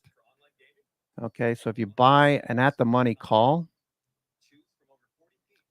when the yellow histogram bars start to show up, you buy a 50 delta call. For every buck, you're going to make 50 cents. Or for every two bucks, you're going to make $1 or $100 per contract. So that's what I'm always looking at. So you buy the 416 call. Stock moves up to 419. You made more than $2 move. Almost, it's about $3 move. So you're going to make at least $1 or $100 per contract. And you do that on 5 contracts, you made your $500 per day. I mean, how simple is that? You look for a histogram to turn. You have a call set up ready, in this case, because the markets are mostly bullish. You enter a at the money call, 50 delta or higher. 60 delta is fine too. Look for a $2 move. That's $100 per contract. Have 5 contracts. That's $500. You do one trade like that a day, waiting until the afternoon session. A lot of people could do this during their lunch hour. For people who have day jobs, you just wait until you just wait until lunchtime. Wait till lunchtime between 12 and 2 o'clock. Look for BNC pivots. Over there on the right, you can see my list. This is the top 10. These are the New York FANG index stocks. I added AMD on here too. There goes Meta. Okay, so look at the change in the direction. Look at the histogram bars. Change from red to yellow. You take a 582.50 or 583 call at the money. The stock runs up $6. So you just made $300 per contract, all things equal. Okay, you have 5 contracts. That's $1,500 right there. You made your whole week, basically.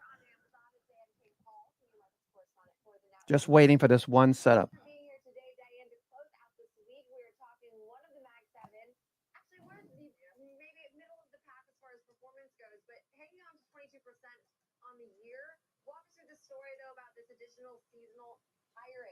anything that makes me excited. I love Christmas. I know we're not even at Halloween yet or Thanksgiving, but I'm excited about this. Okay, Jason, check this out. All right, so look at these indicators right here. Okay, so just type in TTM Pro. Okay, this one right here, TTM Squeeze Pro by BRD Fred. 3,780 people using it. That's what I have in the bottom of my screen.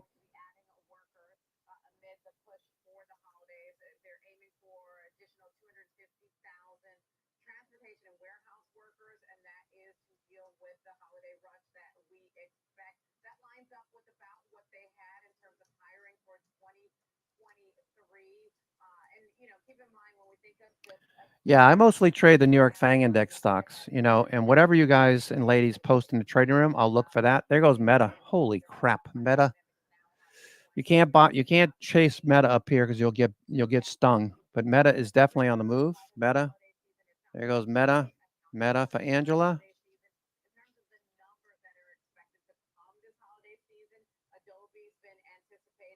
Okay, so Dreaming. What's your handle? Dream. No, Money Dreaming, right? Money Dreaming. There you go. There goes Meta. Big move on Meta.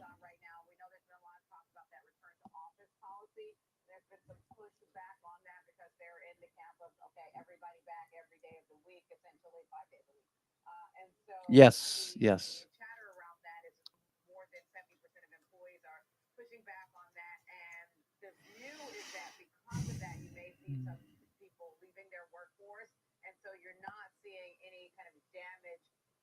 Share price as a result of that because you would have natural attrition versus any cost severance that they'd have to pay, etc. If they had to make cuts. Seems like that's kind of the ace up the sleeve for many of these companies if they want to reduce workforces to make some sort of wide sweeping policy change. Analysts love this stock. I don't think I've ever seen something so skewed with as much coverage. I'm seeing 94.9% of analysts still in the buy camp, the other on the balance and hold. Is it a cloud and e-commerce story, or is e-commerce stealing the show right now? I noticed that too, Alex, that the analyst community is largely bullish on Amazon. Most of the analysts who cover this stock or have it as a buy on the high end of the range. You have targeting more than $260 a share for the stock price. So, you know, analysts really like Amazon, and very few are in the hold camp, just a few who see this as a hold. Part of it does seem to be not just the e-commerce story, but the AWS story that we talk about quarter after quarter with their earnings. Now, keep in mind their last earnings, those were a little bit disappointing when we think about the sales that they had in their last quarter. And we saw some of the share price get reduced off the back of that, but they've regained that ground since then. And, you know, we saw a big drop on the back of that. But again, the stock is up more than 20% year to date. So investors look like they're willing to stick with this company, especially when you think about AWS. It's not just the e-commerce. We know they've grown beyond that. I know, and I will say that I tend to worry about like the added cost, because I know that like from a logistics standpoint, the logistics of whole business is expensive, and e-commerce it's still kind of expensive. AWS I think is really what we hold as the crown jewel because the margin story is so much better. Okay, so Meta, damn it, Janet. I was gonna buy some Meta. Okay. See that 11 o'clock change in Meta? Histogram turned. We did make another dip. Cyan bars. Once the cyan bars started to show up, you were at 584, $5, $5, $250 per contract or more.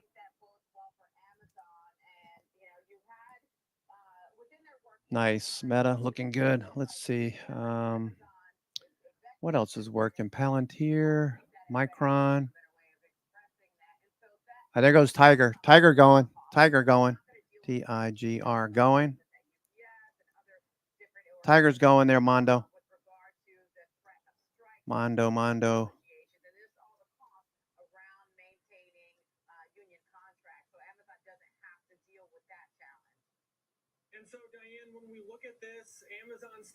Tiger's going there, Mondo. Zippity doo dah. There goes Mike. There goes Tiger.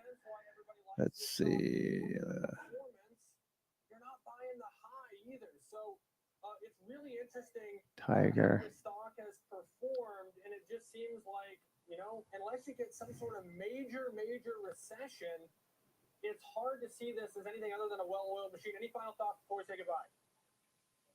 Yeah, just a final thought. Keep in mind off their last quarter. Tiger's on the move. Big move on Tiger. Okay, Micron. Okay, Tiger, I have the 10, 15 vertical. All right, so I bought the 10, sold the 15. That's January, so looking good. Yeah, I could not agree more. And it helps today, making a nice recovery, but still lower on the week. Just goes to speak to some of the underperformance we've seen in Amazon this week. But I'm excited that we get to talk more and more about the holidays as that comes up, as I know I have another Christmas fan in the house here. Appreciate it, Dan King Hall, senior markets correspondent for the network. Now we trade this name, Alex. And again, we have earnings actually coming up. I keep thinking that they're like months away. I think because I cannot believe we're already in October. It just feels like you said you're always in earnings season if you're a believer. I feel like we're just always in earnings season. You don't have to be a Okay, believer. Tiger. Actual wall, but we are actually getting earnings next week, and then we get major tech really in the coming weeks. So we have lots to look forward to in the coming weeks. But walk us through how you think about trading now this name. Yeah, so the stock peaked out towards the end of September around 195. And so what I look for is if you're bullish this name and you think maybe a test back to those levels is possibly in store, I looked at a strategy that will benefit if you select the exact level pretty well, which is, of course, the call calendar spread in this case. So what I'm looking at is selling the October 18th 195 call, and then buying the following week, which is the 25th, the 195 call, creating that time spread. There goes Tiger. $1-ish debit. I used $1 just because it makes the math a little bit cleaner here. Risk $100. I think it was a little bit more than that just for transparency. Tiger's going. $1.07 or so. But risking 100 in this particular case. All right, TIGR. Tiger's going. There it goes. Top peak kind of comes together like that, and that apex of that profitability graph is right at the strike selected. So what do we always say, Jenny? We say these are very customizable spreads, and this is no exception. Yes, this is no exception. And Amazon, of course, with a nice move today. We do hear from them. I believe it is the third quarter report we get October 24th after the closing bell. That's the major week where we get a lot of the other Okay. big tech. Patience paying off. There for this segment. Now, coming up next, it's time to talk all things Rivian. As story of Rivian today is a bit more negative, cutting its guidance on some production woes and snags in the supply chain. The growing pains of Rivian continue, and the volatility that was this week with EVs continues. We'll dive more into that and more coming up next.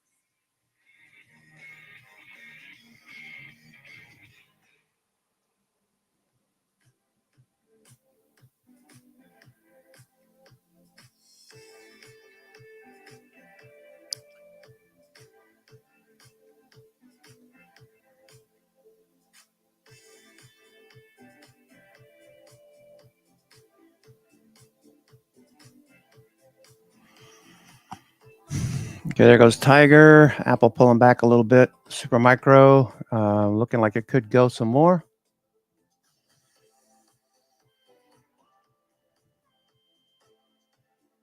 So Mondo, if you're listening, Tiger, FinTech is moving higher. Okay, Up FinTech is on the move. Thank you very much. All right, this looks good. Looking good.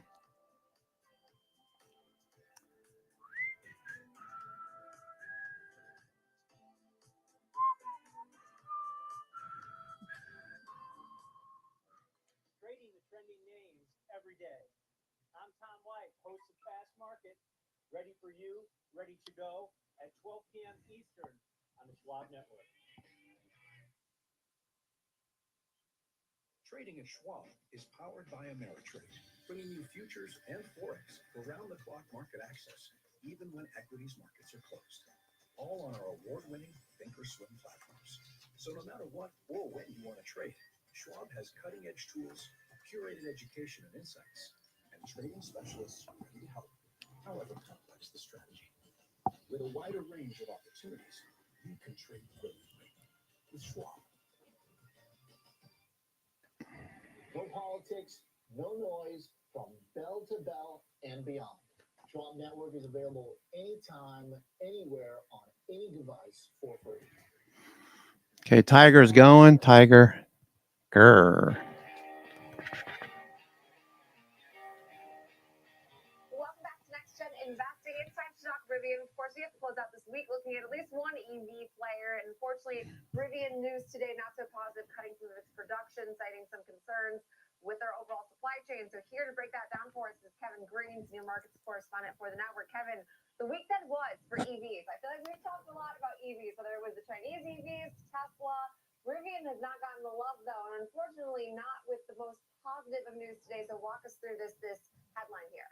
Yeah, it is clawing back a little bit. I mean, it's still down on the session, but in pre-market, it was down about 6.5%. This is after they actually adjusted their guidance moving forward when it comes to production due to some supply chain issues, especially when it comes to the R1 and the RCV vehicle lines that are out there. Now, they have seen this impact starting at the beginning of Q3, and it has worsened in recent weeks here. So they actually adjusted their guidance to 47,000 to 49,000 vehicles. Okay. Bitcoin, a little dip. Nanonuclear, a little dip. Tesla, trying to take the high. Nvidia looking okay. All right. So not a bad day. Not a bad day. Not a bad day at all. Palantir. On the radar here, and they're going to be able to fix it quickly in order to try to regain some of that production. This also actually could be a little bit of a benefit, maybe working through some inventory. Okay.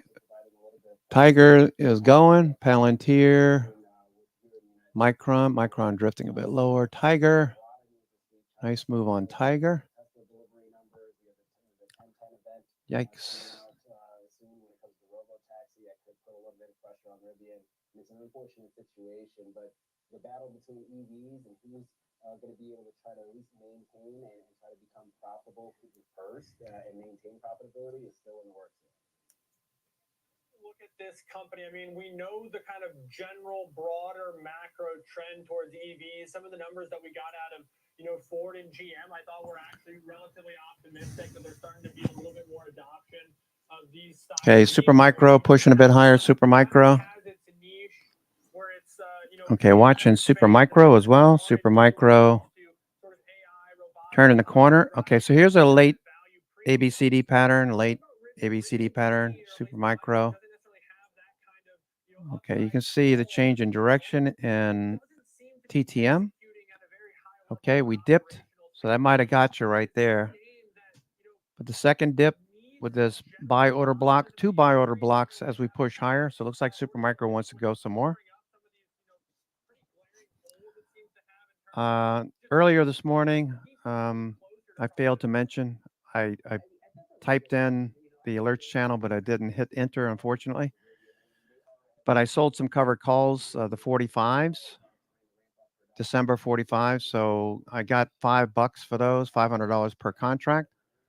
So that gives me $5 downside protection. In this case, we're starting to move back up. So I wouldn't mind getting taken out by some of these shares at 45. That's fine. So Supermicro changing direction. You can see the histogram is turning.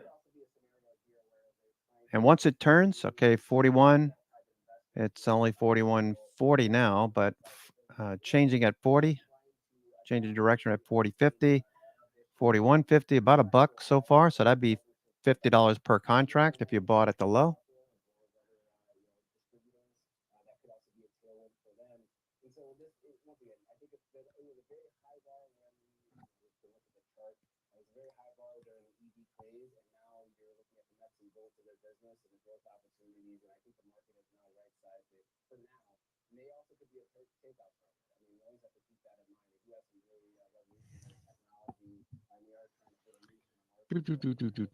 Okay.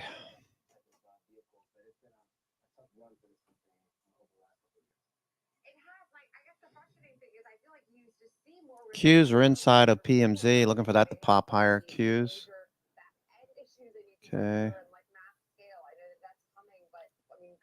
is now in years away. And I feel like that right now the market is impatient for some of these names that are growing, but growing at an unprofitable pace. Especially, I mean, like some of the metrics this company still loses per vehicle to me is astounding. But Kevin, final thoughts here to get your sort of takeaway from this week. I mean, what are you watching as we head into next week? Alex and I were joking, and it feels like we were forever in earnings, but thankfully we have a lot of earnings to look forward to now in the coming weeks. Yeah, I mean, we have bank earnings coming out on Friday, so I think that's going to be the major headline on the earnings front. Looking at the cap write-offs or any type of debt write-offs for a lot of these Apple, I think is going to be the big key area for Nano, commentary when it comes to the consumer. NVIDIA NVIDIA looks like it might get going here. NVIDIA, another one. Look at the TTM histogram. I told you earlier this morning. Wait for TTM to turn. Okay, so you can see very clearly early morning we were looking at a lot of these stocks for a reversal. What did TTM tell you?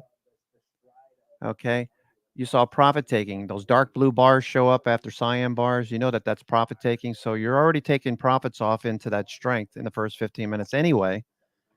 You're waiting for TTM to get back down to red, turn to yellow. Watch for any kind of support levels nearby or some buy order blocks or something like that. Some liquidity like you see here at 122.20, 122.40. Once the TTM starts to turn, you get long and at the money call. If you do 5 at the money calls and you get a $2 move, you can make $500. You can make $500. All right, so for a 50 delta, all you need is a $1 move.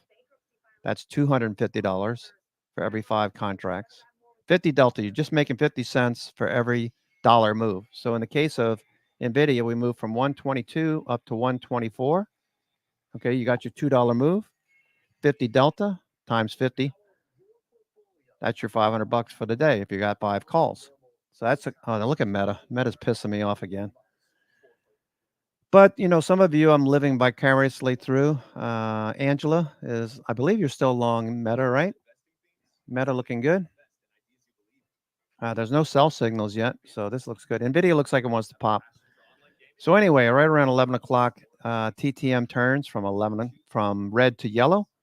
You get long 5 at the money, 50 delta calls. You make a $2 move, $1 per contract, or $100. You made $500 for the day in a short span of time. You could do this during your lunch hour a lot of times. Okay, your Tiger is still ripping here. Tiger is going. What the hell is going on with Tiger? Holy smokes, look at Tiger. Wow. Holy smokes. Look at that move.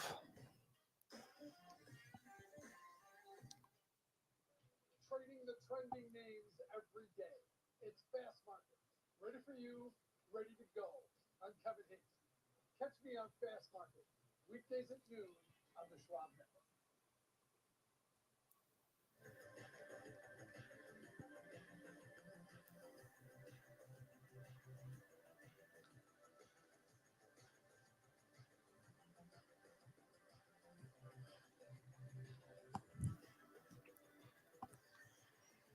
Wow. Tiger's just ripping it to shreds. Let's take a look at Tiger. Up FinTech. Big move. Look at that freaking move on Tiger. Ay, ay, ay. Ay, ay, ay. Tiger is up 28.25%. Oh, jeez. All right. Quite the fall for Spirit. So much was hinging on its potential, merger or takeover from one of its peers. Because those at least have been, falling through from a regulatory standpoint and other reasons, it's been a pretty dismal run for the better part of the last few years. What do we make of the current situation, George? Tiger, big move on Tiger. Okay, looking for NVIDIA to do something too. Okay, NVIDIA looking for that to do something too. NVIDIA. Kind of sluggish, right? SMH, looking for SMH to continue. SMH just sideways. All right, so tech, semiconductors, super micro off the low of the day. Look at the TTM.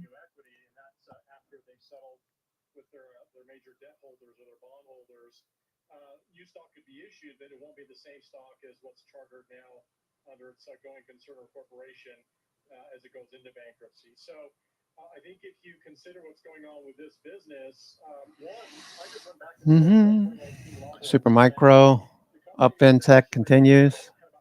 $3.8 billion in sales. If you look at the last 4 quarters or last year, sales were higher. 24,500 in open interest. Up fintech at the $10 strike. There's 24,584. It's trading $5 offer, $5 at that strike. The January 2025 call at $10 at the $10 strike. It's going for $500. 24,584 in open interest. The 15s, which I have in a spread, those are going for 380. There's 85 in open interest there. 25 in open interest. Okay, so that's watching for that.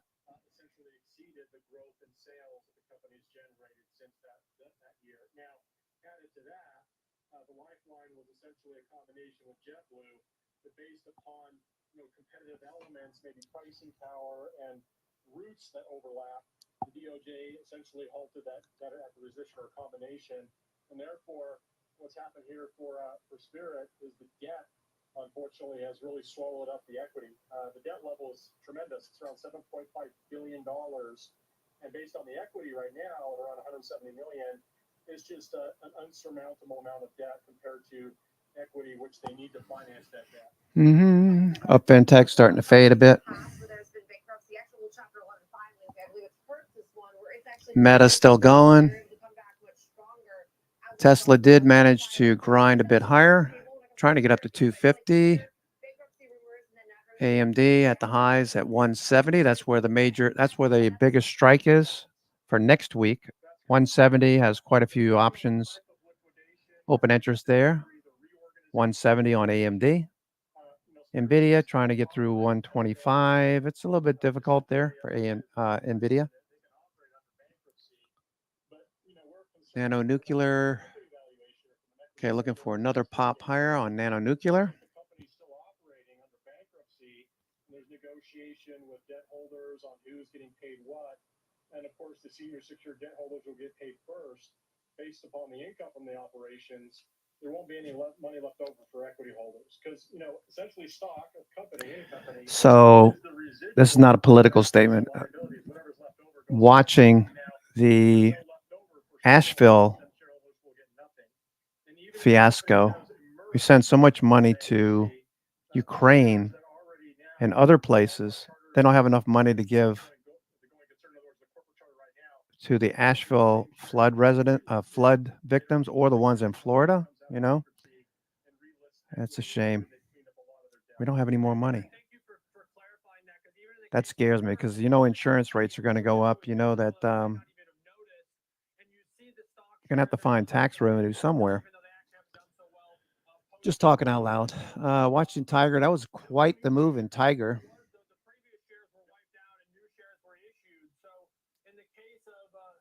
What is WIN doing? WINN. Okay, that's still at the highs. So Tiger, quite a move in Tiger. Big run up in Tiger. That's correct. I mean, ideally, if the company is going through bankruptcy, the claim on profits from an equity holder standpoint becomes non-existent. There may be some cases where equity holders did get some residual based upon some, business revaluation. It's possible. It's highly unlikely. So, this stock can get cheaper. And if it does go into bankruptcy, it will be delisted. It will trade on the pink sheets. There may be a lot of volatility. There may be a lot of opportunities and traders who are speculating on price movement as the stock becomes a penny stock. That's something that you have to keep in mind. But in the long run, these shares will most likely be worth zero. And you have to be aware of that, even though Spirit may continue to operate. You may still wear planes. You may still fly on their planes. Under bankruptcy, existing shareholders Mm-hmm. don't get any work. And I think that's a very important takeaway here, George. And the importance of like understanding like as a consumer versus obviously an investor or trader, because there's a stark difference when it comes to some of these bankruptcy filings. So great insight, great breakdown on all things Spirit. Obviously tanking on the session today. Now below around we're trading at $1.63 a share. So also the risks of some of these failed mergers as we're seeing in real time here. But that'll do it actually for Next Gen Investing for today and for this week. Have a wonderful weekend, all. Mounts and myself. Coming up next, we have the watch list. Nicole Penalidi. Okay, Meta at the high of the day. Nice move on Meta.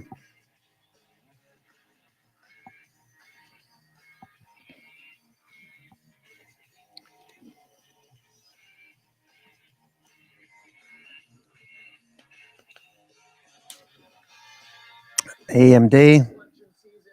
Okay, watching AMD for a follow through. How could this election impact your financial future? Next week it's going to be a crazy political week. Election trades are fraught with risk. No agenda, no hysteria, just good old-fashioned analysis of what policy means for your portfolio. Stay informed. AMD looking good. Tune in to our election coverage on Schwab Network. The market is a multi-trillion-dollar beast. When there's profit there, you take it. That's always going through my head. My job as a trader is to just make money. With a history and a geography degree, how did you find your way into trading? Trading attracts a lot of the best and brightest students because it is this enormous data set. It is incredibly competitive. So if you really want to put yourself out there and test yourself, find out how good you are, it is very attractive. So how are you exploiting human weaknesses? Being lucky in trading is great, but it's not the formula for success. You need to be able to find opportunities in the marketplace and sift through enormous, staggering amounts of data. You certainly see patterns. Context is so important. I think the best traders I've seen have insatiable intellectual curiosity. Otherwise, certain parts of your skills will become outmoded by competition or by technology. When we look at your whole brain, we don't see any activation in these emotional or reward pathways as if Looking good. you have an emotional reaction. I'm not very good at sales, turns out. I'm very good at trading. I have a trading system that I've used for over 10 years now, and it's almost second nature to me. Do you think that this is potentially a human superpower? Okay, AMD looking good. Looking for follow through next week. Welcome to Market Overtime on the Schwab Network. Quality Focus has worked pretty much across all 11 sectors. We deployed a fantastic array of new technology. The companies that are doing well are almost too big to fail. Have you set yourself up correctly? It's controversial. The old guard is saying, oh, wait, off with their head. AI feels controversial and it's going crazy right now. It is going crazy. But what does all of this mean for the market? As long as people want to buy it, the price can go up. Oh my goodness, the Fed cannot do everything they used to do to save this market. Instead of taking cues, set the cues. There's nowhere else I would want my money. No more than 5% in any one stock, no more than 20% in any one sector. Now there's a market for every single one of these people. There's a market for you. Market Overtime on the Schwab Network. Thanks for tuning in.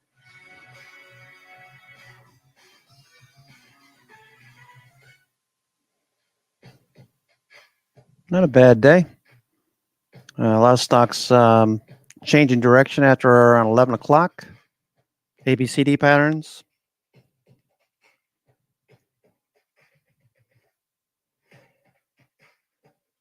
What time is it? Okay. Almost 2 o'clock. Almost 2 o'clock on the East Coast. This election season, stay out of the muck and the mudslinging. AMD. How could this election impact your financial future? Next week it's going to be a crazy political week. Election trades are fraught with risk. No agenda, no hysteria, just good old-fashioned analysis of what policy means for your portfolio. Stay informed. Stay ahead. Tune in to our election coverage on Schwab Network. Okay, AMD looks good. AMD. You are with us on this Friday where markets have turned into the green. We've seen financials and energy trying to prop things up, but still down for the week. In the meantime, we have a big show for you coming up on today's show, all about the jobs report, better than expected for September. Stocks were rallying, then sold off. It's been sort of all over the place. And I'll be joined by the CEO of RGP to discuss the latest trends in the consulting business. And our panel examines the state of the U.S. economy.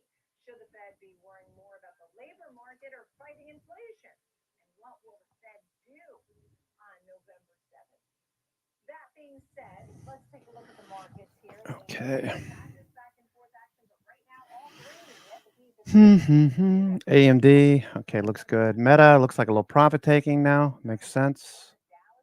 Got 2 hours to go. Depending on what institutions do now after 2 o'clock, I usually follow their direction. If are they buying into strength? Are they selling into strength? What are they doing? Watching Nano Nuclear, it might go. Watch Nano Nuclear. I'm watching Tiger right now. Tiger up Fintech doing well. Okay, that's a hell of a move today. Tiger. Hell of a move.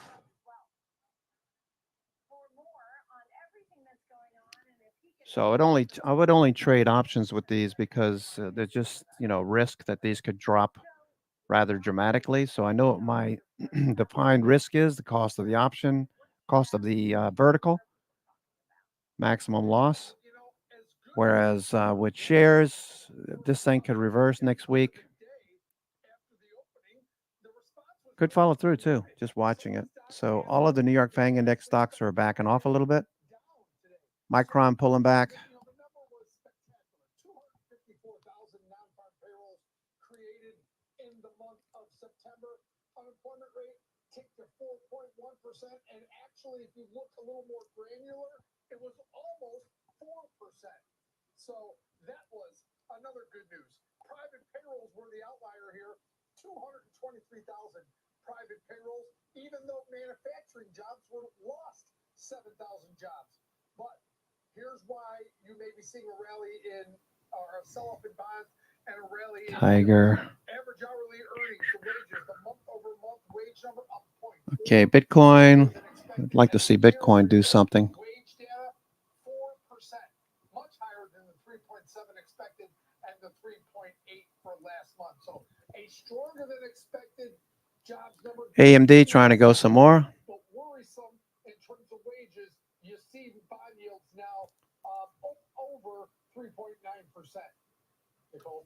Yeah, without a doubt. I mean, when the Fed's lowering rates, bond yields are supposed to be coming down. Oops. That is not happening at this point. So the question is whether or not the Fed's 50 basis points of November, the folks that were hoping for that, very less likely. 25 still seems to be the consensus, and there are even people talking about a pause. So we will see. In the meantime, Spirit Airlines getting hit hard, JetBlue is moving higher. The bankruptcy talk. Okay, Tiger. Let's see. Nano Nuclear. Let's see what that's doing.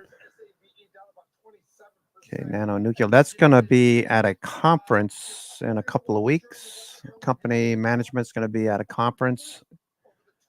Talk about their product line and portable nuclear units, which they specialize in.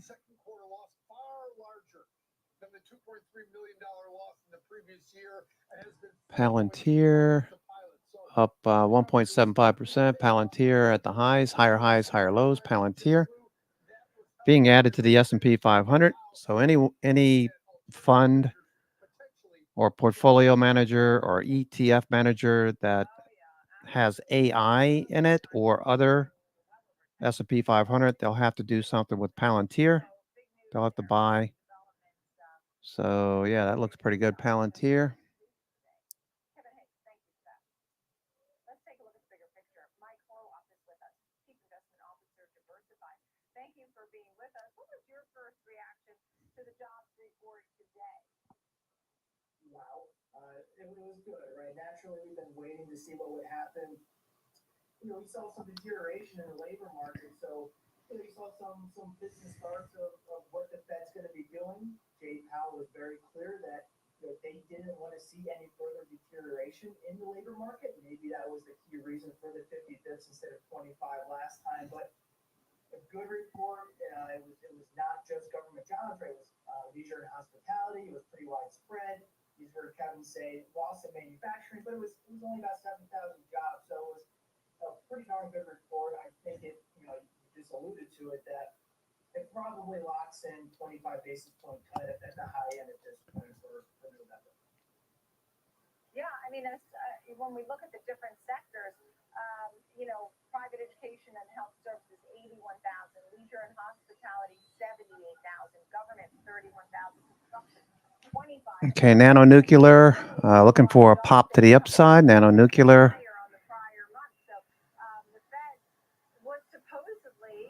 Okay, nanonuclear. Let's see what that looks like. Nano Qs. Okay, watching that. Nanonuclear. Watching the time and sales. I'll give you a clue as to whether or not there's more bulls or bears. If you're watching the time and sales, it's always helpful. If the screen just loads up with lots of green and they're big, large trades, and the trades continue to step higher, 1910, 1920, 1930, 1950. All right, we're watching for those prices to move higher as the bids keep chasing higher. Okay. Nanonuclear looking for a follow through, maybe a pop to the highs. Wouldn't mind taking this off. You know what? I'm going to put a limit order in. I got a few hundred shares left to play with. At 20, put a limit order to sell at 20. Let me check that out. Let's see. Nanonuclear. Put a limit order to sell. 200 shares. Create closing order. Okay. 20. Let me do it 20 even. Limit. Good till canceled. Hopefully that's today. Confirm. 20 limit. Sell 220 limit. Okay, that's good. So it's been a nice move from the 14 average entry level 14. Some of you were in it from like 8, and I keep trading this because nanonuclear keeps doing the same thing until it starts doing something different. Just keep trading the same strategy. All right, so nanonuclear. Okay, here's the daily. Resistance starts to show up between 20 and 22, so I have a limit order to sell.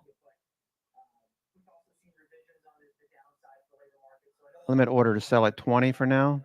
Okay, so you can see on intraday, the daily is one thing, but look at intraday. Intraday, you can see what they do. Okay, intraday, little dip, maybe a couple of days dip. They keep buying it up, pulls back to the 20 EMA on the 60-minute. They buy it up, sell it into strength. 20, you can see that resistance here. This pivot is what I'm looking at. On the daily, that's overhead. Very possible we can get there quickly. Note the lower Bollinger Band's turning up. RSI is rising. That's telling you the strength of this trend is improving and persistent. So let's say you're thinking about selling and you're like, oh, shoot, I don't want to swing this another day because why? Why you don't want to swing it? So do you have a reason why you don't want to swing it? If you're going to swing it, I'm looking at RSI saying, okay, this trend of this, 10 days here above the 90 EMA, 20, 50 day, these 10 days, the strength of the trend is improving. It's persistent. So yeah, I would definitely swing some. MACD, MACD and stochastics both moving higher. You got volume coming in, so institutions are definitely buying it. Okay, looks like we're going to break higher now. Maybe not. Let's see.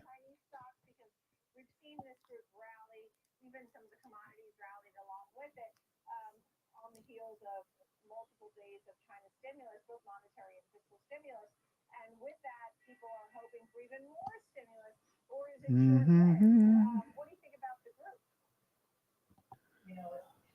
Okay, Tiger, what are you doing? Tiger. Grr. All right, Tiger, just sitting here consolidating.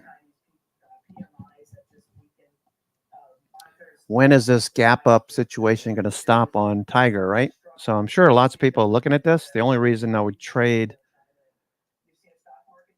the only way I would trade this is with options. So buy the dip intraday, buy dips intraday, sell into strength, buy dips. Shares, too risky. Some people are doing it with shares. Look at all this volume, though. RSI is showing muscle. Whenever it shows muscle, that's telling you the strength of the trend is so persistent that it's pegged RSI. It's a bound indicator. It can only go from 0 to 100. Most of the time, it stays between like 20 and 80. 90, 92 is pretty significant. That's telling you the strength of this is very persistent on Tiger. Okay, nanonuclear. You can see RSI is rising. This is moving back up to the high of the day. Nanonuclear. Okay. 5 minute. 5 minute trying to push a bit higher. I got a limit order to sell some 200 shares at 20. I don't think we're going to get there today, but you never know.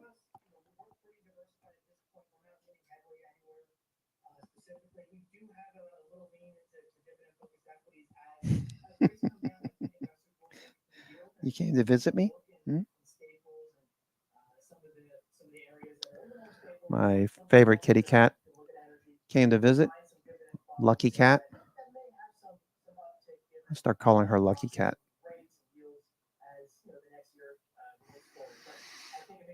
Okay, nanonuclear. Watching that one. AMD, more importantly, AMD looks like it wants to break out here. AMD looks like it's trying to break out to a new high on the day. Wouldn't be surprised. Okay, see the blue bars on TTM? That's telling you take profits. That's telling you that more than likely they're selling. Most people are selling into strength. Momentum is slowing. But we are looking for a break higher next week. Meta, same thing. Meta.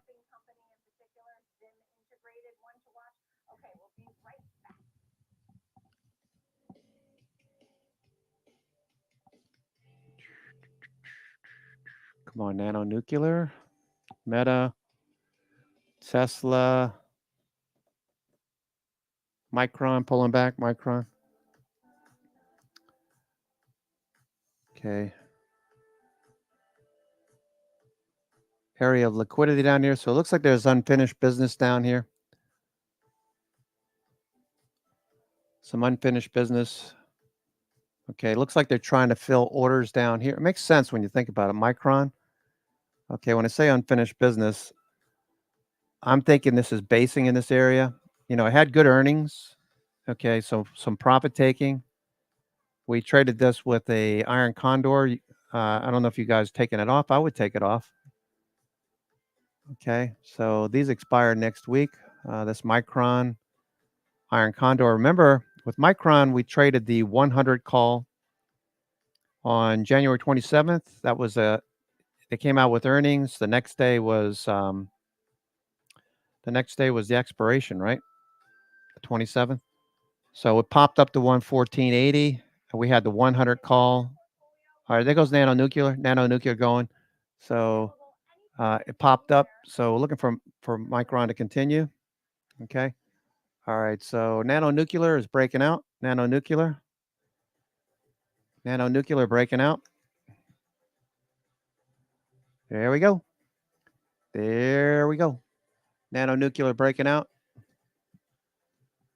Big one. Big runner today. All right. So I got a limit order at 20. Did we get to 20? Maybe they spike it up to 20. I could definitely see this spike up to 20 in the next hour and 45 minutes. Look at the histogram bar down below. Okay. So people taking profits. Look at the difference between this one and, say, Tiger. Okay, look at Tiger. All right, so Tiger has more green candles, fewer red candles. Okay, you see that? Histogram bars have been cyan and blue most of the day. Look at Nano. Look at Nano. Okay, so more red candles, more red candles. So now if we get this rip to the upside, look at the cyan, turning back to cyan on TTM. So this is looking good. Looking like this could actually push higher. I wouldn't buy it up here, but I would be selling into strength.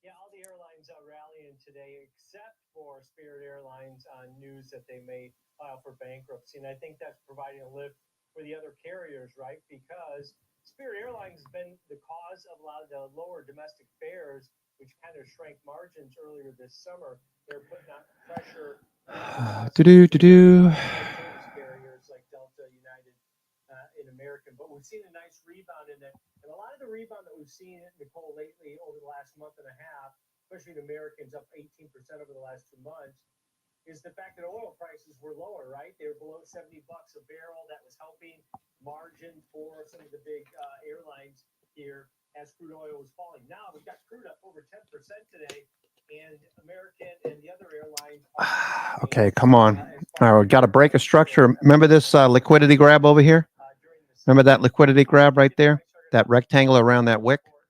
All right, so we're going to take that out now. If we take it out and we don't reverse here, we could get a nice little pop to 20. I got a limit order to sell 200 shares at 20.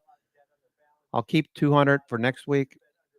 I sold half earlier into strength. Okay, looks good. All right, so this is Nano Nuclear. We zoomed into this so we can see it a little bit better.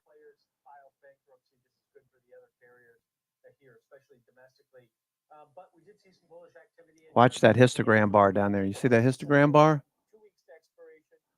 All right, it's turned cyan. That's what I look for. I look for a change from red to yellow to cyan. That's an indication that we could see more. There's never a guarantee, but it's just the momentum shifting. And then you watch the volume in the center graph. You can see the volume. That was 14% of today's volume right there at that liquidity grab right around 135.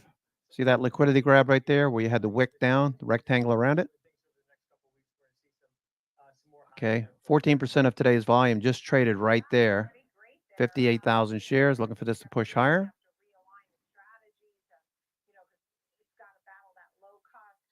Okay, let's see if we pop a little bit more.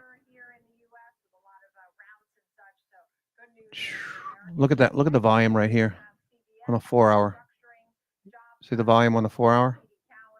23% of the current volume right there at 1450. That was the average entry area right around there. Every time it comes back, it dipped a couple of times below that, but yeah, we're looking for a follow through. Looking for Nano Nuclear to go.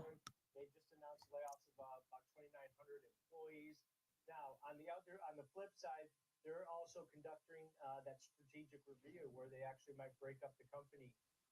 But a lot of the healthcare companies have been in the news this week just due to what happened with semiconductors fading a little bit. All right. Tiger FinTech coming back now. Tiger.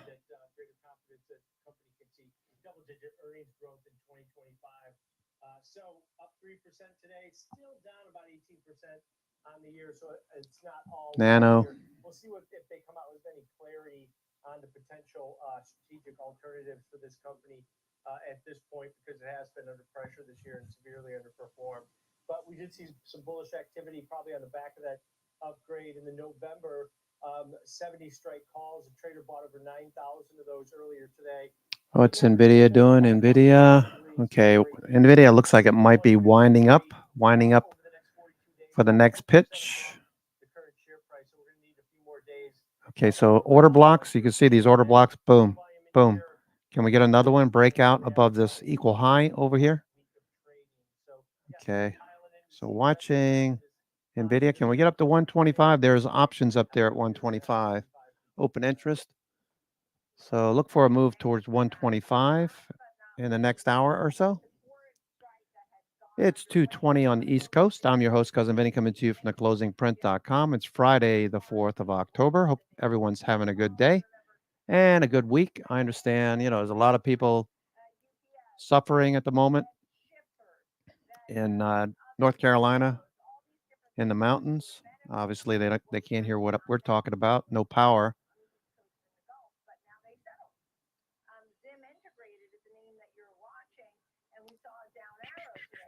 I was watching this one guy on YouTube. He was videoing Helene, I guess it was called Helene, on his in his living room and videoing out the window, and you could see his roof blowing off.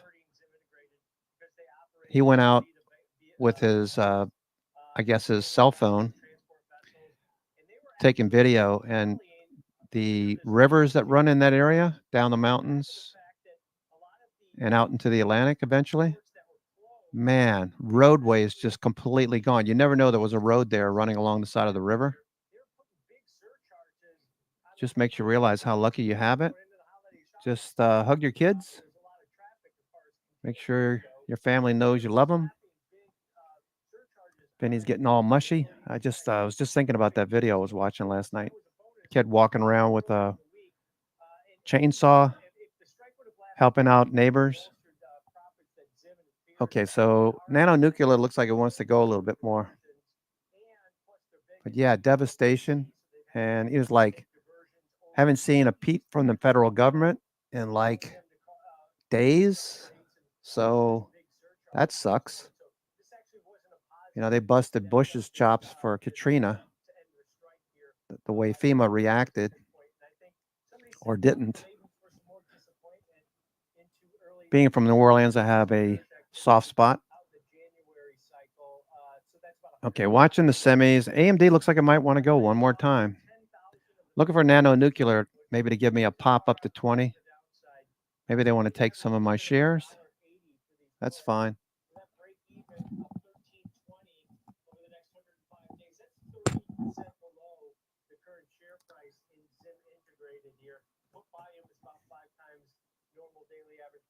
So yeah, disappointing that the strike ended, but I'm thinking maybe a lot of the people that ship goods around the world are pretty happy that the strike ended. And going into the holiday shopping season, that's going to be a bonus for some of the retailers you've seen: Walmart, Costco, Target, and some others up on that news of the strike ending. So yeah, somebody taking a bear stance here. I don't know if it's speculation to the downside or maybe just hedging a long stock position. Yeah, look, to your point about Okay, SMR. Okay, SMR, you saying? Okay, cool. Let me take a look at SMR. Okay. SMR. Yeah, that's trending. Looks good. New scale power. All right, maybe I'll buy some options. Let me take a look at the intraday. All right, so here's SMR. Look at the volume over the last few weeks. That looks a little conspicuous, doesn't it? Okay, so you got a pullback, which is good because you want to buy the high of the day. Okay, so maybe scaling in a little bit. Doesn't look like it's going to top out. 1691 is the high. We're at 13. RSI is rising, strength of trend. Volume looks good, like institutions are buying. Stochastics MACD pointing. I like it. Let me see if I can get something on the cheap here. SMR. SMR, maybe some January calls. Let's see. January 25. Oh, these are cheap.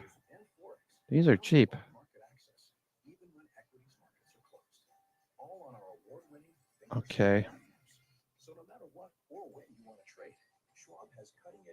Let me go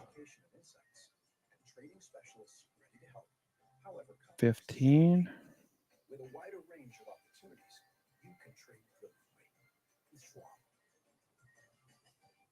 Okay, let's see this. 15s, the 16s. Um,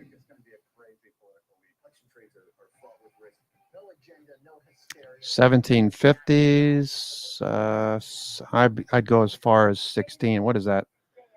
Delta wise. Let's see what the delta looks like.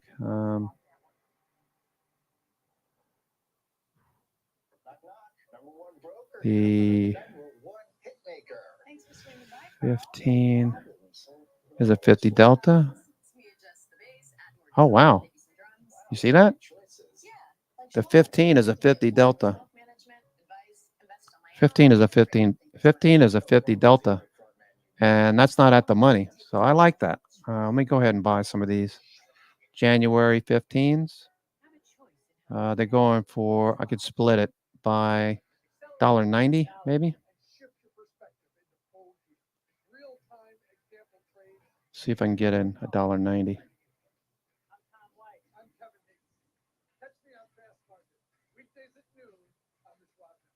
Fast market, ready for you, ready to go. 15s are a 50 delta. You see that, Frank? The 15s are a 50 delta. So you would think it would be closer to 13 for 50 delta. Let's see. Volume. Okay. 140 have traded so far. 2,490 in open interest. That looks good. All right. So I'm not going to dick around with this. Trying to get a fill at 190. I'm just going to go ahead and go at the offer. Who is this? Okay. Let me get this real quick.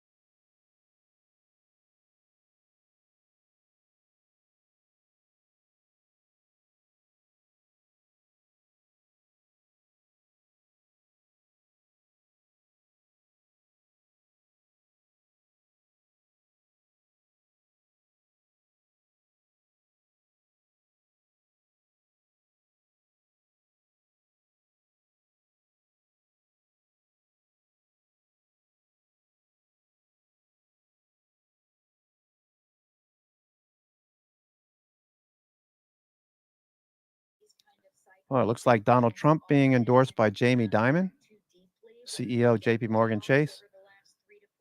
Okay, NVIDIA on the move.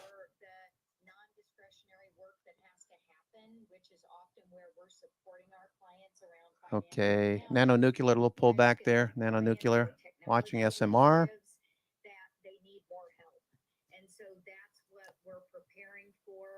We've just done a brand relaunch to really clarify for our clients when to call us and for what, which I think will really help clarify our business opportunities moving forward.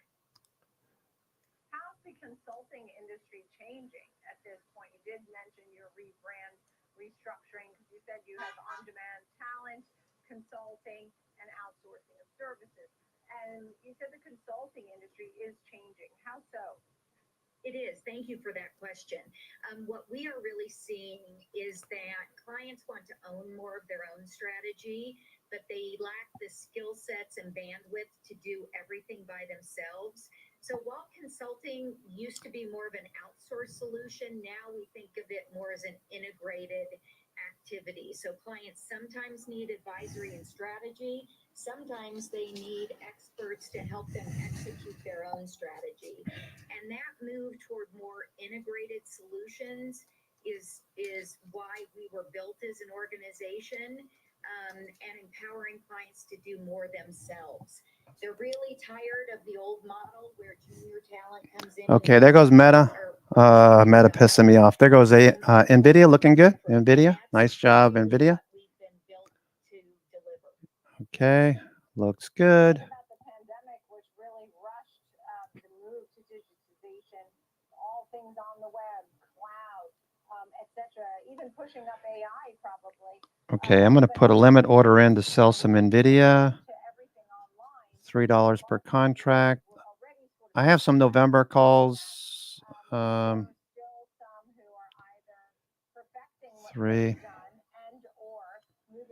I'll buy them back on a dip next week. You know it's not going to go straight up from here.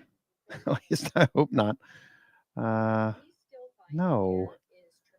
Why does it keep doing this? Thinkorswim, I put in an order. I have limit, and it keeps changing it. Why the hell does it keep doing that? It keeps changing it back. Damn it. Why is it doing that? No. See, I haven't been paying attention. I've probably been robbing myself of a few bucks here. Limit. No. 3. Okay, let me go there and then, okay.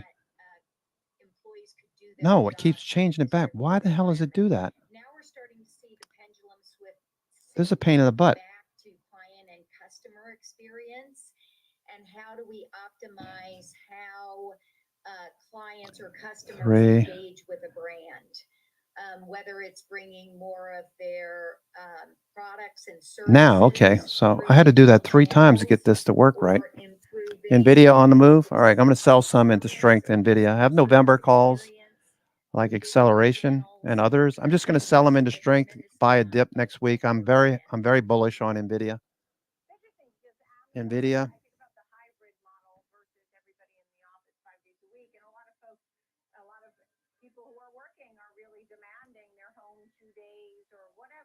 And you have Amazon, for example. I'm just using them as an example because that's one of the latest saying demanding people come back to work. 73% of the people are almost threatening to quit. But at the same time, Amazon says there's so much inefficiency when everybody's all over the place. We could actually be more efficient if everybody's in the office, coupled with the fact that we can have fewer managerial layers. Are you recommending, or do you find? Okay, NVIDIA looking for a break higher. End of day, this is looking good. NVIDIA. I think it depends upon the business and the level of employee that you employ. So for us, we are all experienced hire consulting. So our consultants are not learning around the water cooler or learning by the apprenticeship model.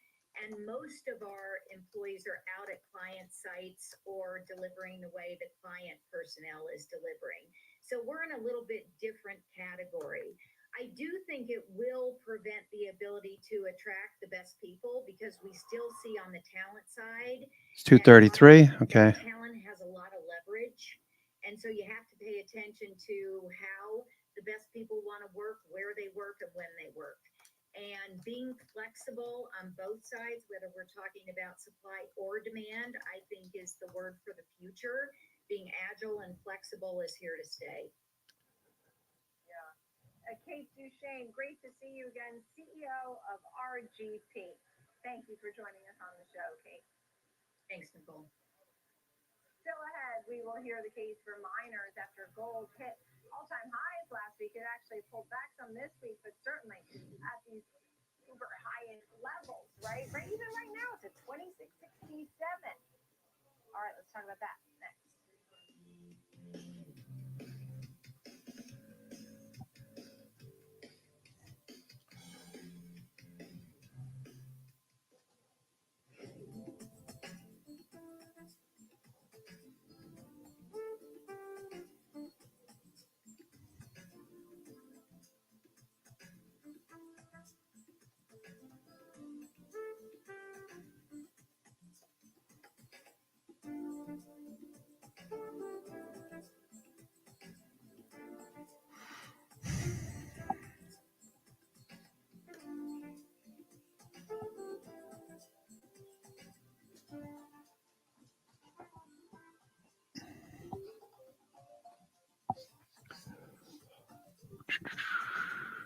Okay, SMR. I like this one, Frank. Thank you.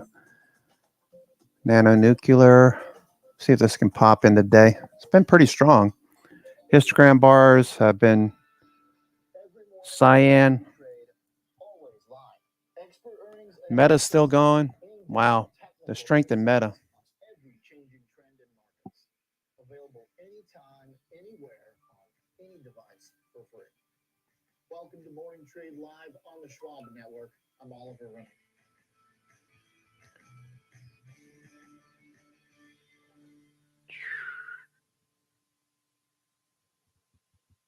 Trading at Schwab is now powered by Ameritrade, unlocking the power of Thinkorswim, the award-winning trading platforms.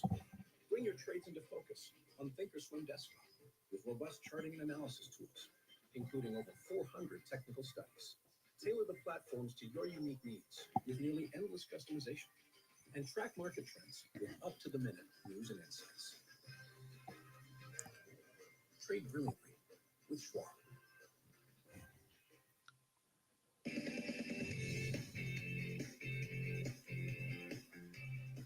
Welcome back to the Watch List. I'm Nicole Pebble. We're coming to you live from the New York Stock Exchange.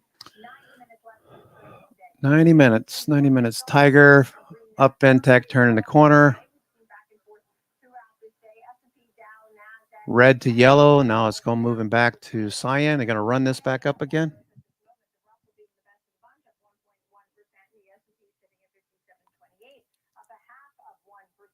Better than expected jobs report is front and center in conversations today, coupled with the geopolitical tension abroad, particularly in the Middle East. And so that has been boosting oil when we've seen oil around $75, so it's since pulled back slightly. But that's certainly some of the big conversations that are here and imminent. And the port strike being settled, that would be another one. For next week, we have CPI, PPI, bank earnings will begin, so a lot to discuss for next week. That being said, let's take a look here at investment picks and strategies for your portfolio. David Strzelecki's with us, CEO at Sound Planning Group. I'm glad you're here. I mean, I was talking about the jobs report. We're going to have a whole panel on this, but if you could touch on it, did it make any difference in your investment strategy today?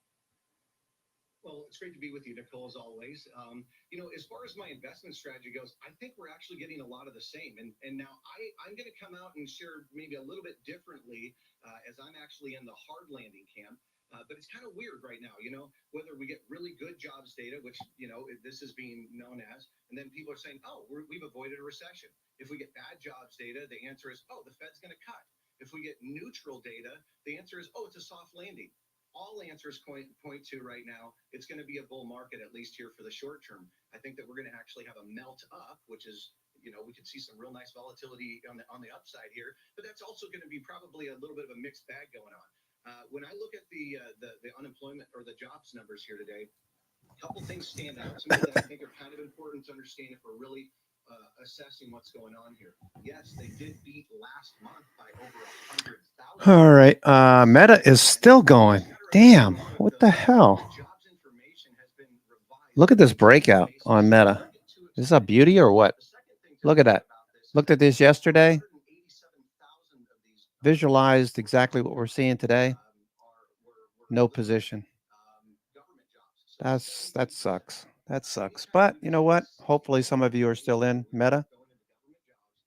We have actually been in a recession at that moment and point in time.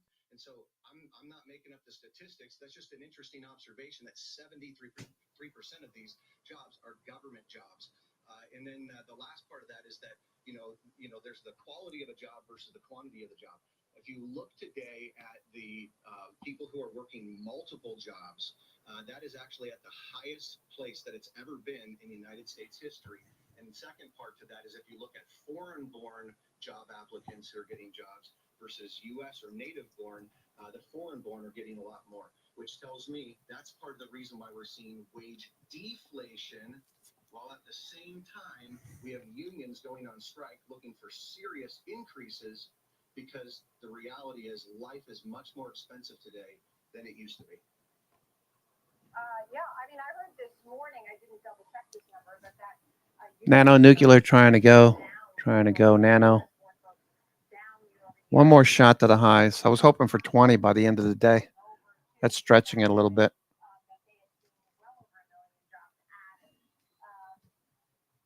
Bitcoin. Nice little reversal today on the 4-hour chart. Watch Bitcoin.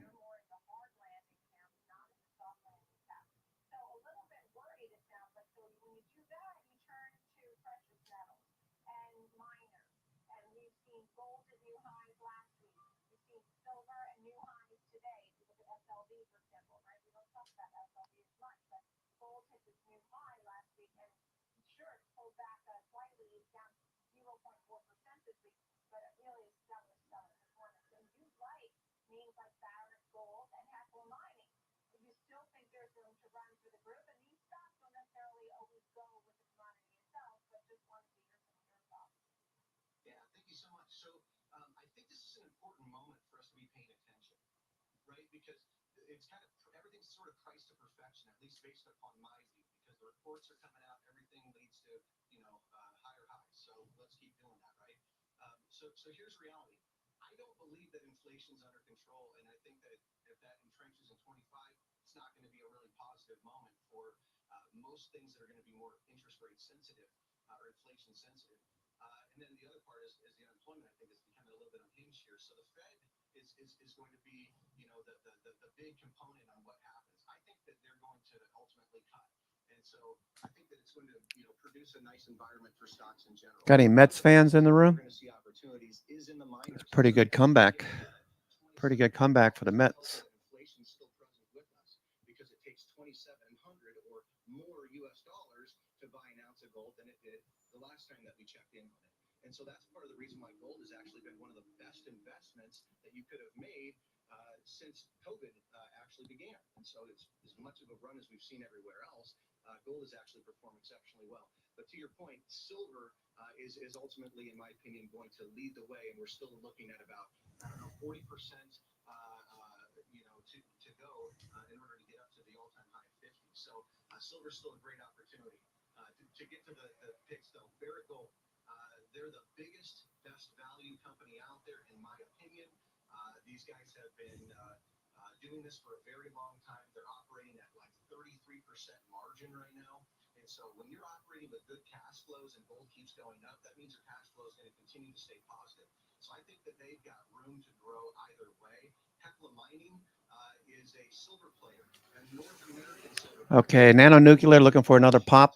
Okay. 1940. Can we get 20? Can we get 20? Can we run this up? Okay, watch the histogram bar on Nano Nuclear. We're going to know for sure that I don't think either side is going to capitulate that election, that we're not going to get a winner that day. So if that happens, what direction is this thing going to go? I think there's a high probability that we're going to be doing more here in the United States and in North America. So I think Hecla Mine is actually positioned really well because they've been around since the 1800s. They got a great dividend, 38% margins for operation. I think that they are positioned so well right now. And not only is there Nano. Okay. This is an organization that has an opportunity to really lead as the trend may come back to mining more so here in North America as opposed to just everywhere else, and valuing some of these companies here at home. Okay, Nano Nuclear.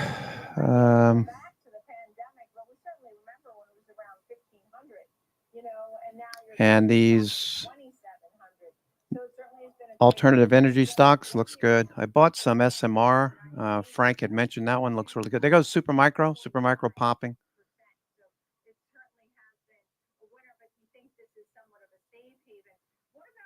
Supermicro popping.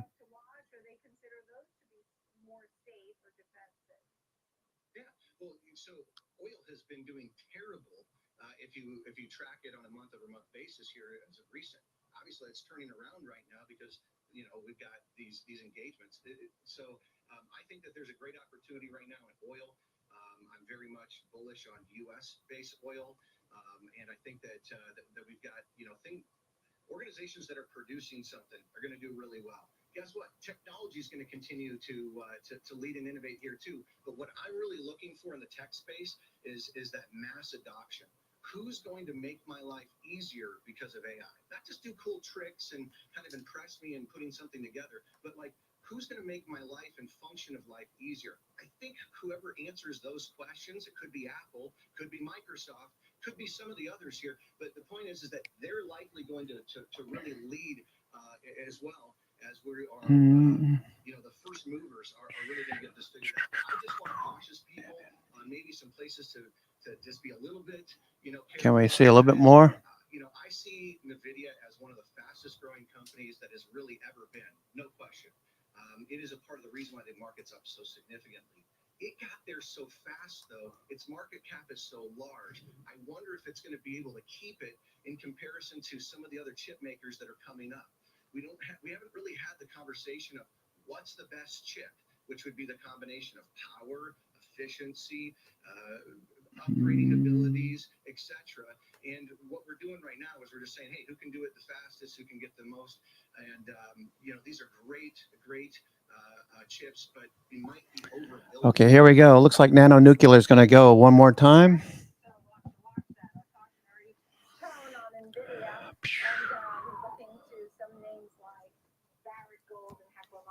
Thank you, David Krzyzewski, CEO, Sound Planning Group. Thank you.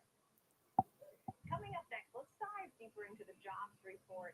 We'll get one more jobs report before the next Fed meeting in November. What should we watch for in that report? Our panel is ready. All right. Nano Nuclear. Look at what a great day on Nano. For those of you who were swinging it, adding to it, doubling up, quite a bit. We did quite a few trades on this one. Nano Nuclear working well.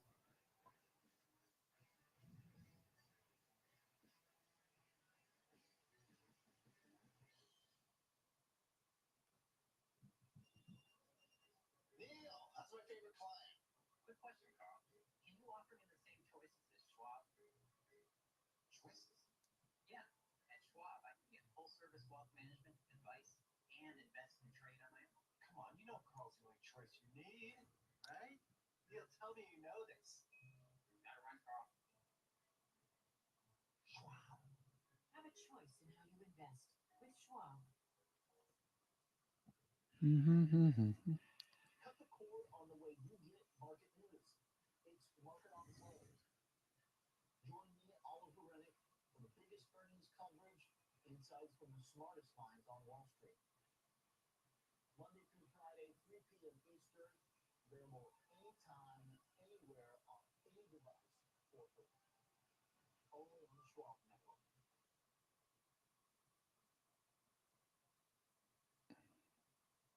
Ameritrade is now part of Schwab. Okay, there goes Nano Nuclear. Okay, pow, pow, pow, pow, pow. Yeah, baby. Yeah, baby. Unlock support from the Schwab Trade Desk. Boom. Passionate traders who live and breathe trading. And sharpen your skills with immersive online education. There it goes. For traders. Also, you can trade brilliantly. Empower your portfolio with the Schwab Network. JBDI. Okay. You're looking at JBDI. JBDI. What do they do? JBDI Holdings.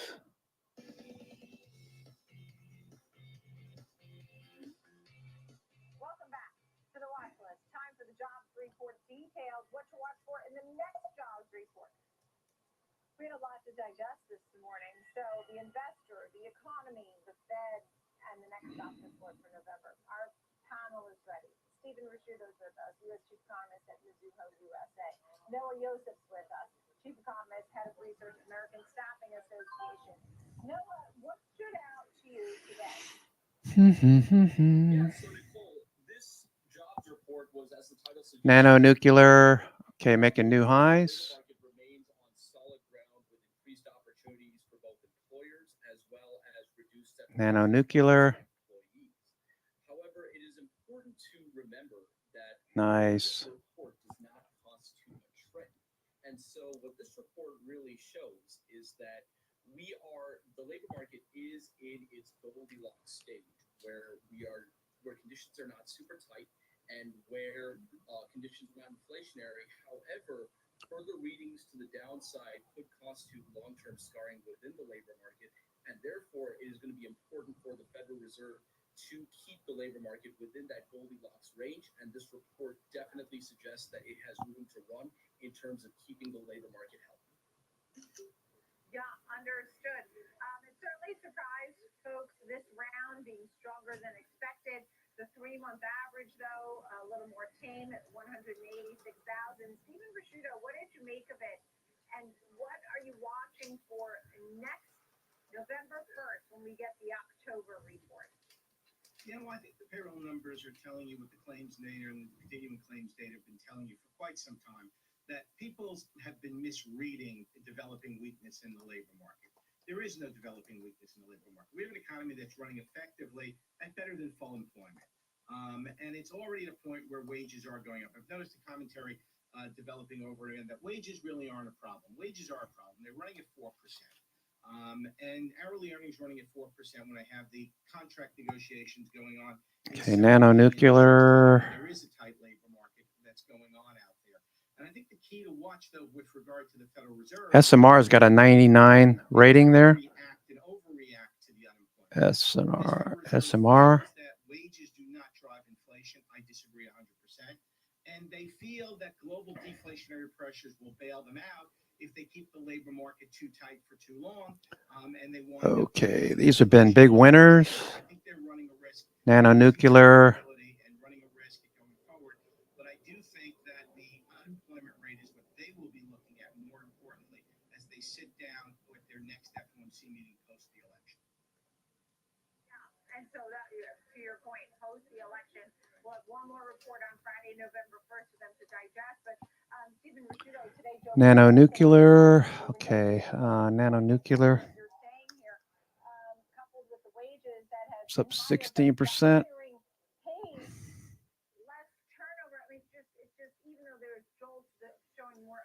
Maybe the pace is slowing down. Maybe it's getting a little harder to get a job. Savings rate is going up. SMR is plus 8.6. You've got an economy that's running above potential. And when an economy runs above potential and you squeeze the labor market the way they have, created a tight labor market environment, yes, it's going to be harder to find the workers that match the skills. Yes, it's going to be a little bit harder to find the employment. It's also going to be a little harder from a perspective that the equity market has been so robust and corporations are trying to make sure that they can validate their share price where they are by running the earnings numbers on the hotter side as well. So seeing some slowdown in the pace of hiring at this stage in a business cycle is not unexpected whatsoever. It's a traditional cyclical response in this environment, and I think it's very consistent with an economy that's running hot. Yeah, and look, a lot of that comes from shelter. I mean, I was reading an article today about the high price of housing, and even though, look, rates are still high, they're not coming down. That was something, Noah, you noted about that within the inflationary print. It's often the shelter costs that grab your attention. You said that the Fed can afford to continue to cut, but too much would really question the credibility. I mean, Stephen Rasciuto is making the point. What is the Fed doing if they do too much? It could be problematic. Absolutely, Nicole. So it's important to remember that the balance of risks is still tilted towards the labor market. And so thereby overestimating the strength of the labor market is, in fact, the most poignant risk to its long-term health. By overlooking specific inequalities in non-farm payrolls growth amongst specific sectors, or even placing too much weight on job creation versus actually hiring for those roles, makes the Fed risk complacency to slow walking rate cuts and reversing some of the gains that we saw earlier this month. However, this report is very strong, and so it does strengthen their base case for reducing interest rates by 25 basis points in November and December. Yeah, and the key is that those wages, the hours worked, the wages, productivity, I think that's going Okay, Meta's still going. Oh, Meta. You're killing me, Meta. Nanonuclear. I don't know if we're going to get to 20 today. There at jobs and the economy. Glad you're with us here on the one. Nano. I'm Nicole Petalides. Keep it right here. Market on close with Diane King Hall.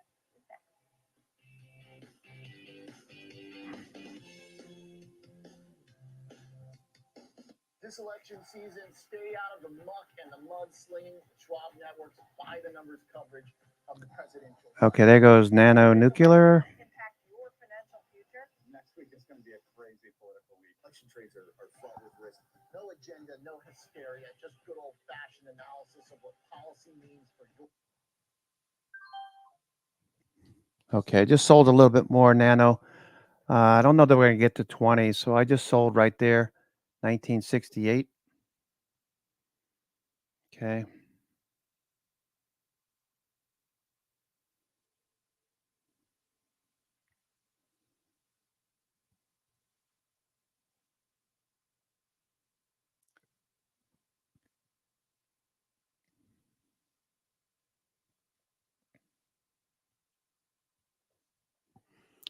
Okay, there we go.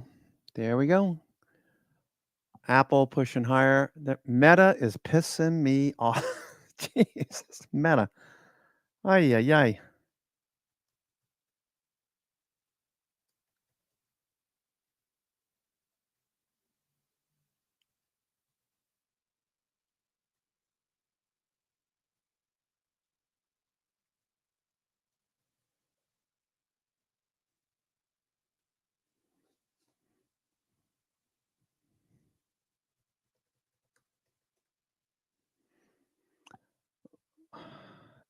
Okay, AMD is going again. Bitcoin looking better. Okay, looks good on the 4-hour too.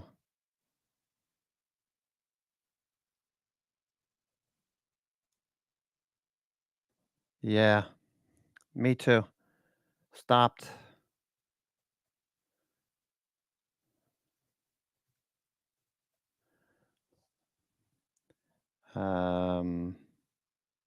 Meta.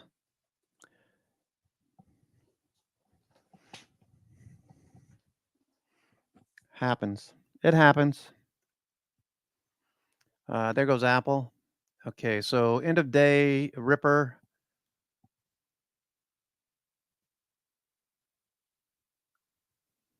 Looks good. Looking good. Okay, what's SMR doing? SMR. Okay, SMR, a little B and C pivots, end of day. It'll be fine next week, probably. Pete Alonso, man, Mets fans.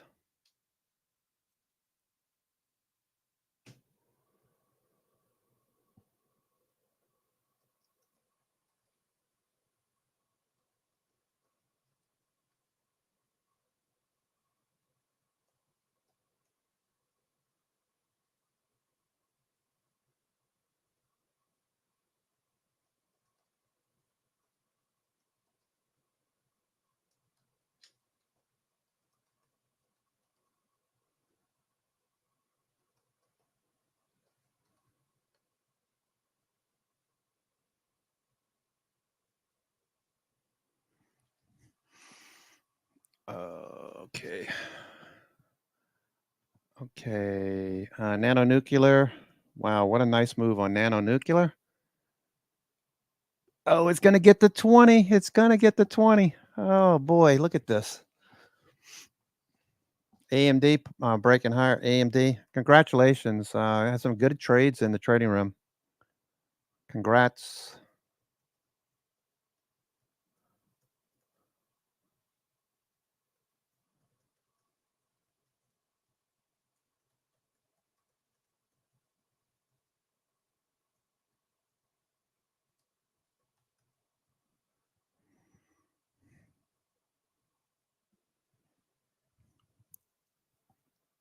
Okay, there goes Apple, Meta, AMD. Ay, ay, ay, ay, ay. All right, Micron, even Micron's reversing off the low. Micron.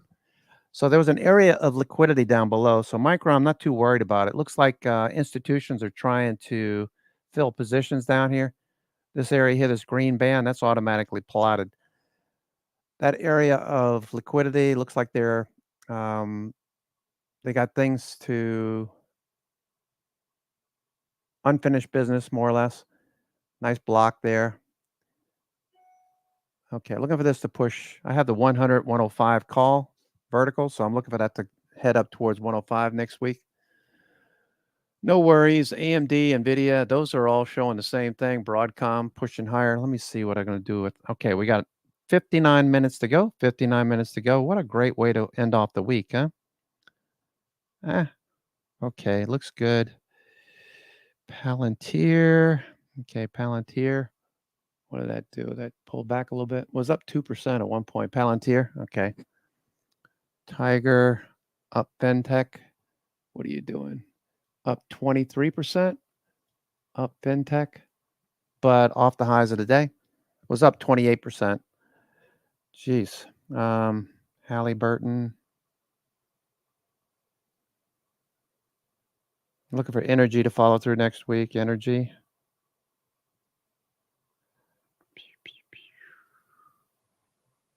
SMR. Super Micro. Okay, everything's working. Looks good. No sell-off into the close. On the contrary, we got a nice follow-through. Okay, what is the Qs doing? Qs are up. Nano Nuclear gonna touch 20. Damn it.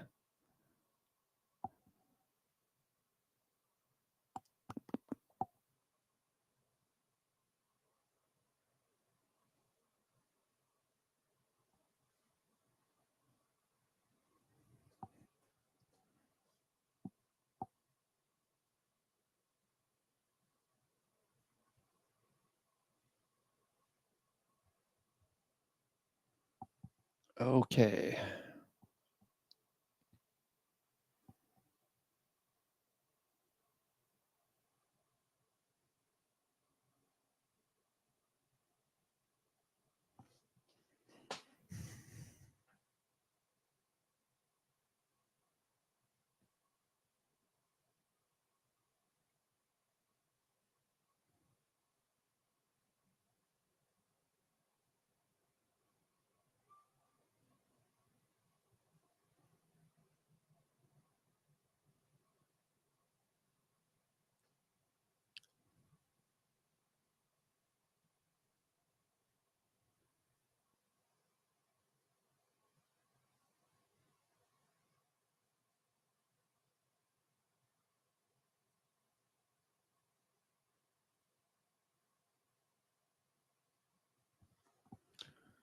Okay.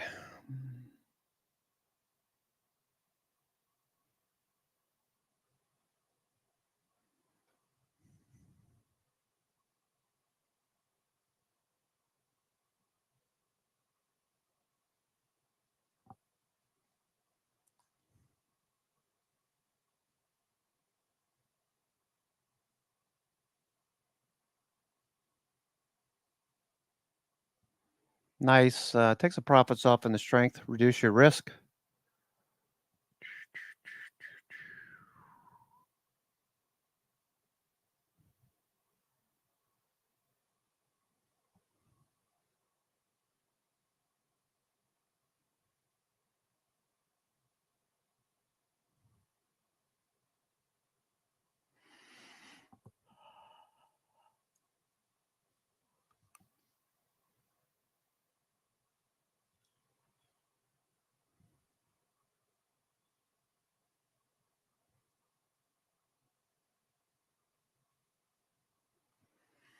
Okay, looking for a little dip there. All right.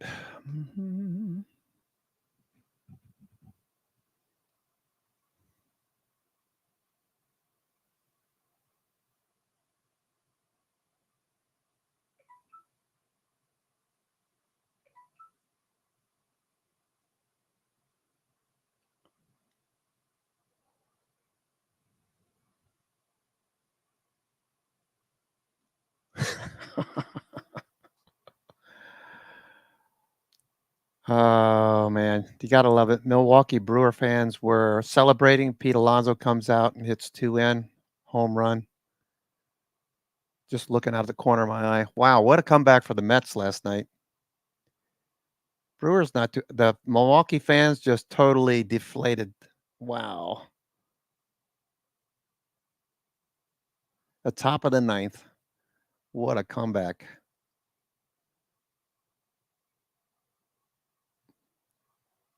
Everybody's like, oh shit.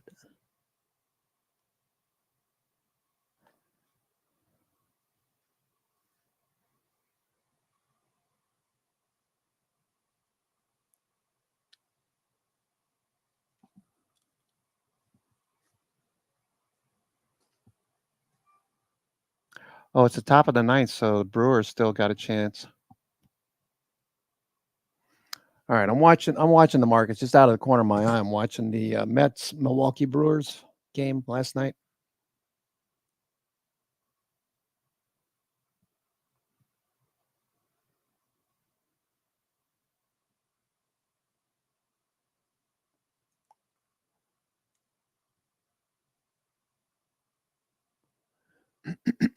All right, so Micron, okay, Nvidia, AMD, Nvidia. Nice move on Nvidia. Nvidia.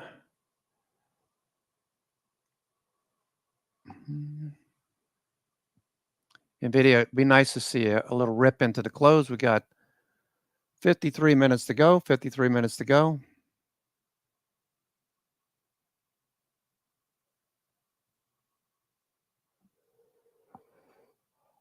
Oh, there goes up FinTech. There goes FinTech again.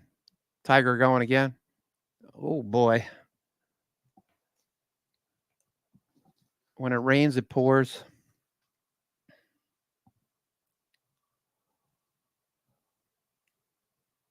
When it rains, it pours. There goes Tiger. Okay, Nano Nuclear. Did it tag 20? Did it tag 20? Nano. And then he got close. Did it? No, 1998. Ay, ay, ay. Nice move there.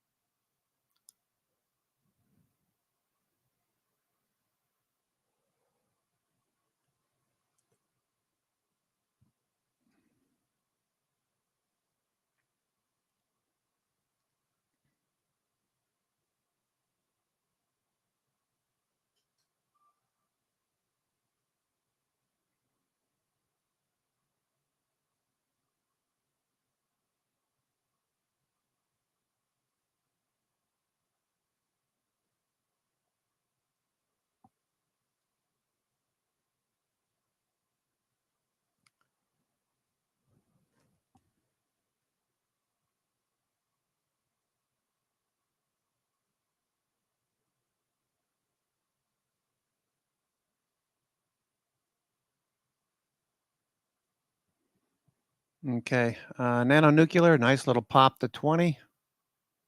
1998.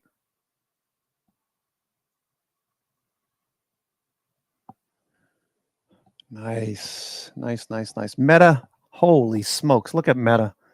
Meta is smoking it right now. Jeez.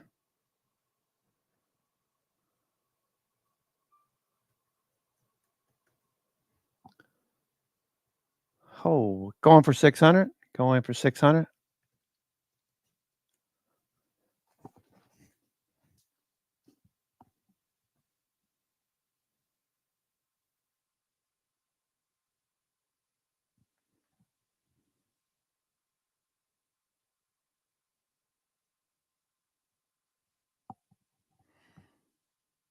Nano Nuclear. Met.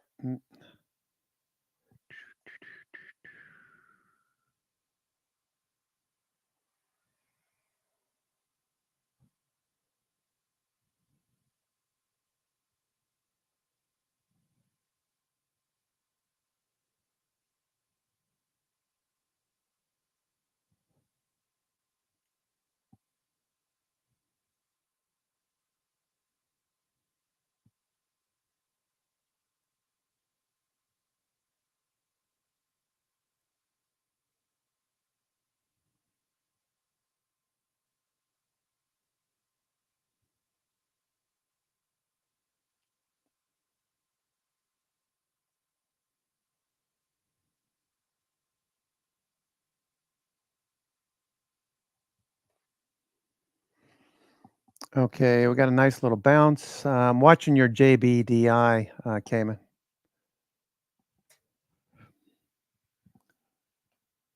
Meta, oh my God.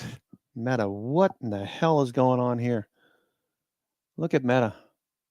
Ay, ay, ay, ay, ay. Both of these 60-minute? No, okay, let me go to the daily here. Daily. No, don't want that. Don't want that. I'm going to go to the daily. Oh, look at that. Look at that.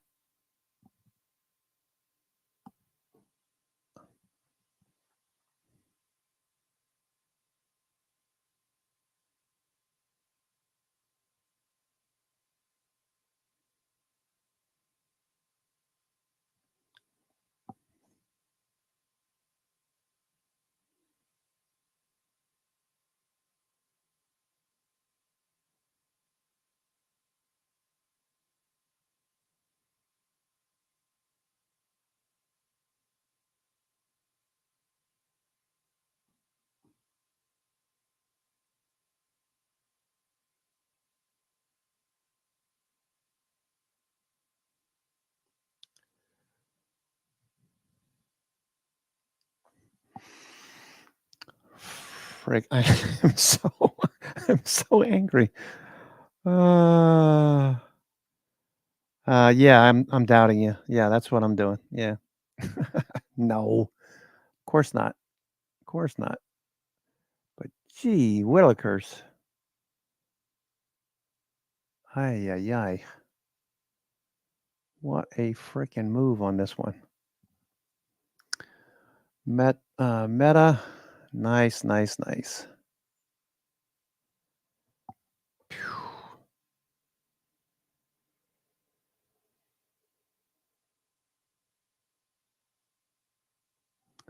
Mm-hmm.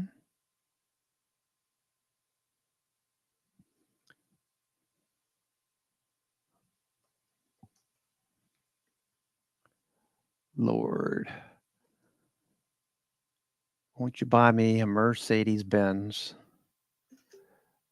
Wow.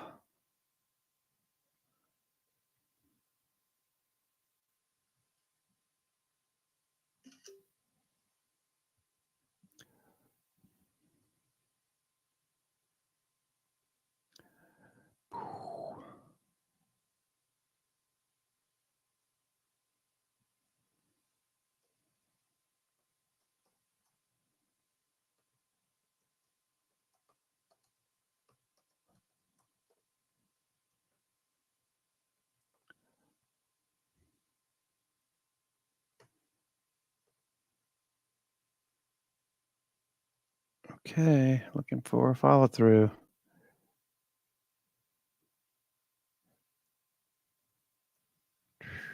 Wow, what a move. What a move. Great job.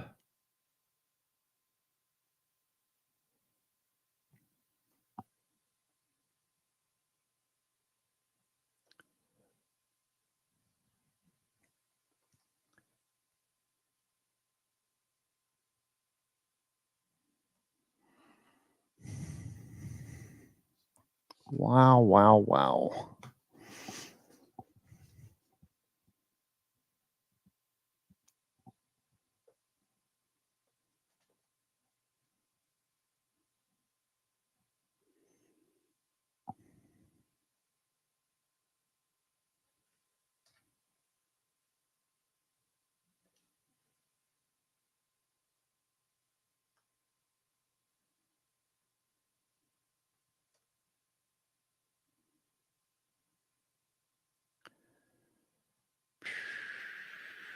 Wow.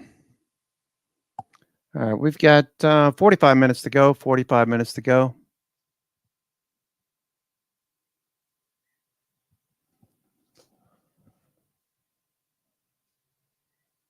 AMD trying to push away from 170. AMD.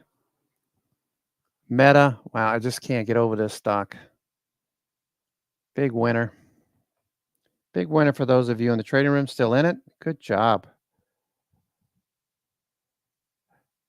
Nice.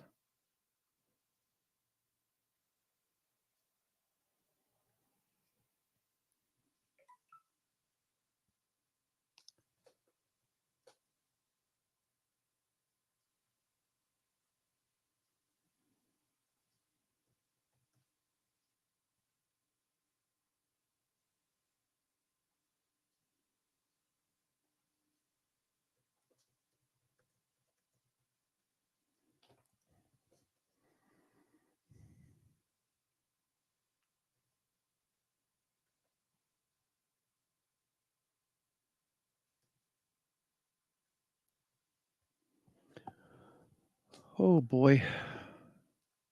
All right, Broadcom trying to go too. Let's see. We got 43 minutes to go.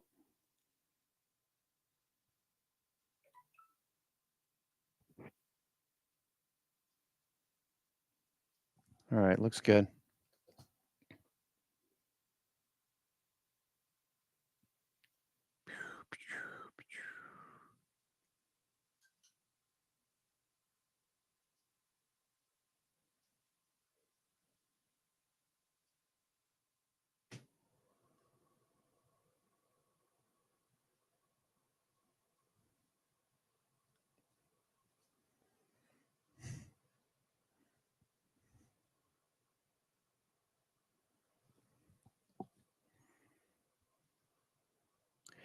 Crazy. Very nice. Very nice.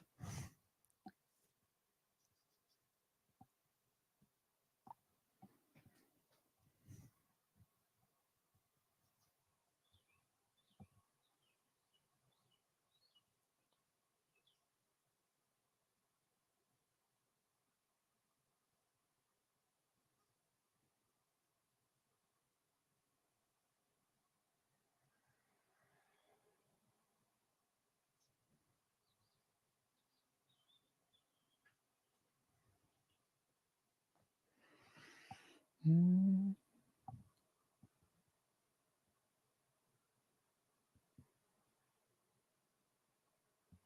Going to be better about our prospects because earnings growth expectations for next year for the first quarter like 15%. That's a lot to live up to. Yeah, well, I think, going back to the discussion on small caps, I think that's going to be a really key, this is going to be a really key quarter for small caps, because I think, while I agree that a lot of the Okay, there goes Broadcom pushing a bit higher. Broadcom. holding up better, that's, one step in the right direction. We've been in an earnings recession for small caps. Wow, look at Meta. Holy smokes.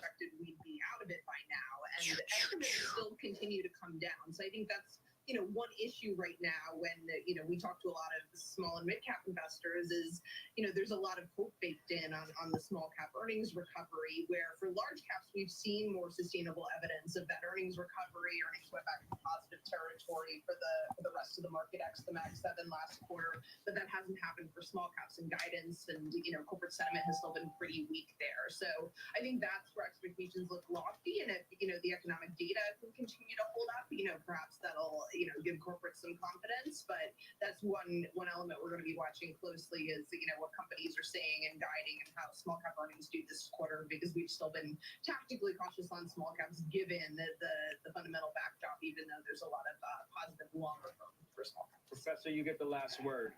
Same question about earnings. And what's going to be the big takeaway this quarter?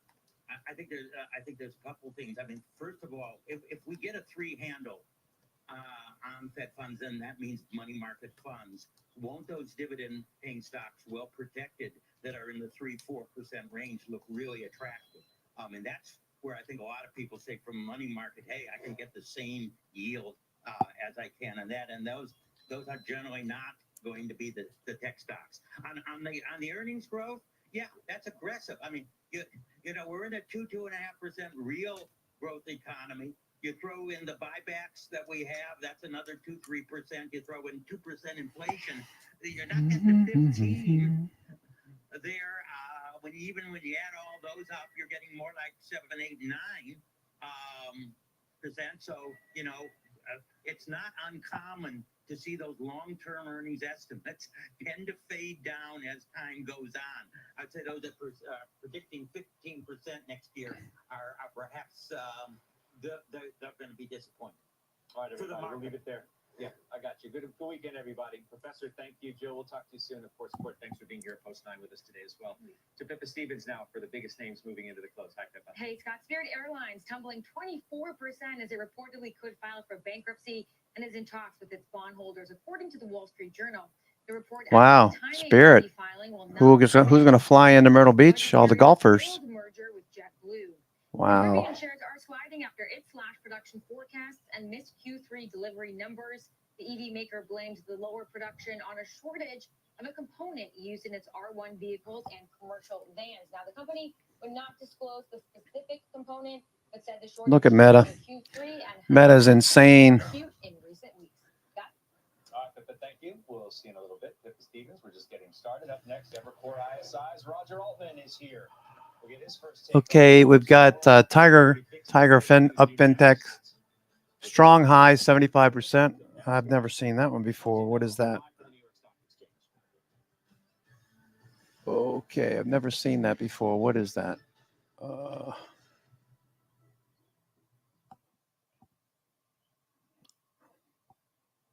Okay, that's a pretty decent one there.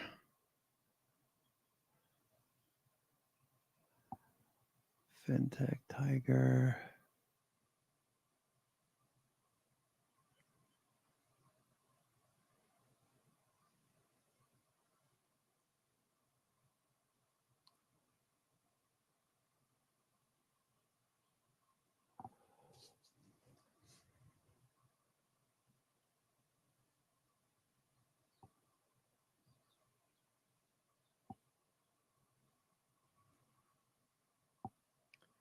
All right, I'm going to sell some Tiger into strength.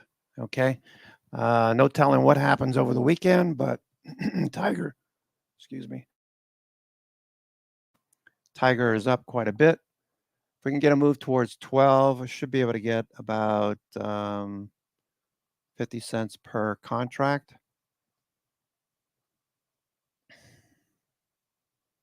All right, so we just need to see a move here through the high. Been a good day. Hope everyone's having a good day.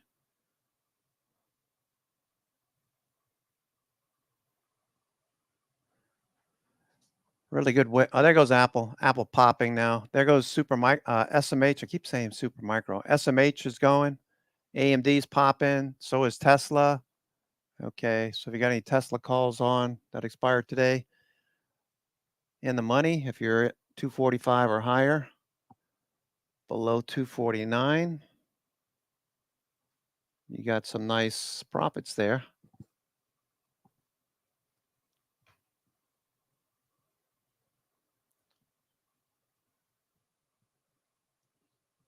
Up FinTech, looking for a follow through.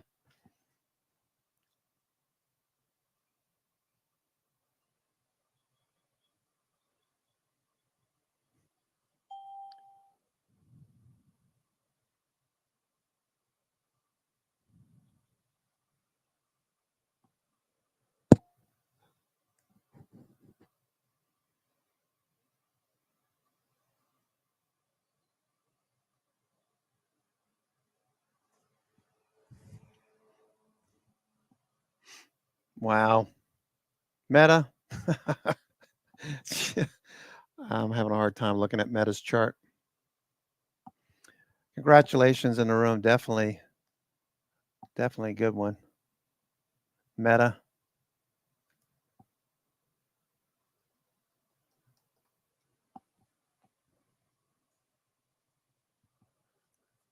These kind of moves on Meta come around every once in a while.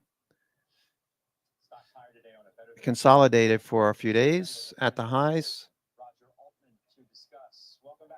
And to begin the week, there was a number of analysts on Bloomberg and CNBC. They were talking about how Meta had a very good shot at outperforming the others in the short term.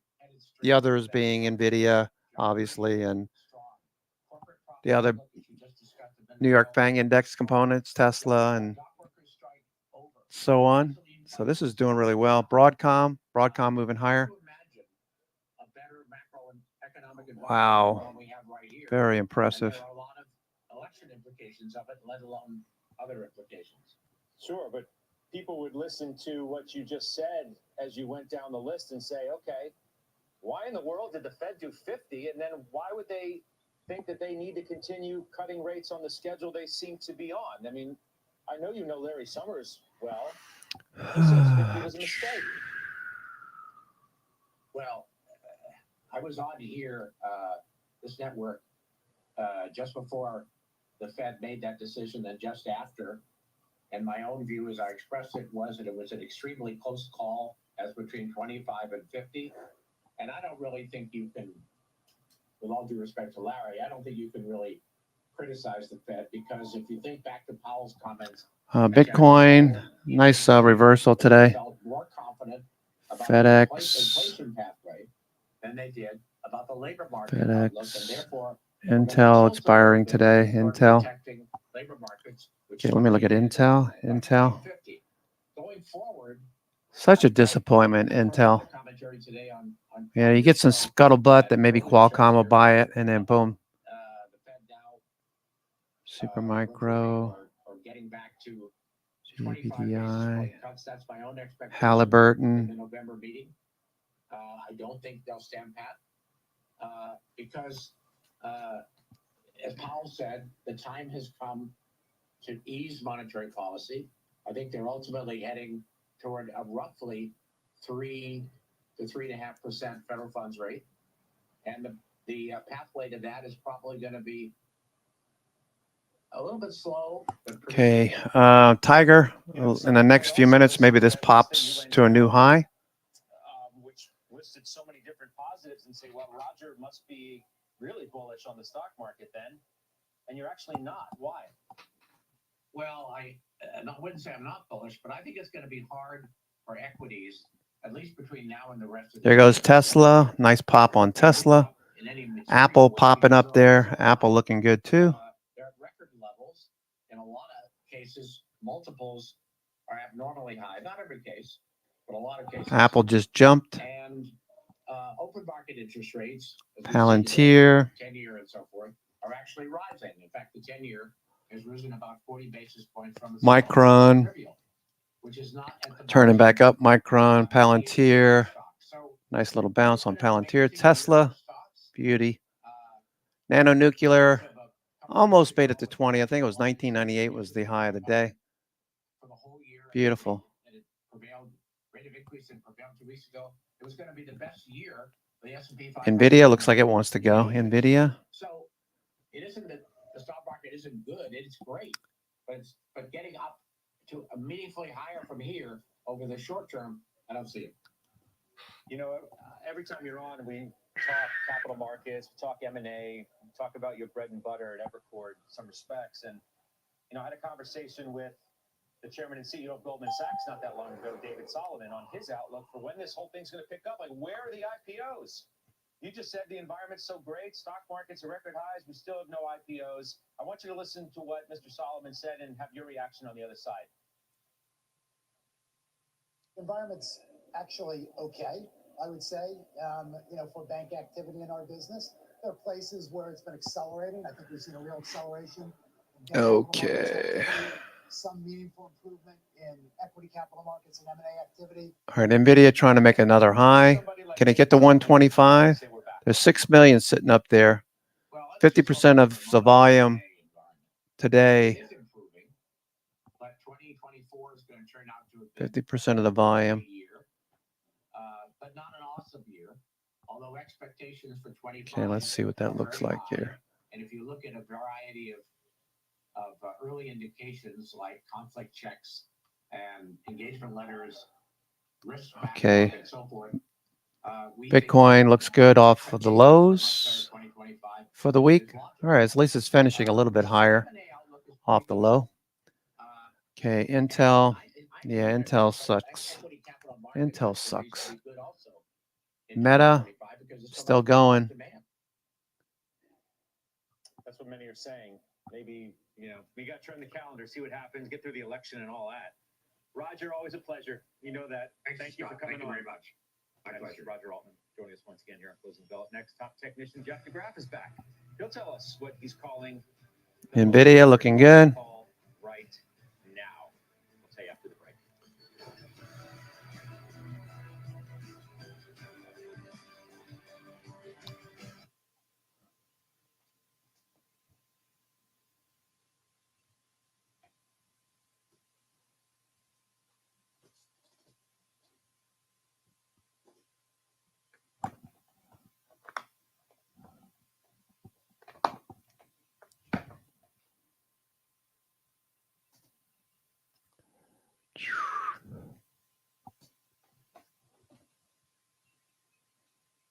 Tesla 250. There we go. Tesla. SMR is going. Okay, so SMR is going too. Nice pop there on SMR. Thank you very much.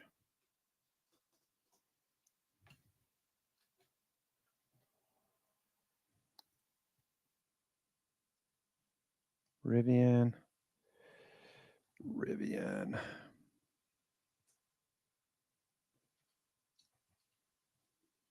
Supermicro turning. All right, everything is starting to rip up now.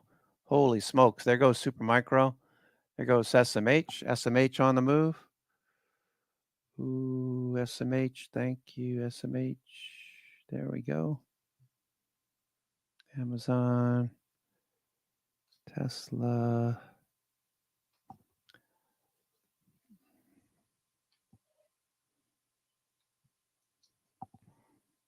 Apple.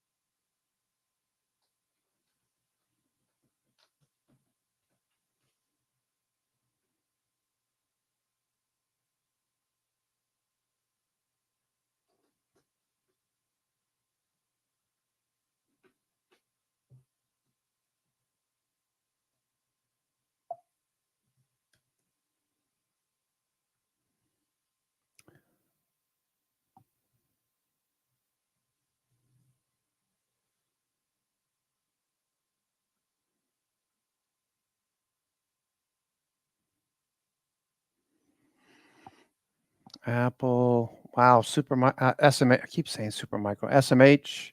There goes Broadcom. All of these ripping higher now. Okay, cool. Nice way to finish up the week. Thank you very much. I'll take it. Beautiful, beautiful. AMD. Oh, there goes AMD. Oh.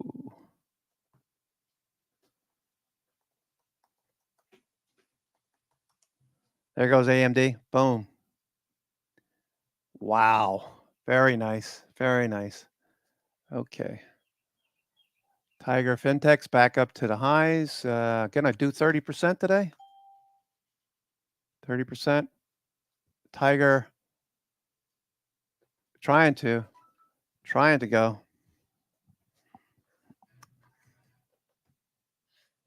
China stocks extending their rally. A number of ETFs set to. Okay, we got 25 minutes to go. 25 minutes to go. Says buying China right now, the most important market call. Let's bring in Jeff DeGraff, Renaissance Macros Chairman and Head of Technical Research.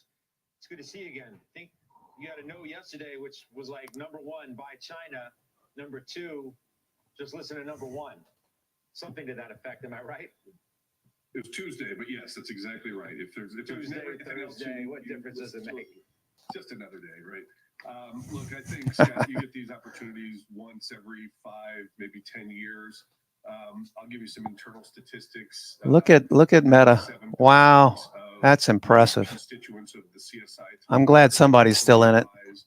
Cayman, Angela, whoever else is in it. Lee Star. Congratulations. Very nice. Very nice. Negative readings that we've had in alpha generation over the last 3 to 5 years. This is where bottoms are made. People have given up. The ETF flows are negative. So when we look for the conditions, call that kind of a technician's valuation, if you will, that alpha model, and then we get this hot spark through momentum. Again, these are very rare occurrences, and I know this sounds crazy, but I think this market can get to 6,000 within, call it 18 months, maybe even as short as 12 months. So I think it's a really important call coming out of China. You've actually got valuation, and now you've got that momentum. So it looks really, really good to us technically. I mean, these stocks. Beautiful, most of beautiful. them, certainly the tech names, are Okay, up new 40%, high, trying to get to 12. a little wind blow. Tiger. That's a lot, obviously. You make the suggestion, though, that this is just getting started. It really is, and I know it's such a human instinct to say, how can I buy them because they're up X?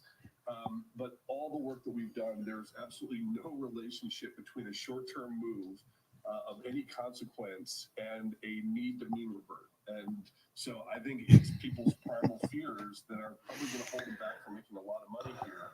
Sure, we can pull back, we can consolidate, we can have a 10% Apple. consolidation. Beautiful. I think it's a What a gift great right now day. if you get that.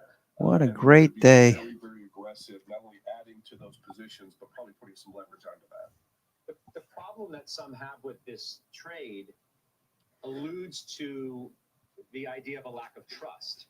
It's like Stan Druckenmiller, the other day. All right, there's a big put writer on Meta.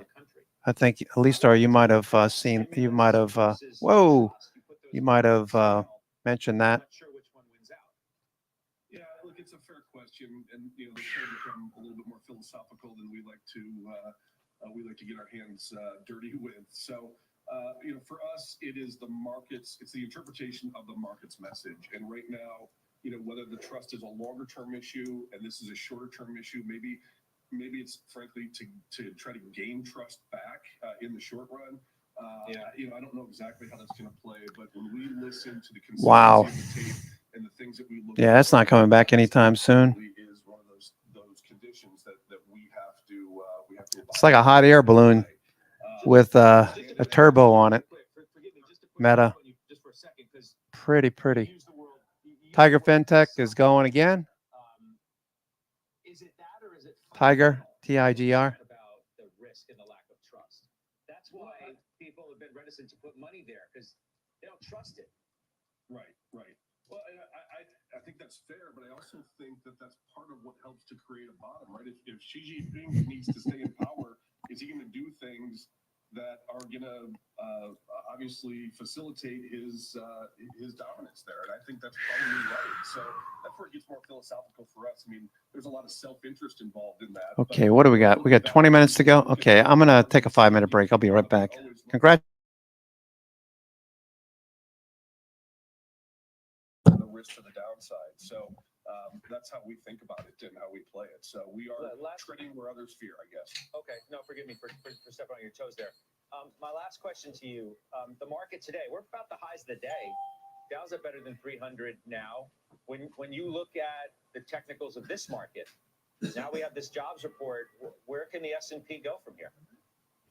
Look, this is a good trend market. This is not a momentum market like we're seeing in China, but this is a good trend market. I think the most refreshing part of today is this backup that we're seeing in yields. Now, yields are overbought right now. This is the first time that they've been overbought since April, so I think that's something to at least keep in mind in perspective.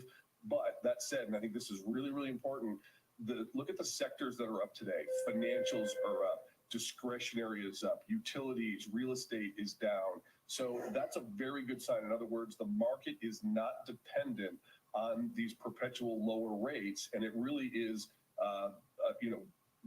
advancing on its own volition, if you will, with what's happening to the overall economy. I think this helps seal the deal on the soft landing. I don't think 50 basis points was a mistake. If you look at that spread between twos and the Fed funds, there's still ample room for this Fed to lower rates. They're just not going to have to do it with the same type of urgency that looked like they might need to as we got into the end of August and early September. This is a good news rate move today. I mean, they're up for the right reasons. You can easily make the argument. Jeff, I appreciate you. We'll talk to you soon. Thanks, man. That's Jeff DeGraff. Up next, We're tracking the biggest movers into the close. Pippa Stevens is back with that. Hi, Pippa. Hey, Scott, JP Morgan says one retailer is benefiting from back to school buying. We've got the name to watch coming up next.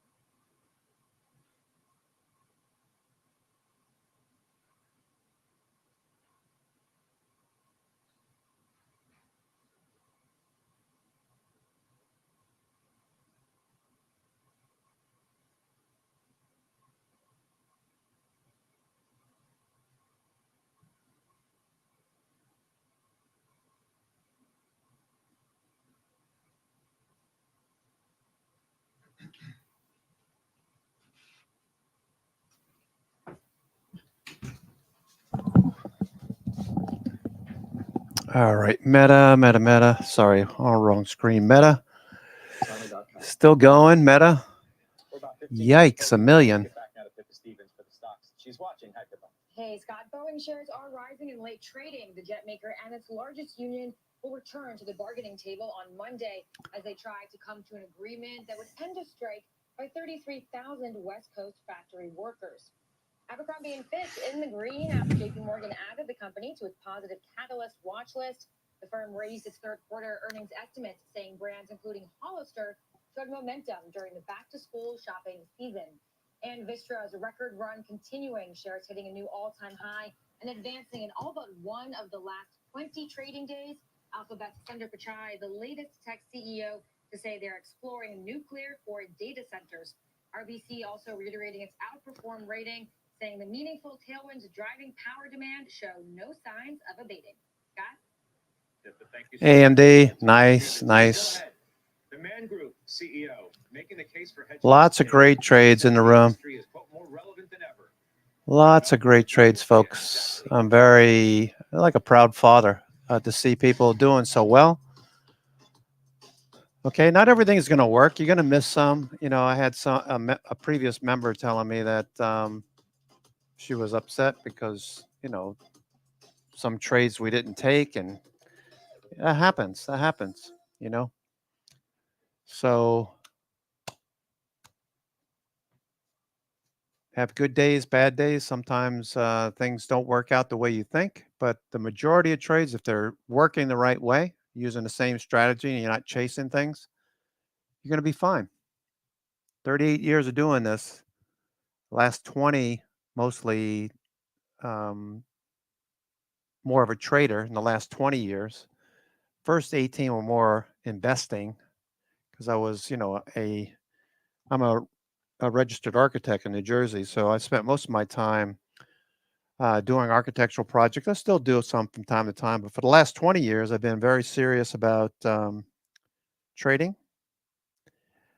And the majority of the times things work out. Sometimes they don't. You got to make sure you're paying attention to the markets, all right? And you're not blindsided by, expectations that September was supposed to be a off month, didn't happen this time around. This September didn't work that way. We've had times where seasonality was supposed to kick in and the exact opposite happened. Well, that's pretty much what happened in September. We already had our pullback. We already had the pullback. So, and there was a lot of people talking about how the markets were due for a big correction. They're talking 20, 25%. And I'm like, why? Why? I'm going to show you why I said why. Okay. So why would you think the markets are going to drop a lot from up here? This was a few weeks ago. Why would you think the markets would drop a lot from up here? We recently had a bear market in 2021, 2022. So that's very recent. You don't usually have another bear market within 18 months of a previous bear market, 2 years. Usually, I think the number is 3 years, right? You don't usually see a bear market. You might see a 5% pullback, a 10% pullback, but not 20%. So I don't know what people were looking at. Plus, if you look at this, think about it, and then look at junk bonds. Same chart. Okay, I'm just gonna pull up junk bonds. What are junk bonds doing? J and K. They did exactly the same thing, except that they started to lead the markets lower in late 2021. We had that first dip. That was the first shot up across the bow. I know, Corey, you remember me talking about this. We used the reference a shot across the bow, and we were referencing the S&P at the time. There was a drop below the 21-day. Junk bonds pulled back. High yield corporate pulled back. Is that what's happening right now? Yeah, but Vinny, we're at the highs. We're supposed to pull back now.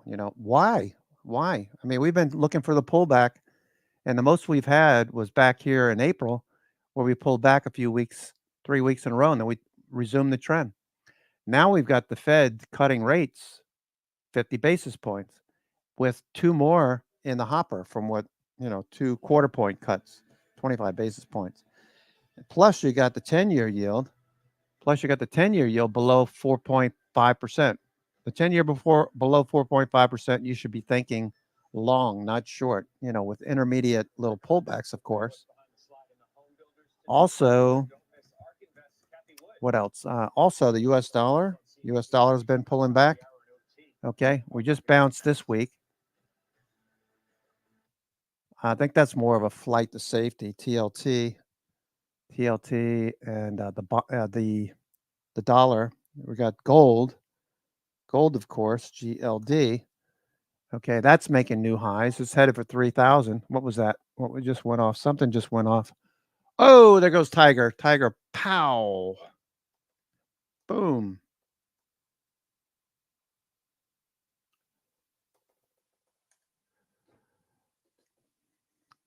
Holy smackerels there. Tiger going. Wow. Yeah, Microsoft does suck, but hopefully the rest of your trades are outweighing the losses in Microsoft. Tiger, there goes Tiger, TIGR, just boom, Jesus, look at this, holy crap. Tiger is up 34%.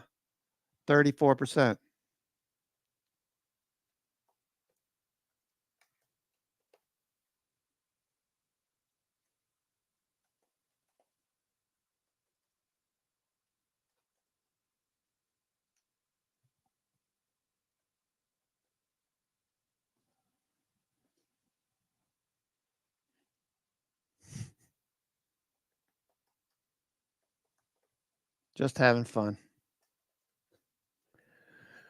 Okay, looking good, Wow. Wow. Strong high, 81%. Holy smokes. Look at that. Okay.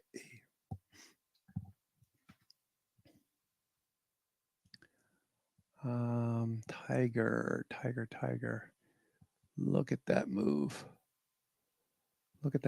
Tiger. Wow. What the hell's going on with my mouse here? Is it stuck? Oh, look at this. Wow.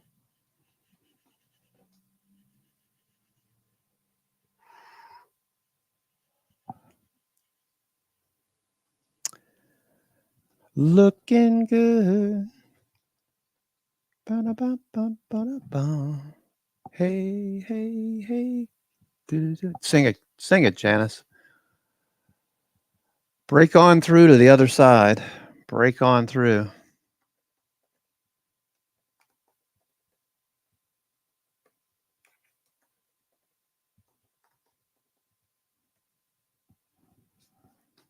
End of day, NVIDIA's going too. Holy crap.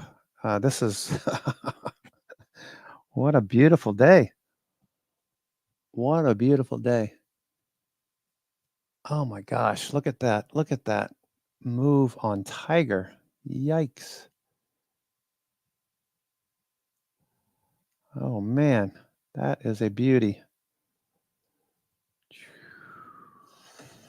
Closing Bell Market Zone, CNBC senior markets commentator Mike Santoli here to break down the crucial moments of this trading day. Leslie Picker with the headlines from her interview today with the head of the largest publicly traded hedge fund in the world, Diana Olick, on home builders selling off after this morning's jobs report. There's a big reason why. She'll tell us in just a minute. Michael, I'll turn to you first. We're less than 10 points from a new closing. Beautiful. We've really picked up some steam here as we've hit the final stretch. Well, it was an hours-long struggle to find something to complain a little bit about, and there really isn't much in terms of the jobs report, in terms of the data we got coming in the previous days, even the services, ISM, all the stuff that you maybe had a little bit of fear about were clicked off in a positive direction. So that being said, I still feel as if people are kind of sitting on their risk budgets here. You don't really see the grab for new exposure in the market. Now, granted, we are at a high. We're only 20 S&P points away from a record high. The Dow's basically there. And so, therefore, people feel like they're involved. But I do think that it's almost a healthy reservoir of caution that we are. Look at Tiger. Oh, man. Wow.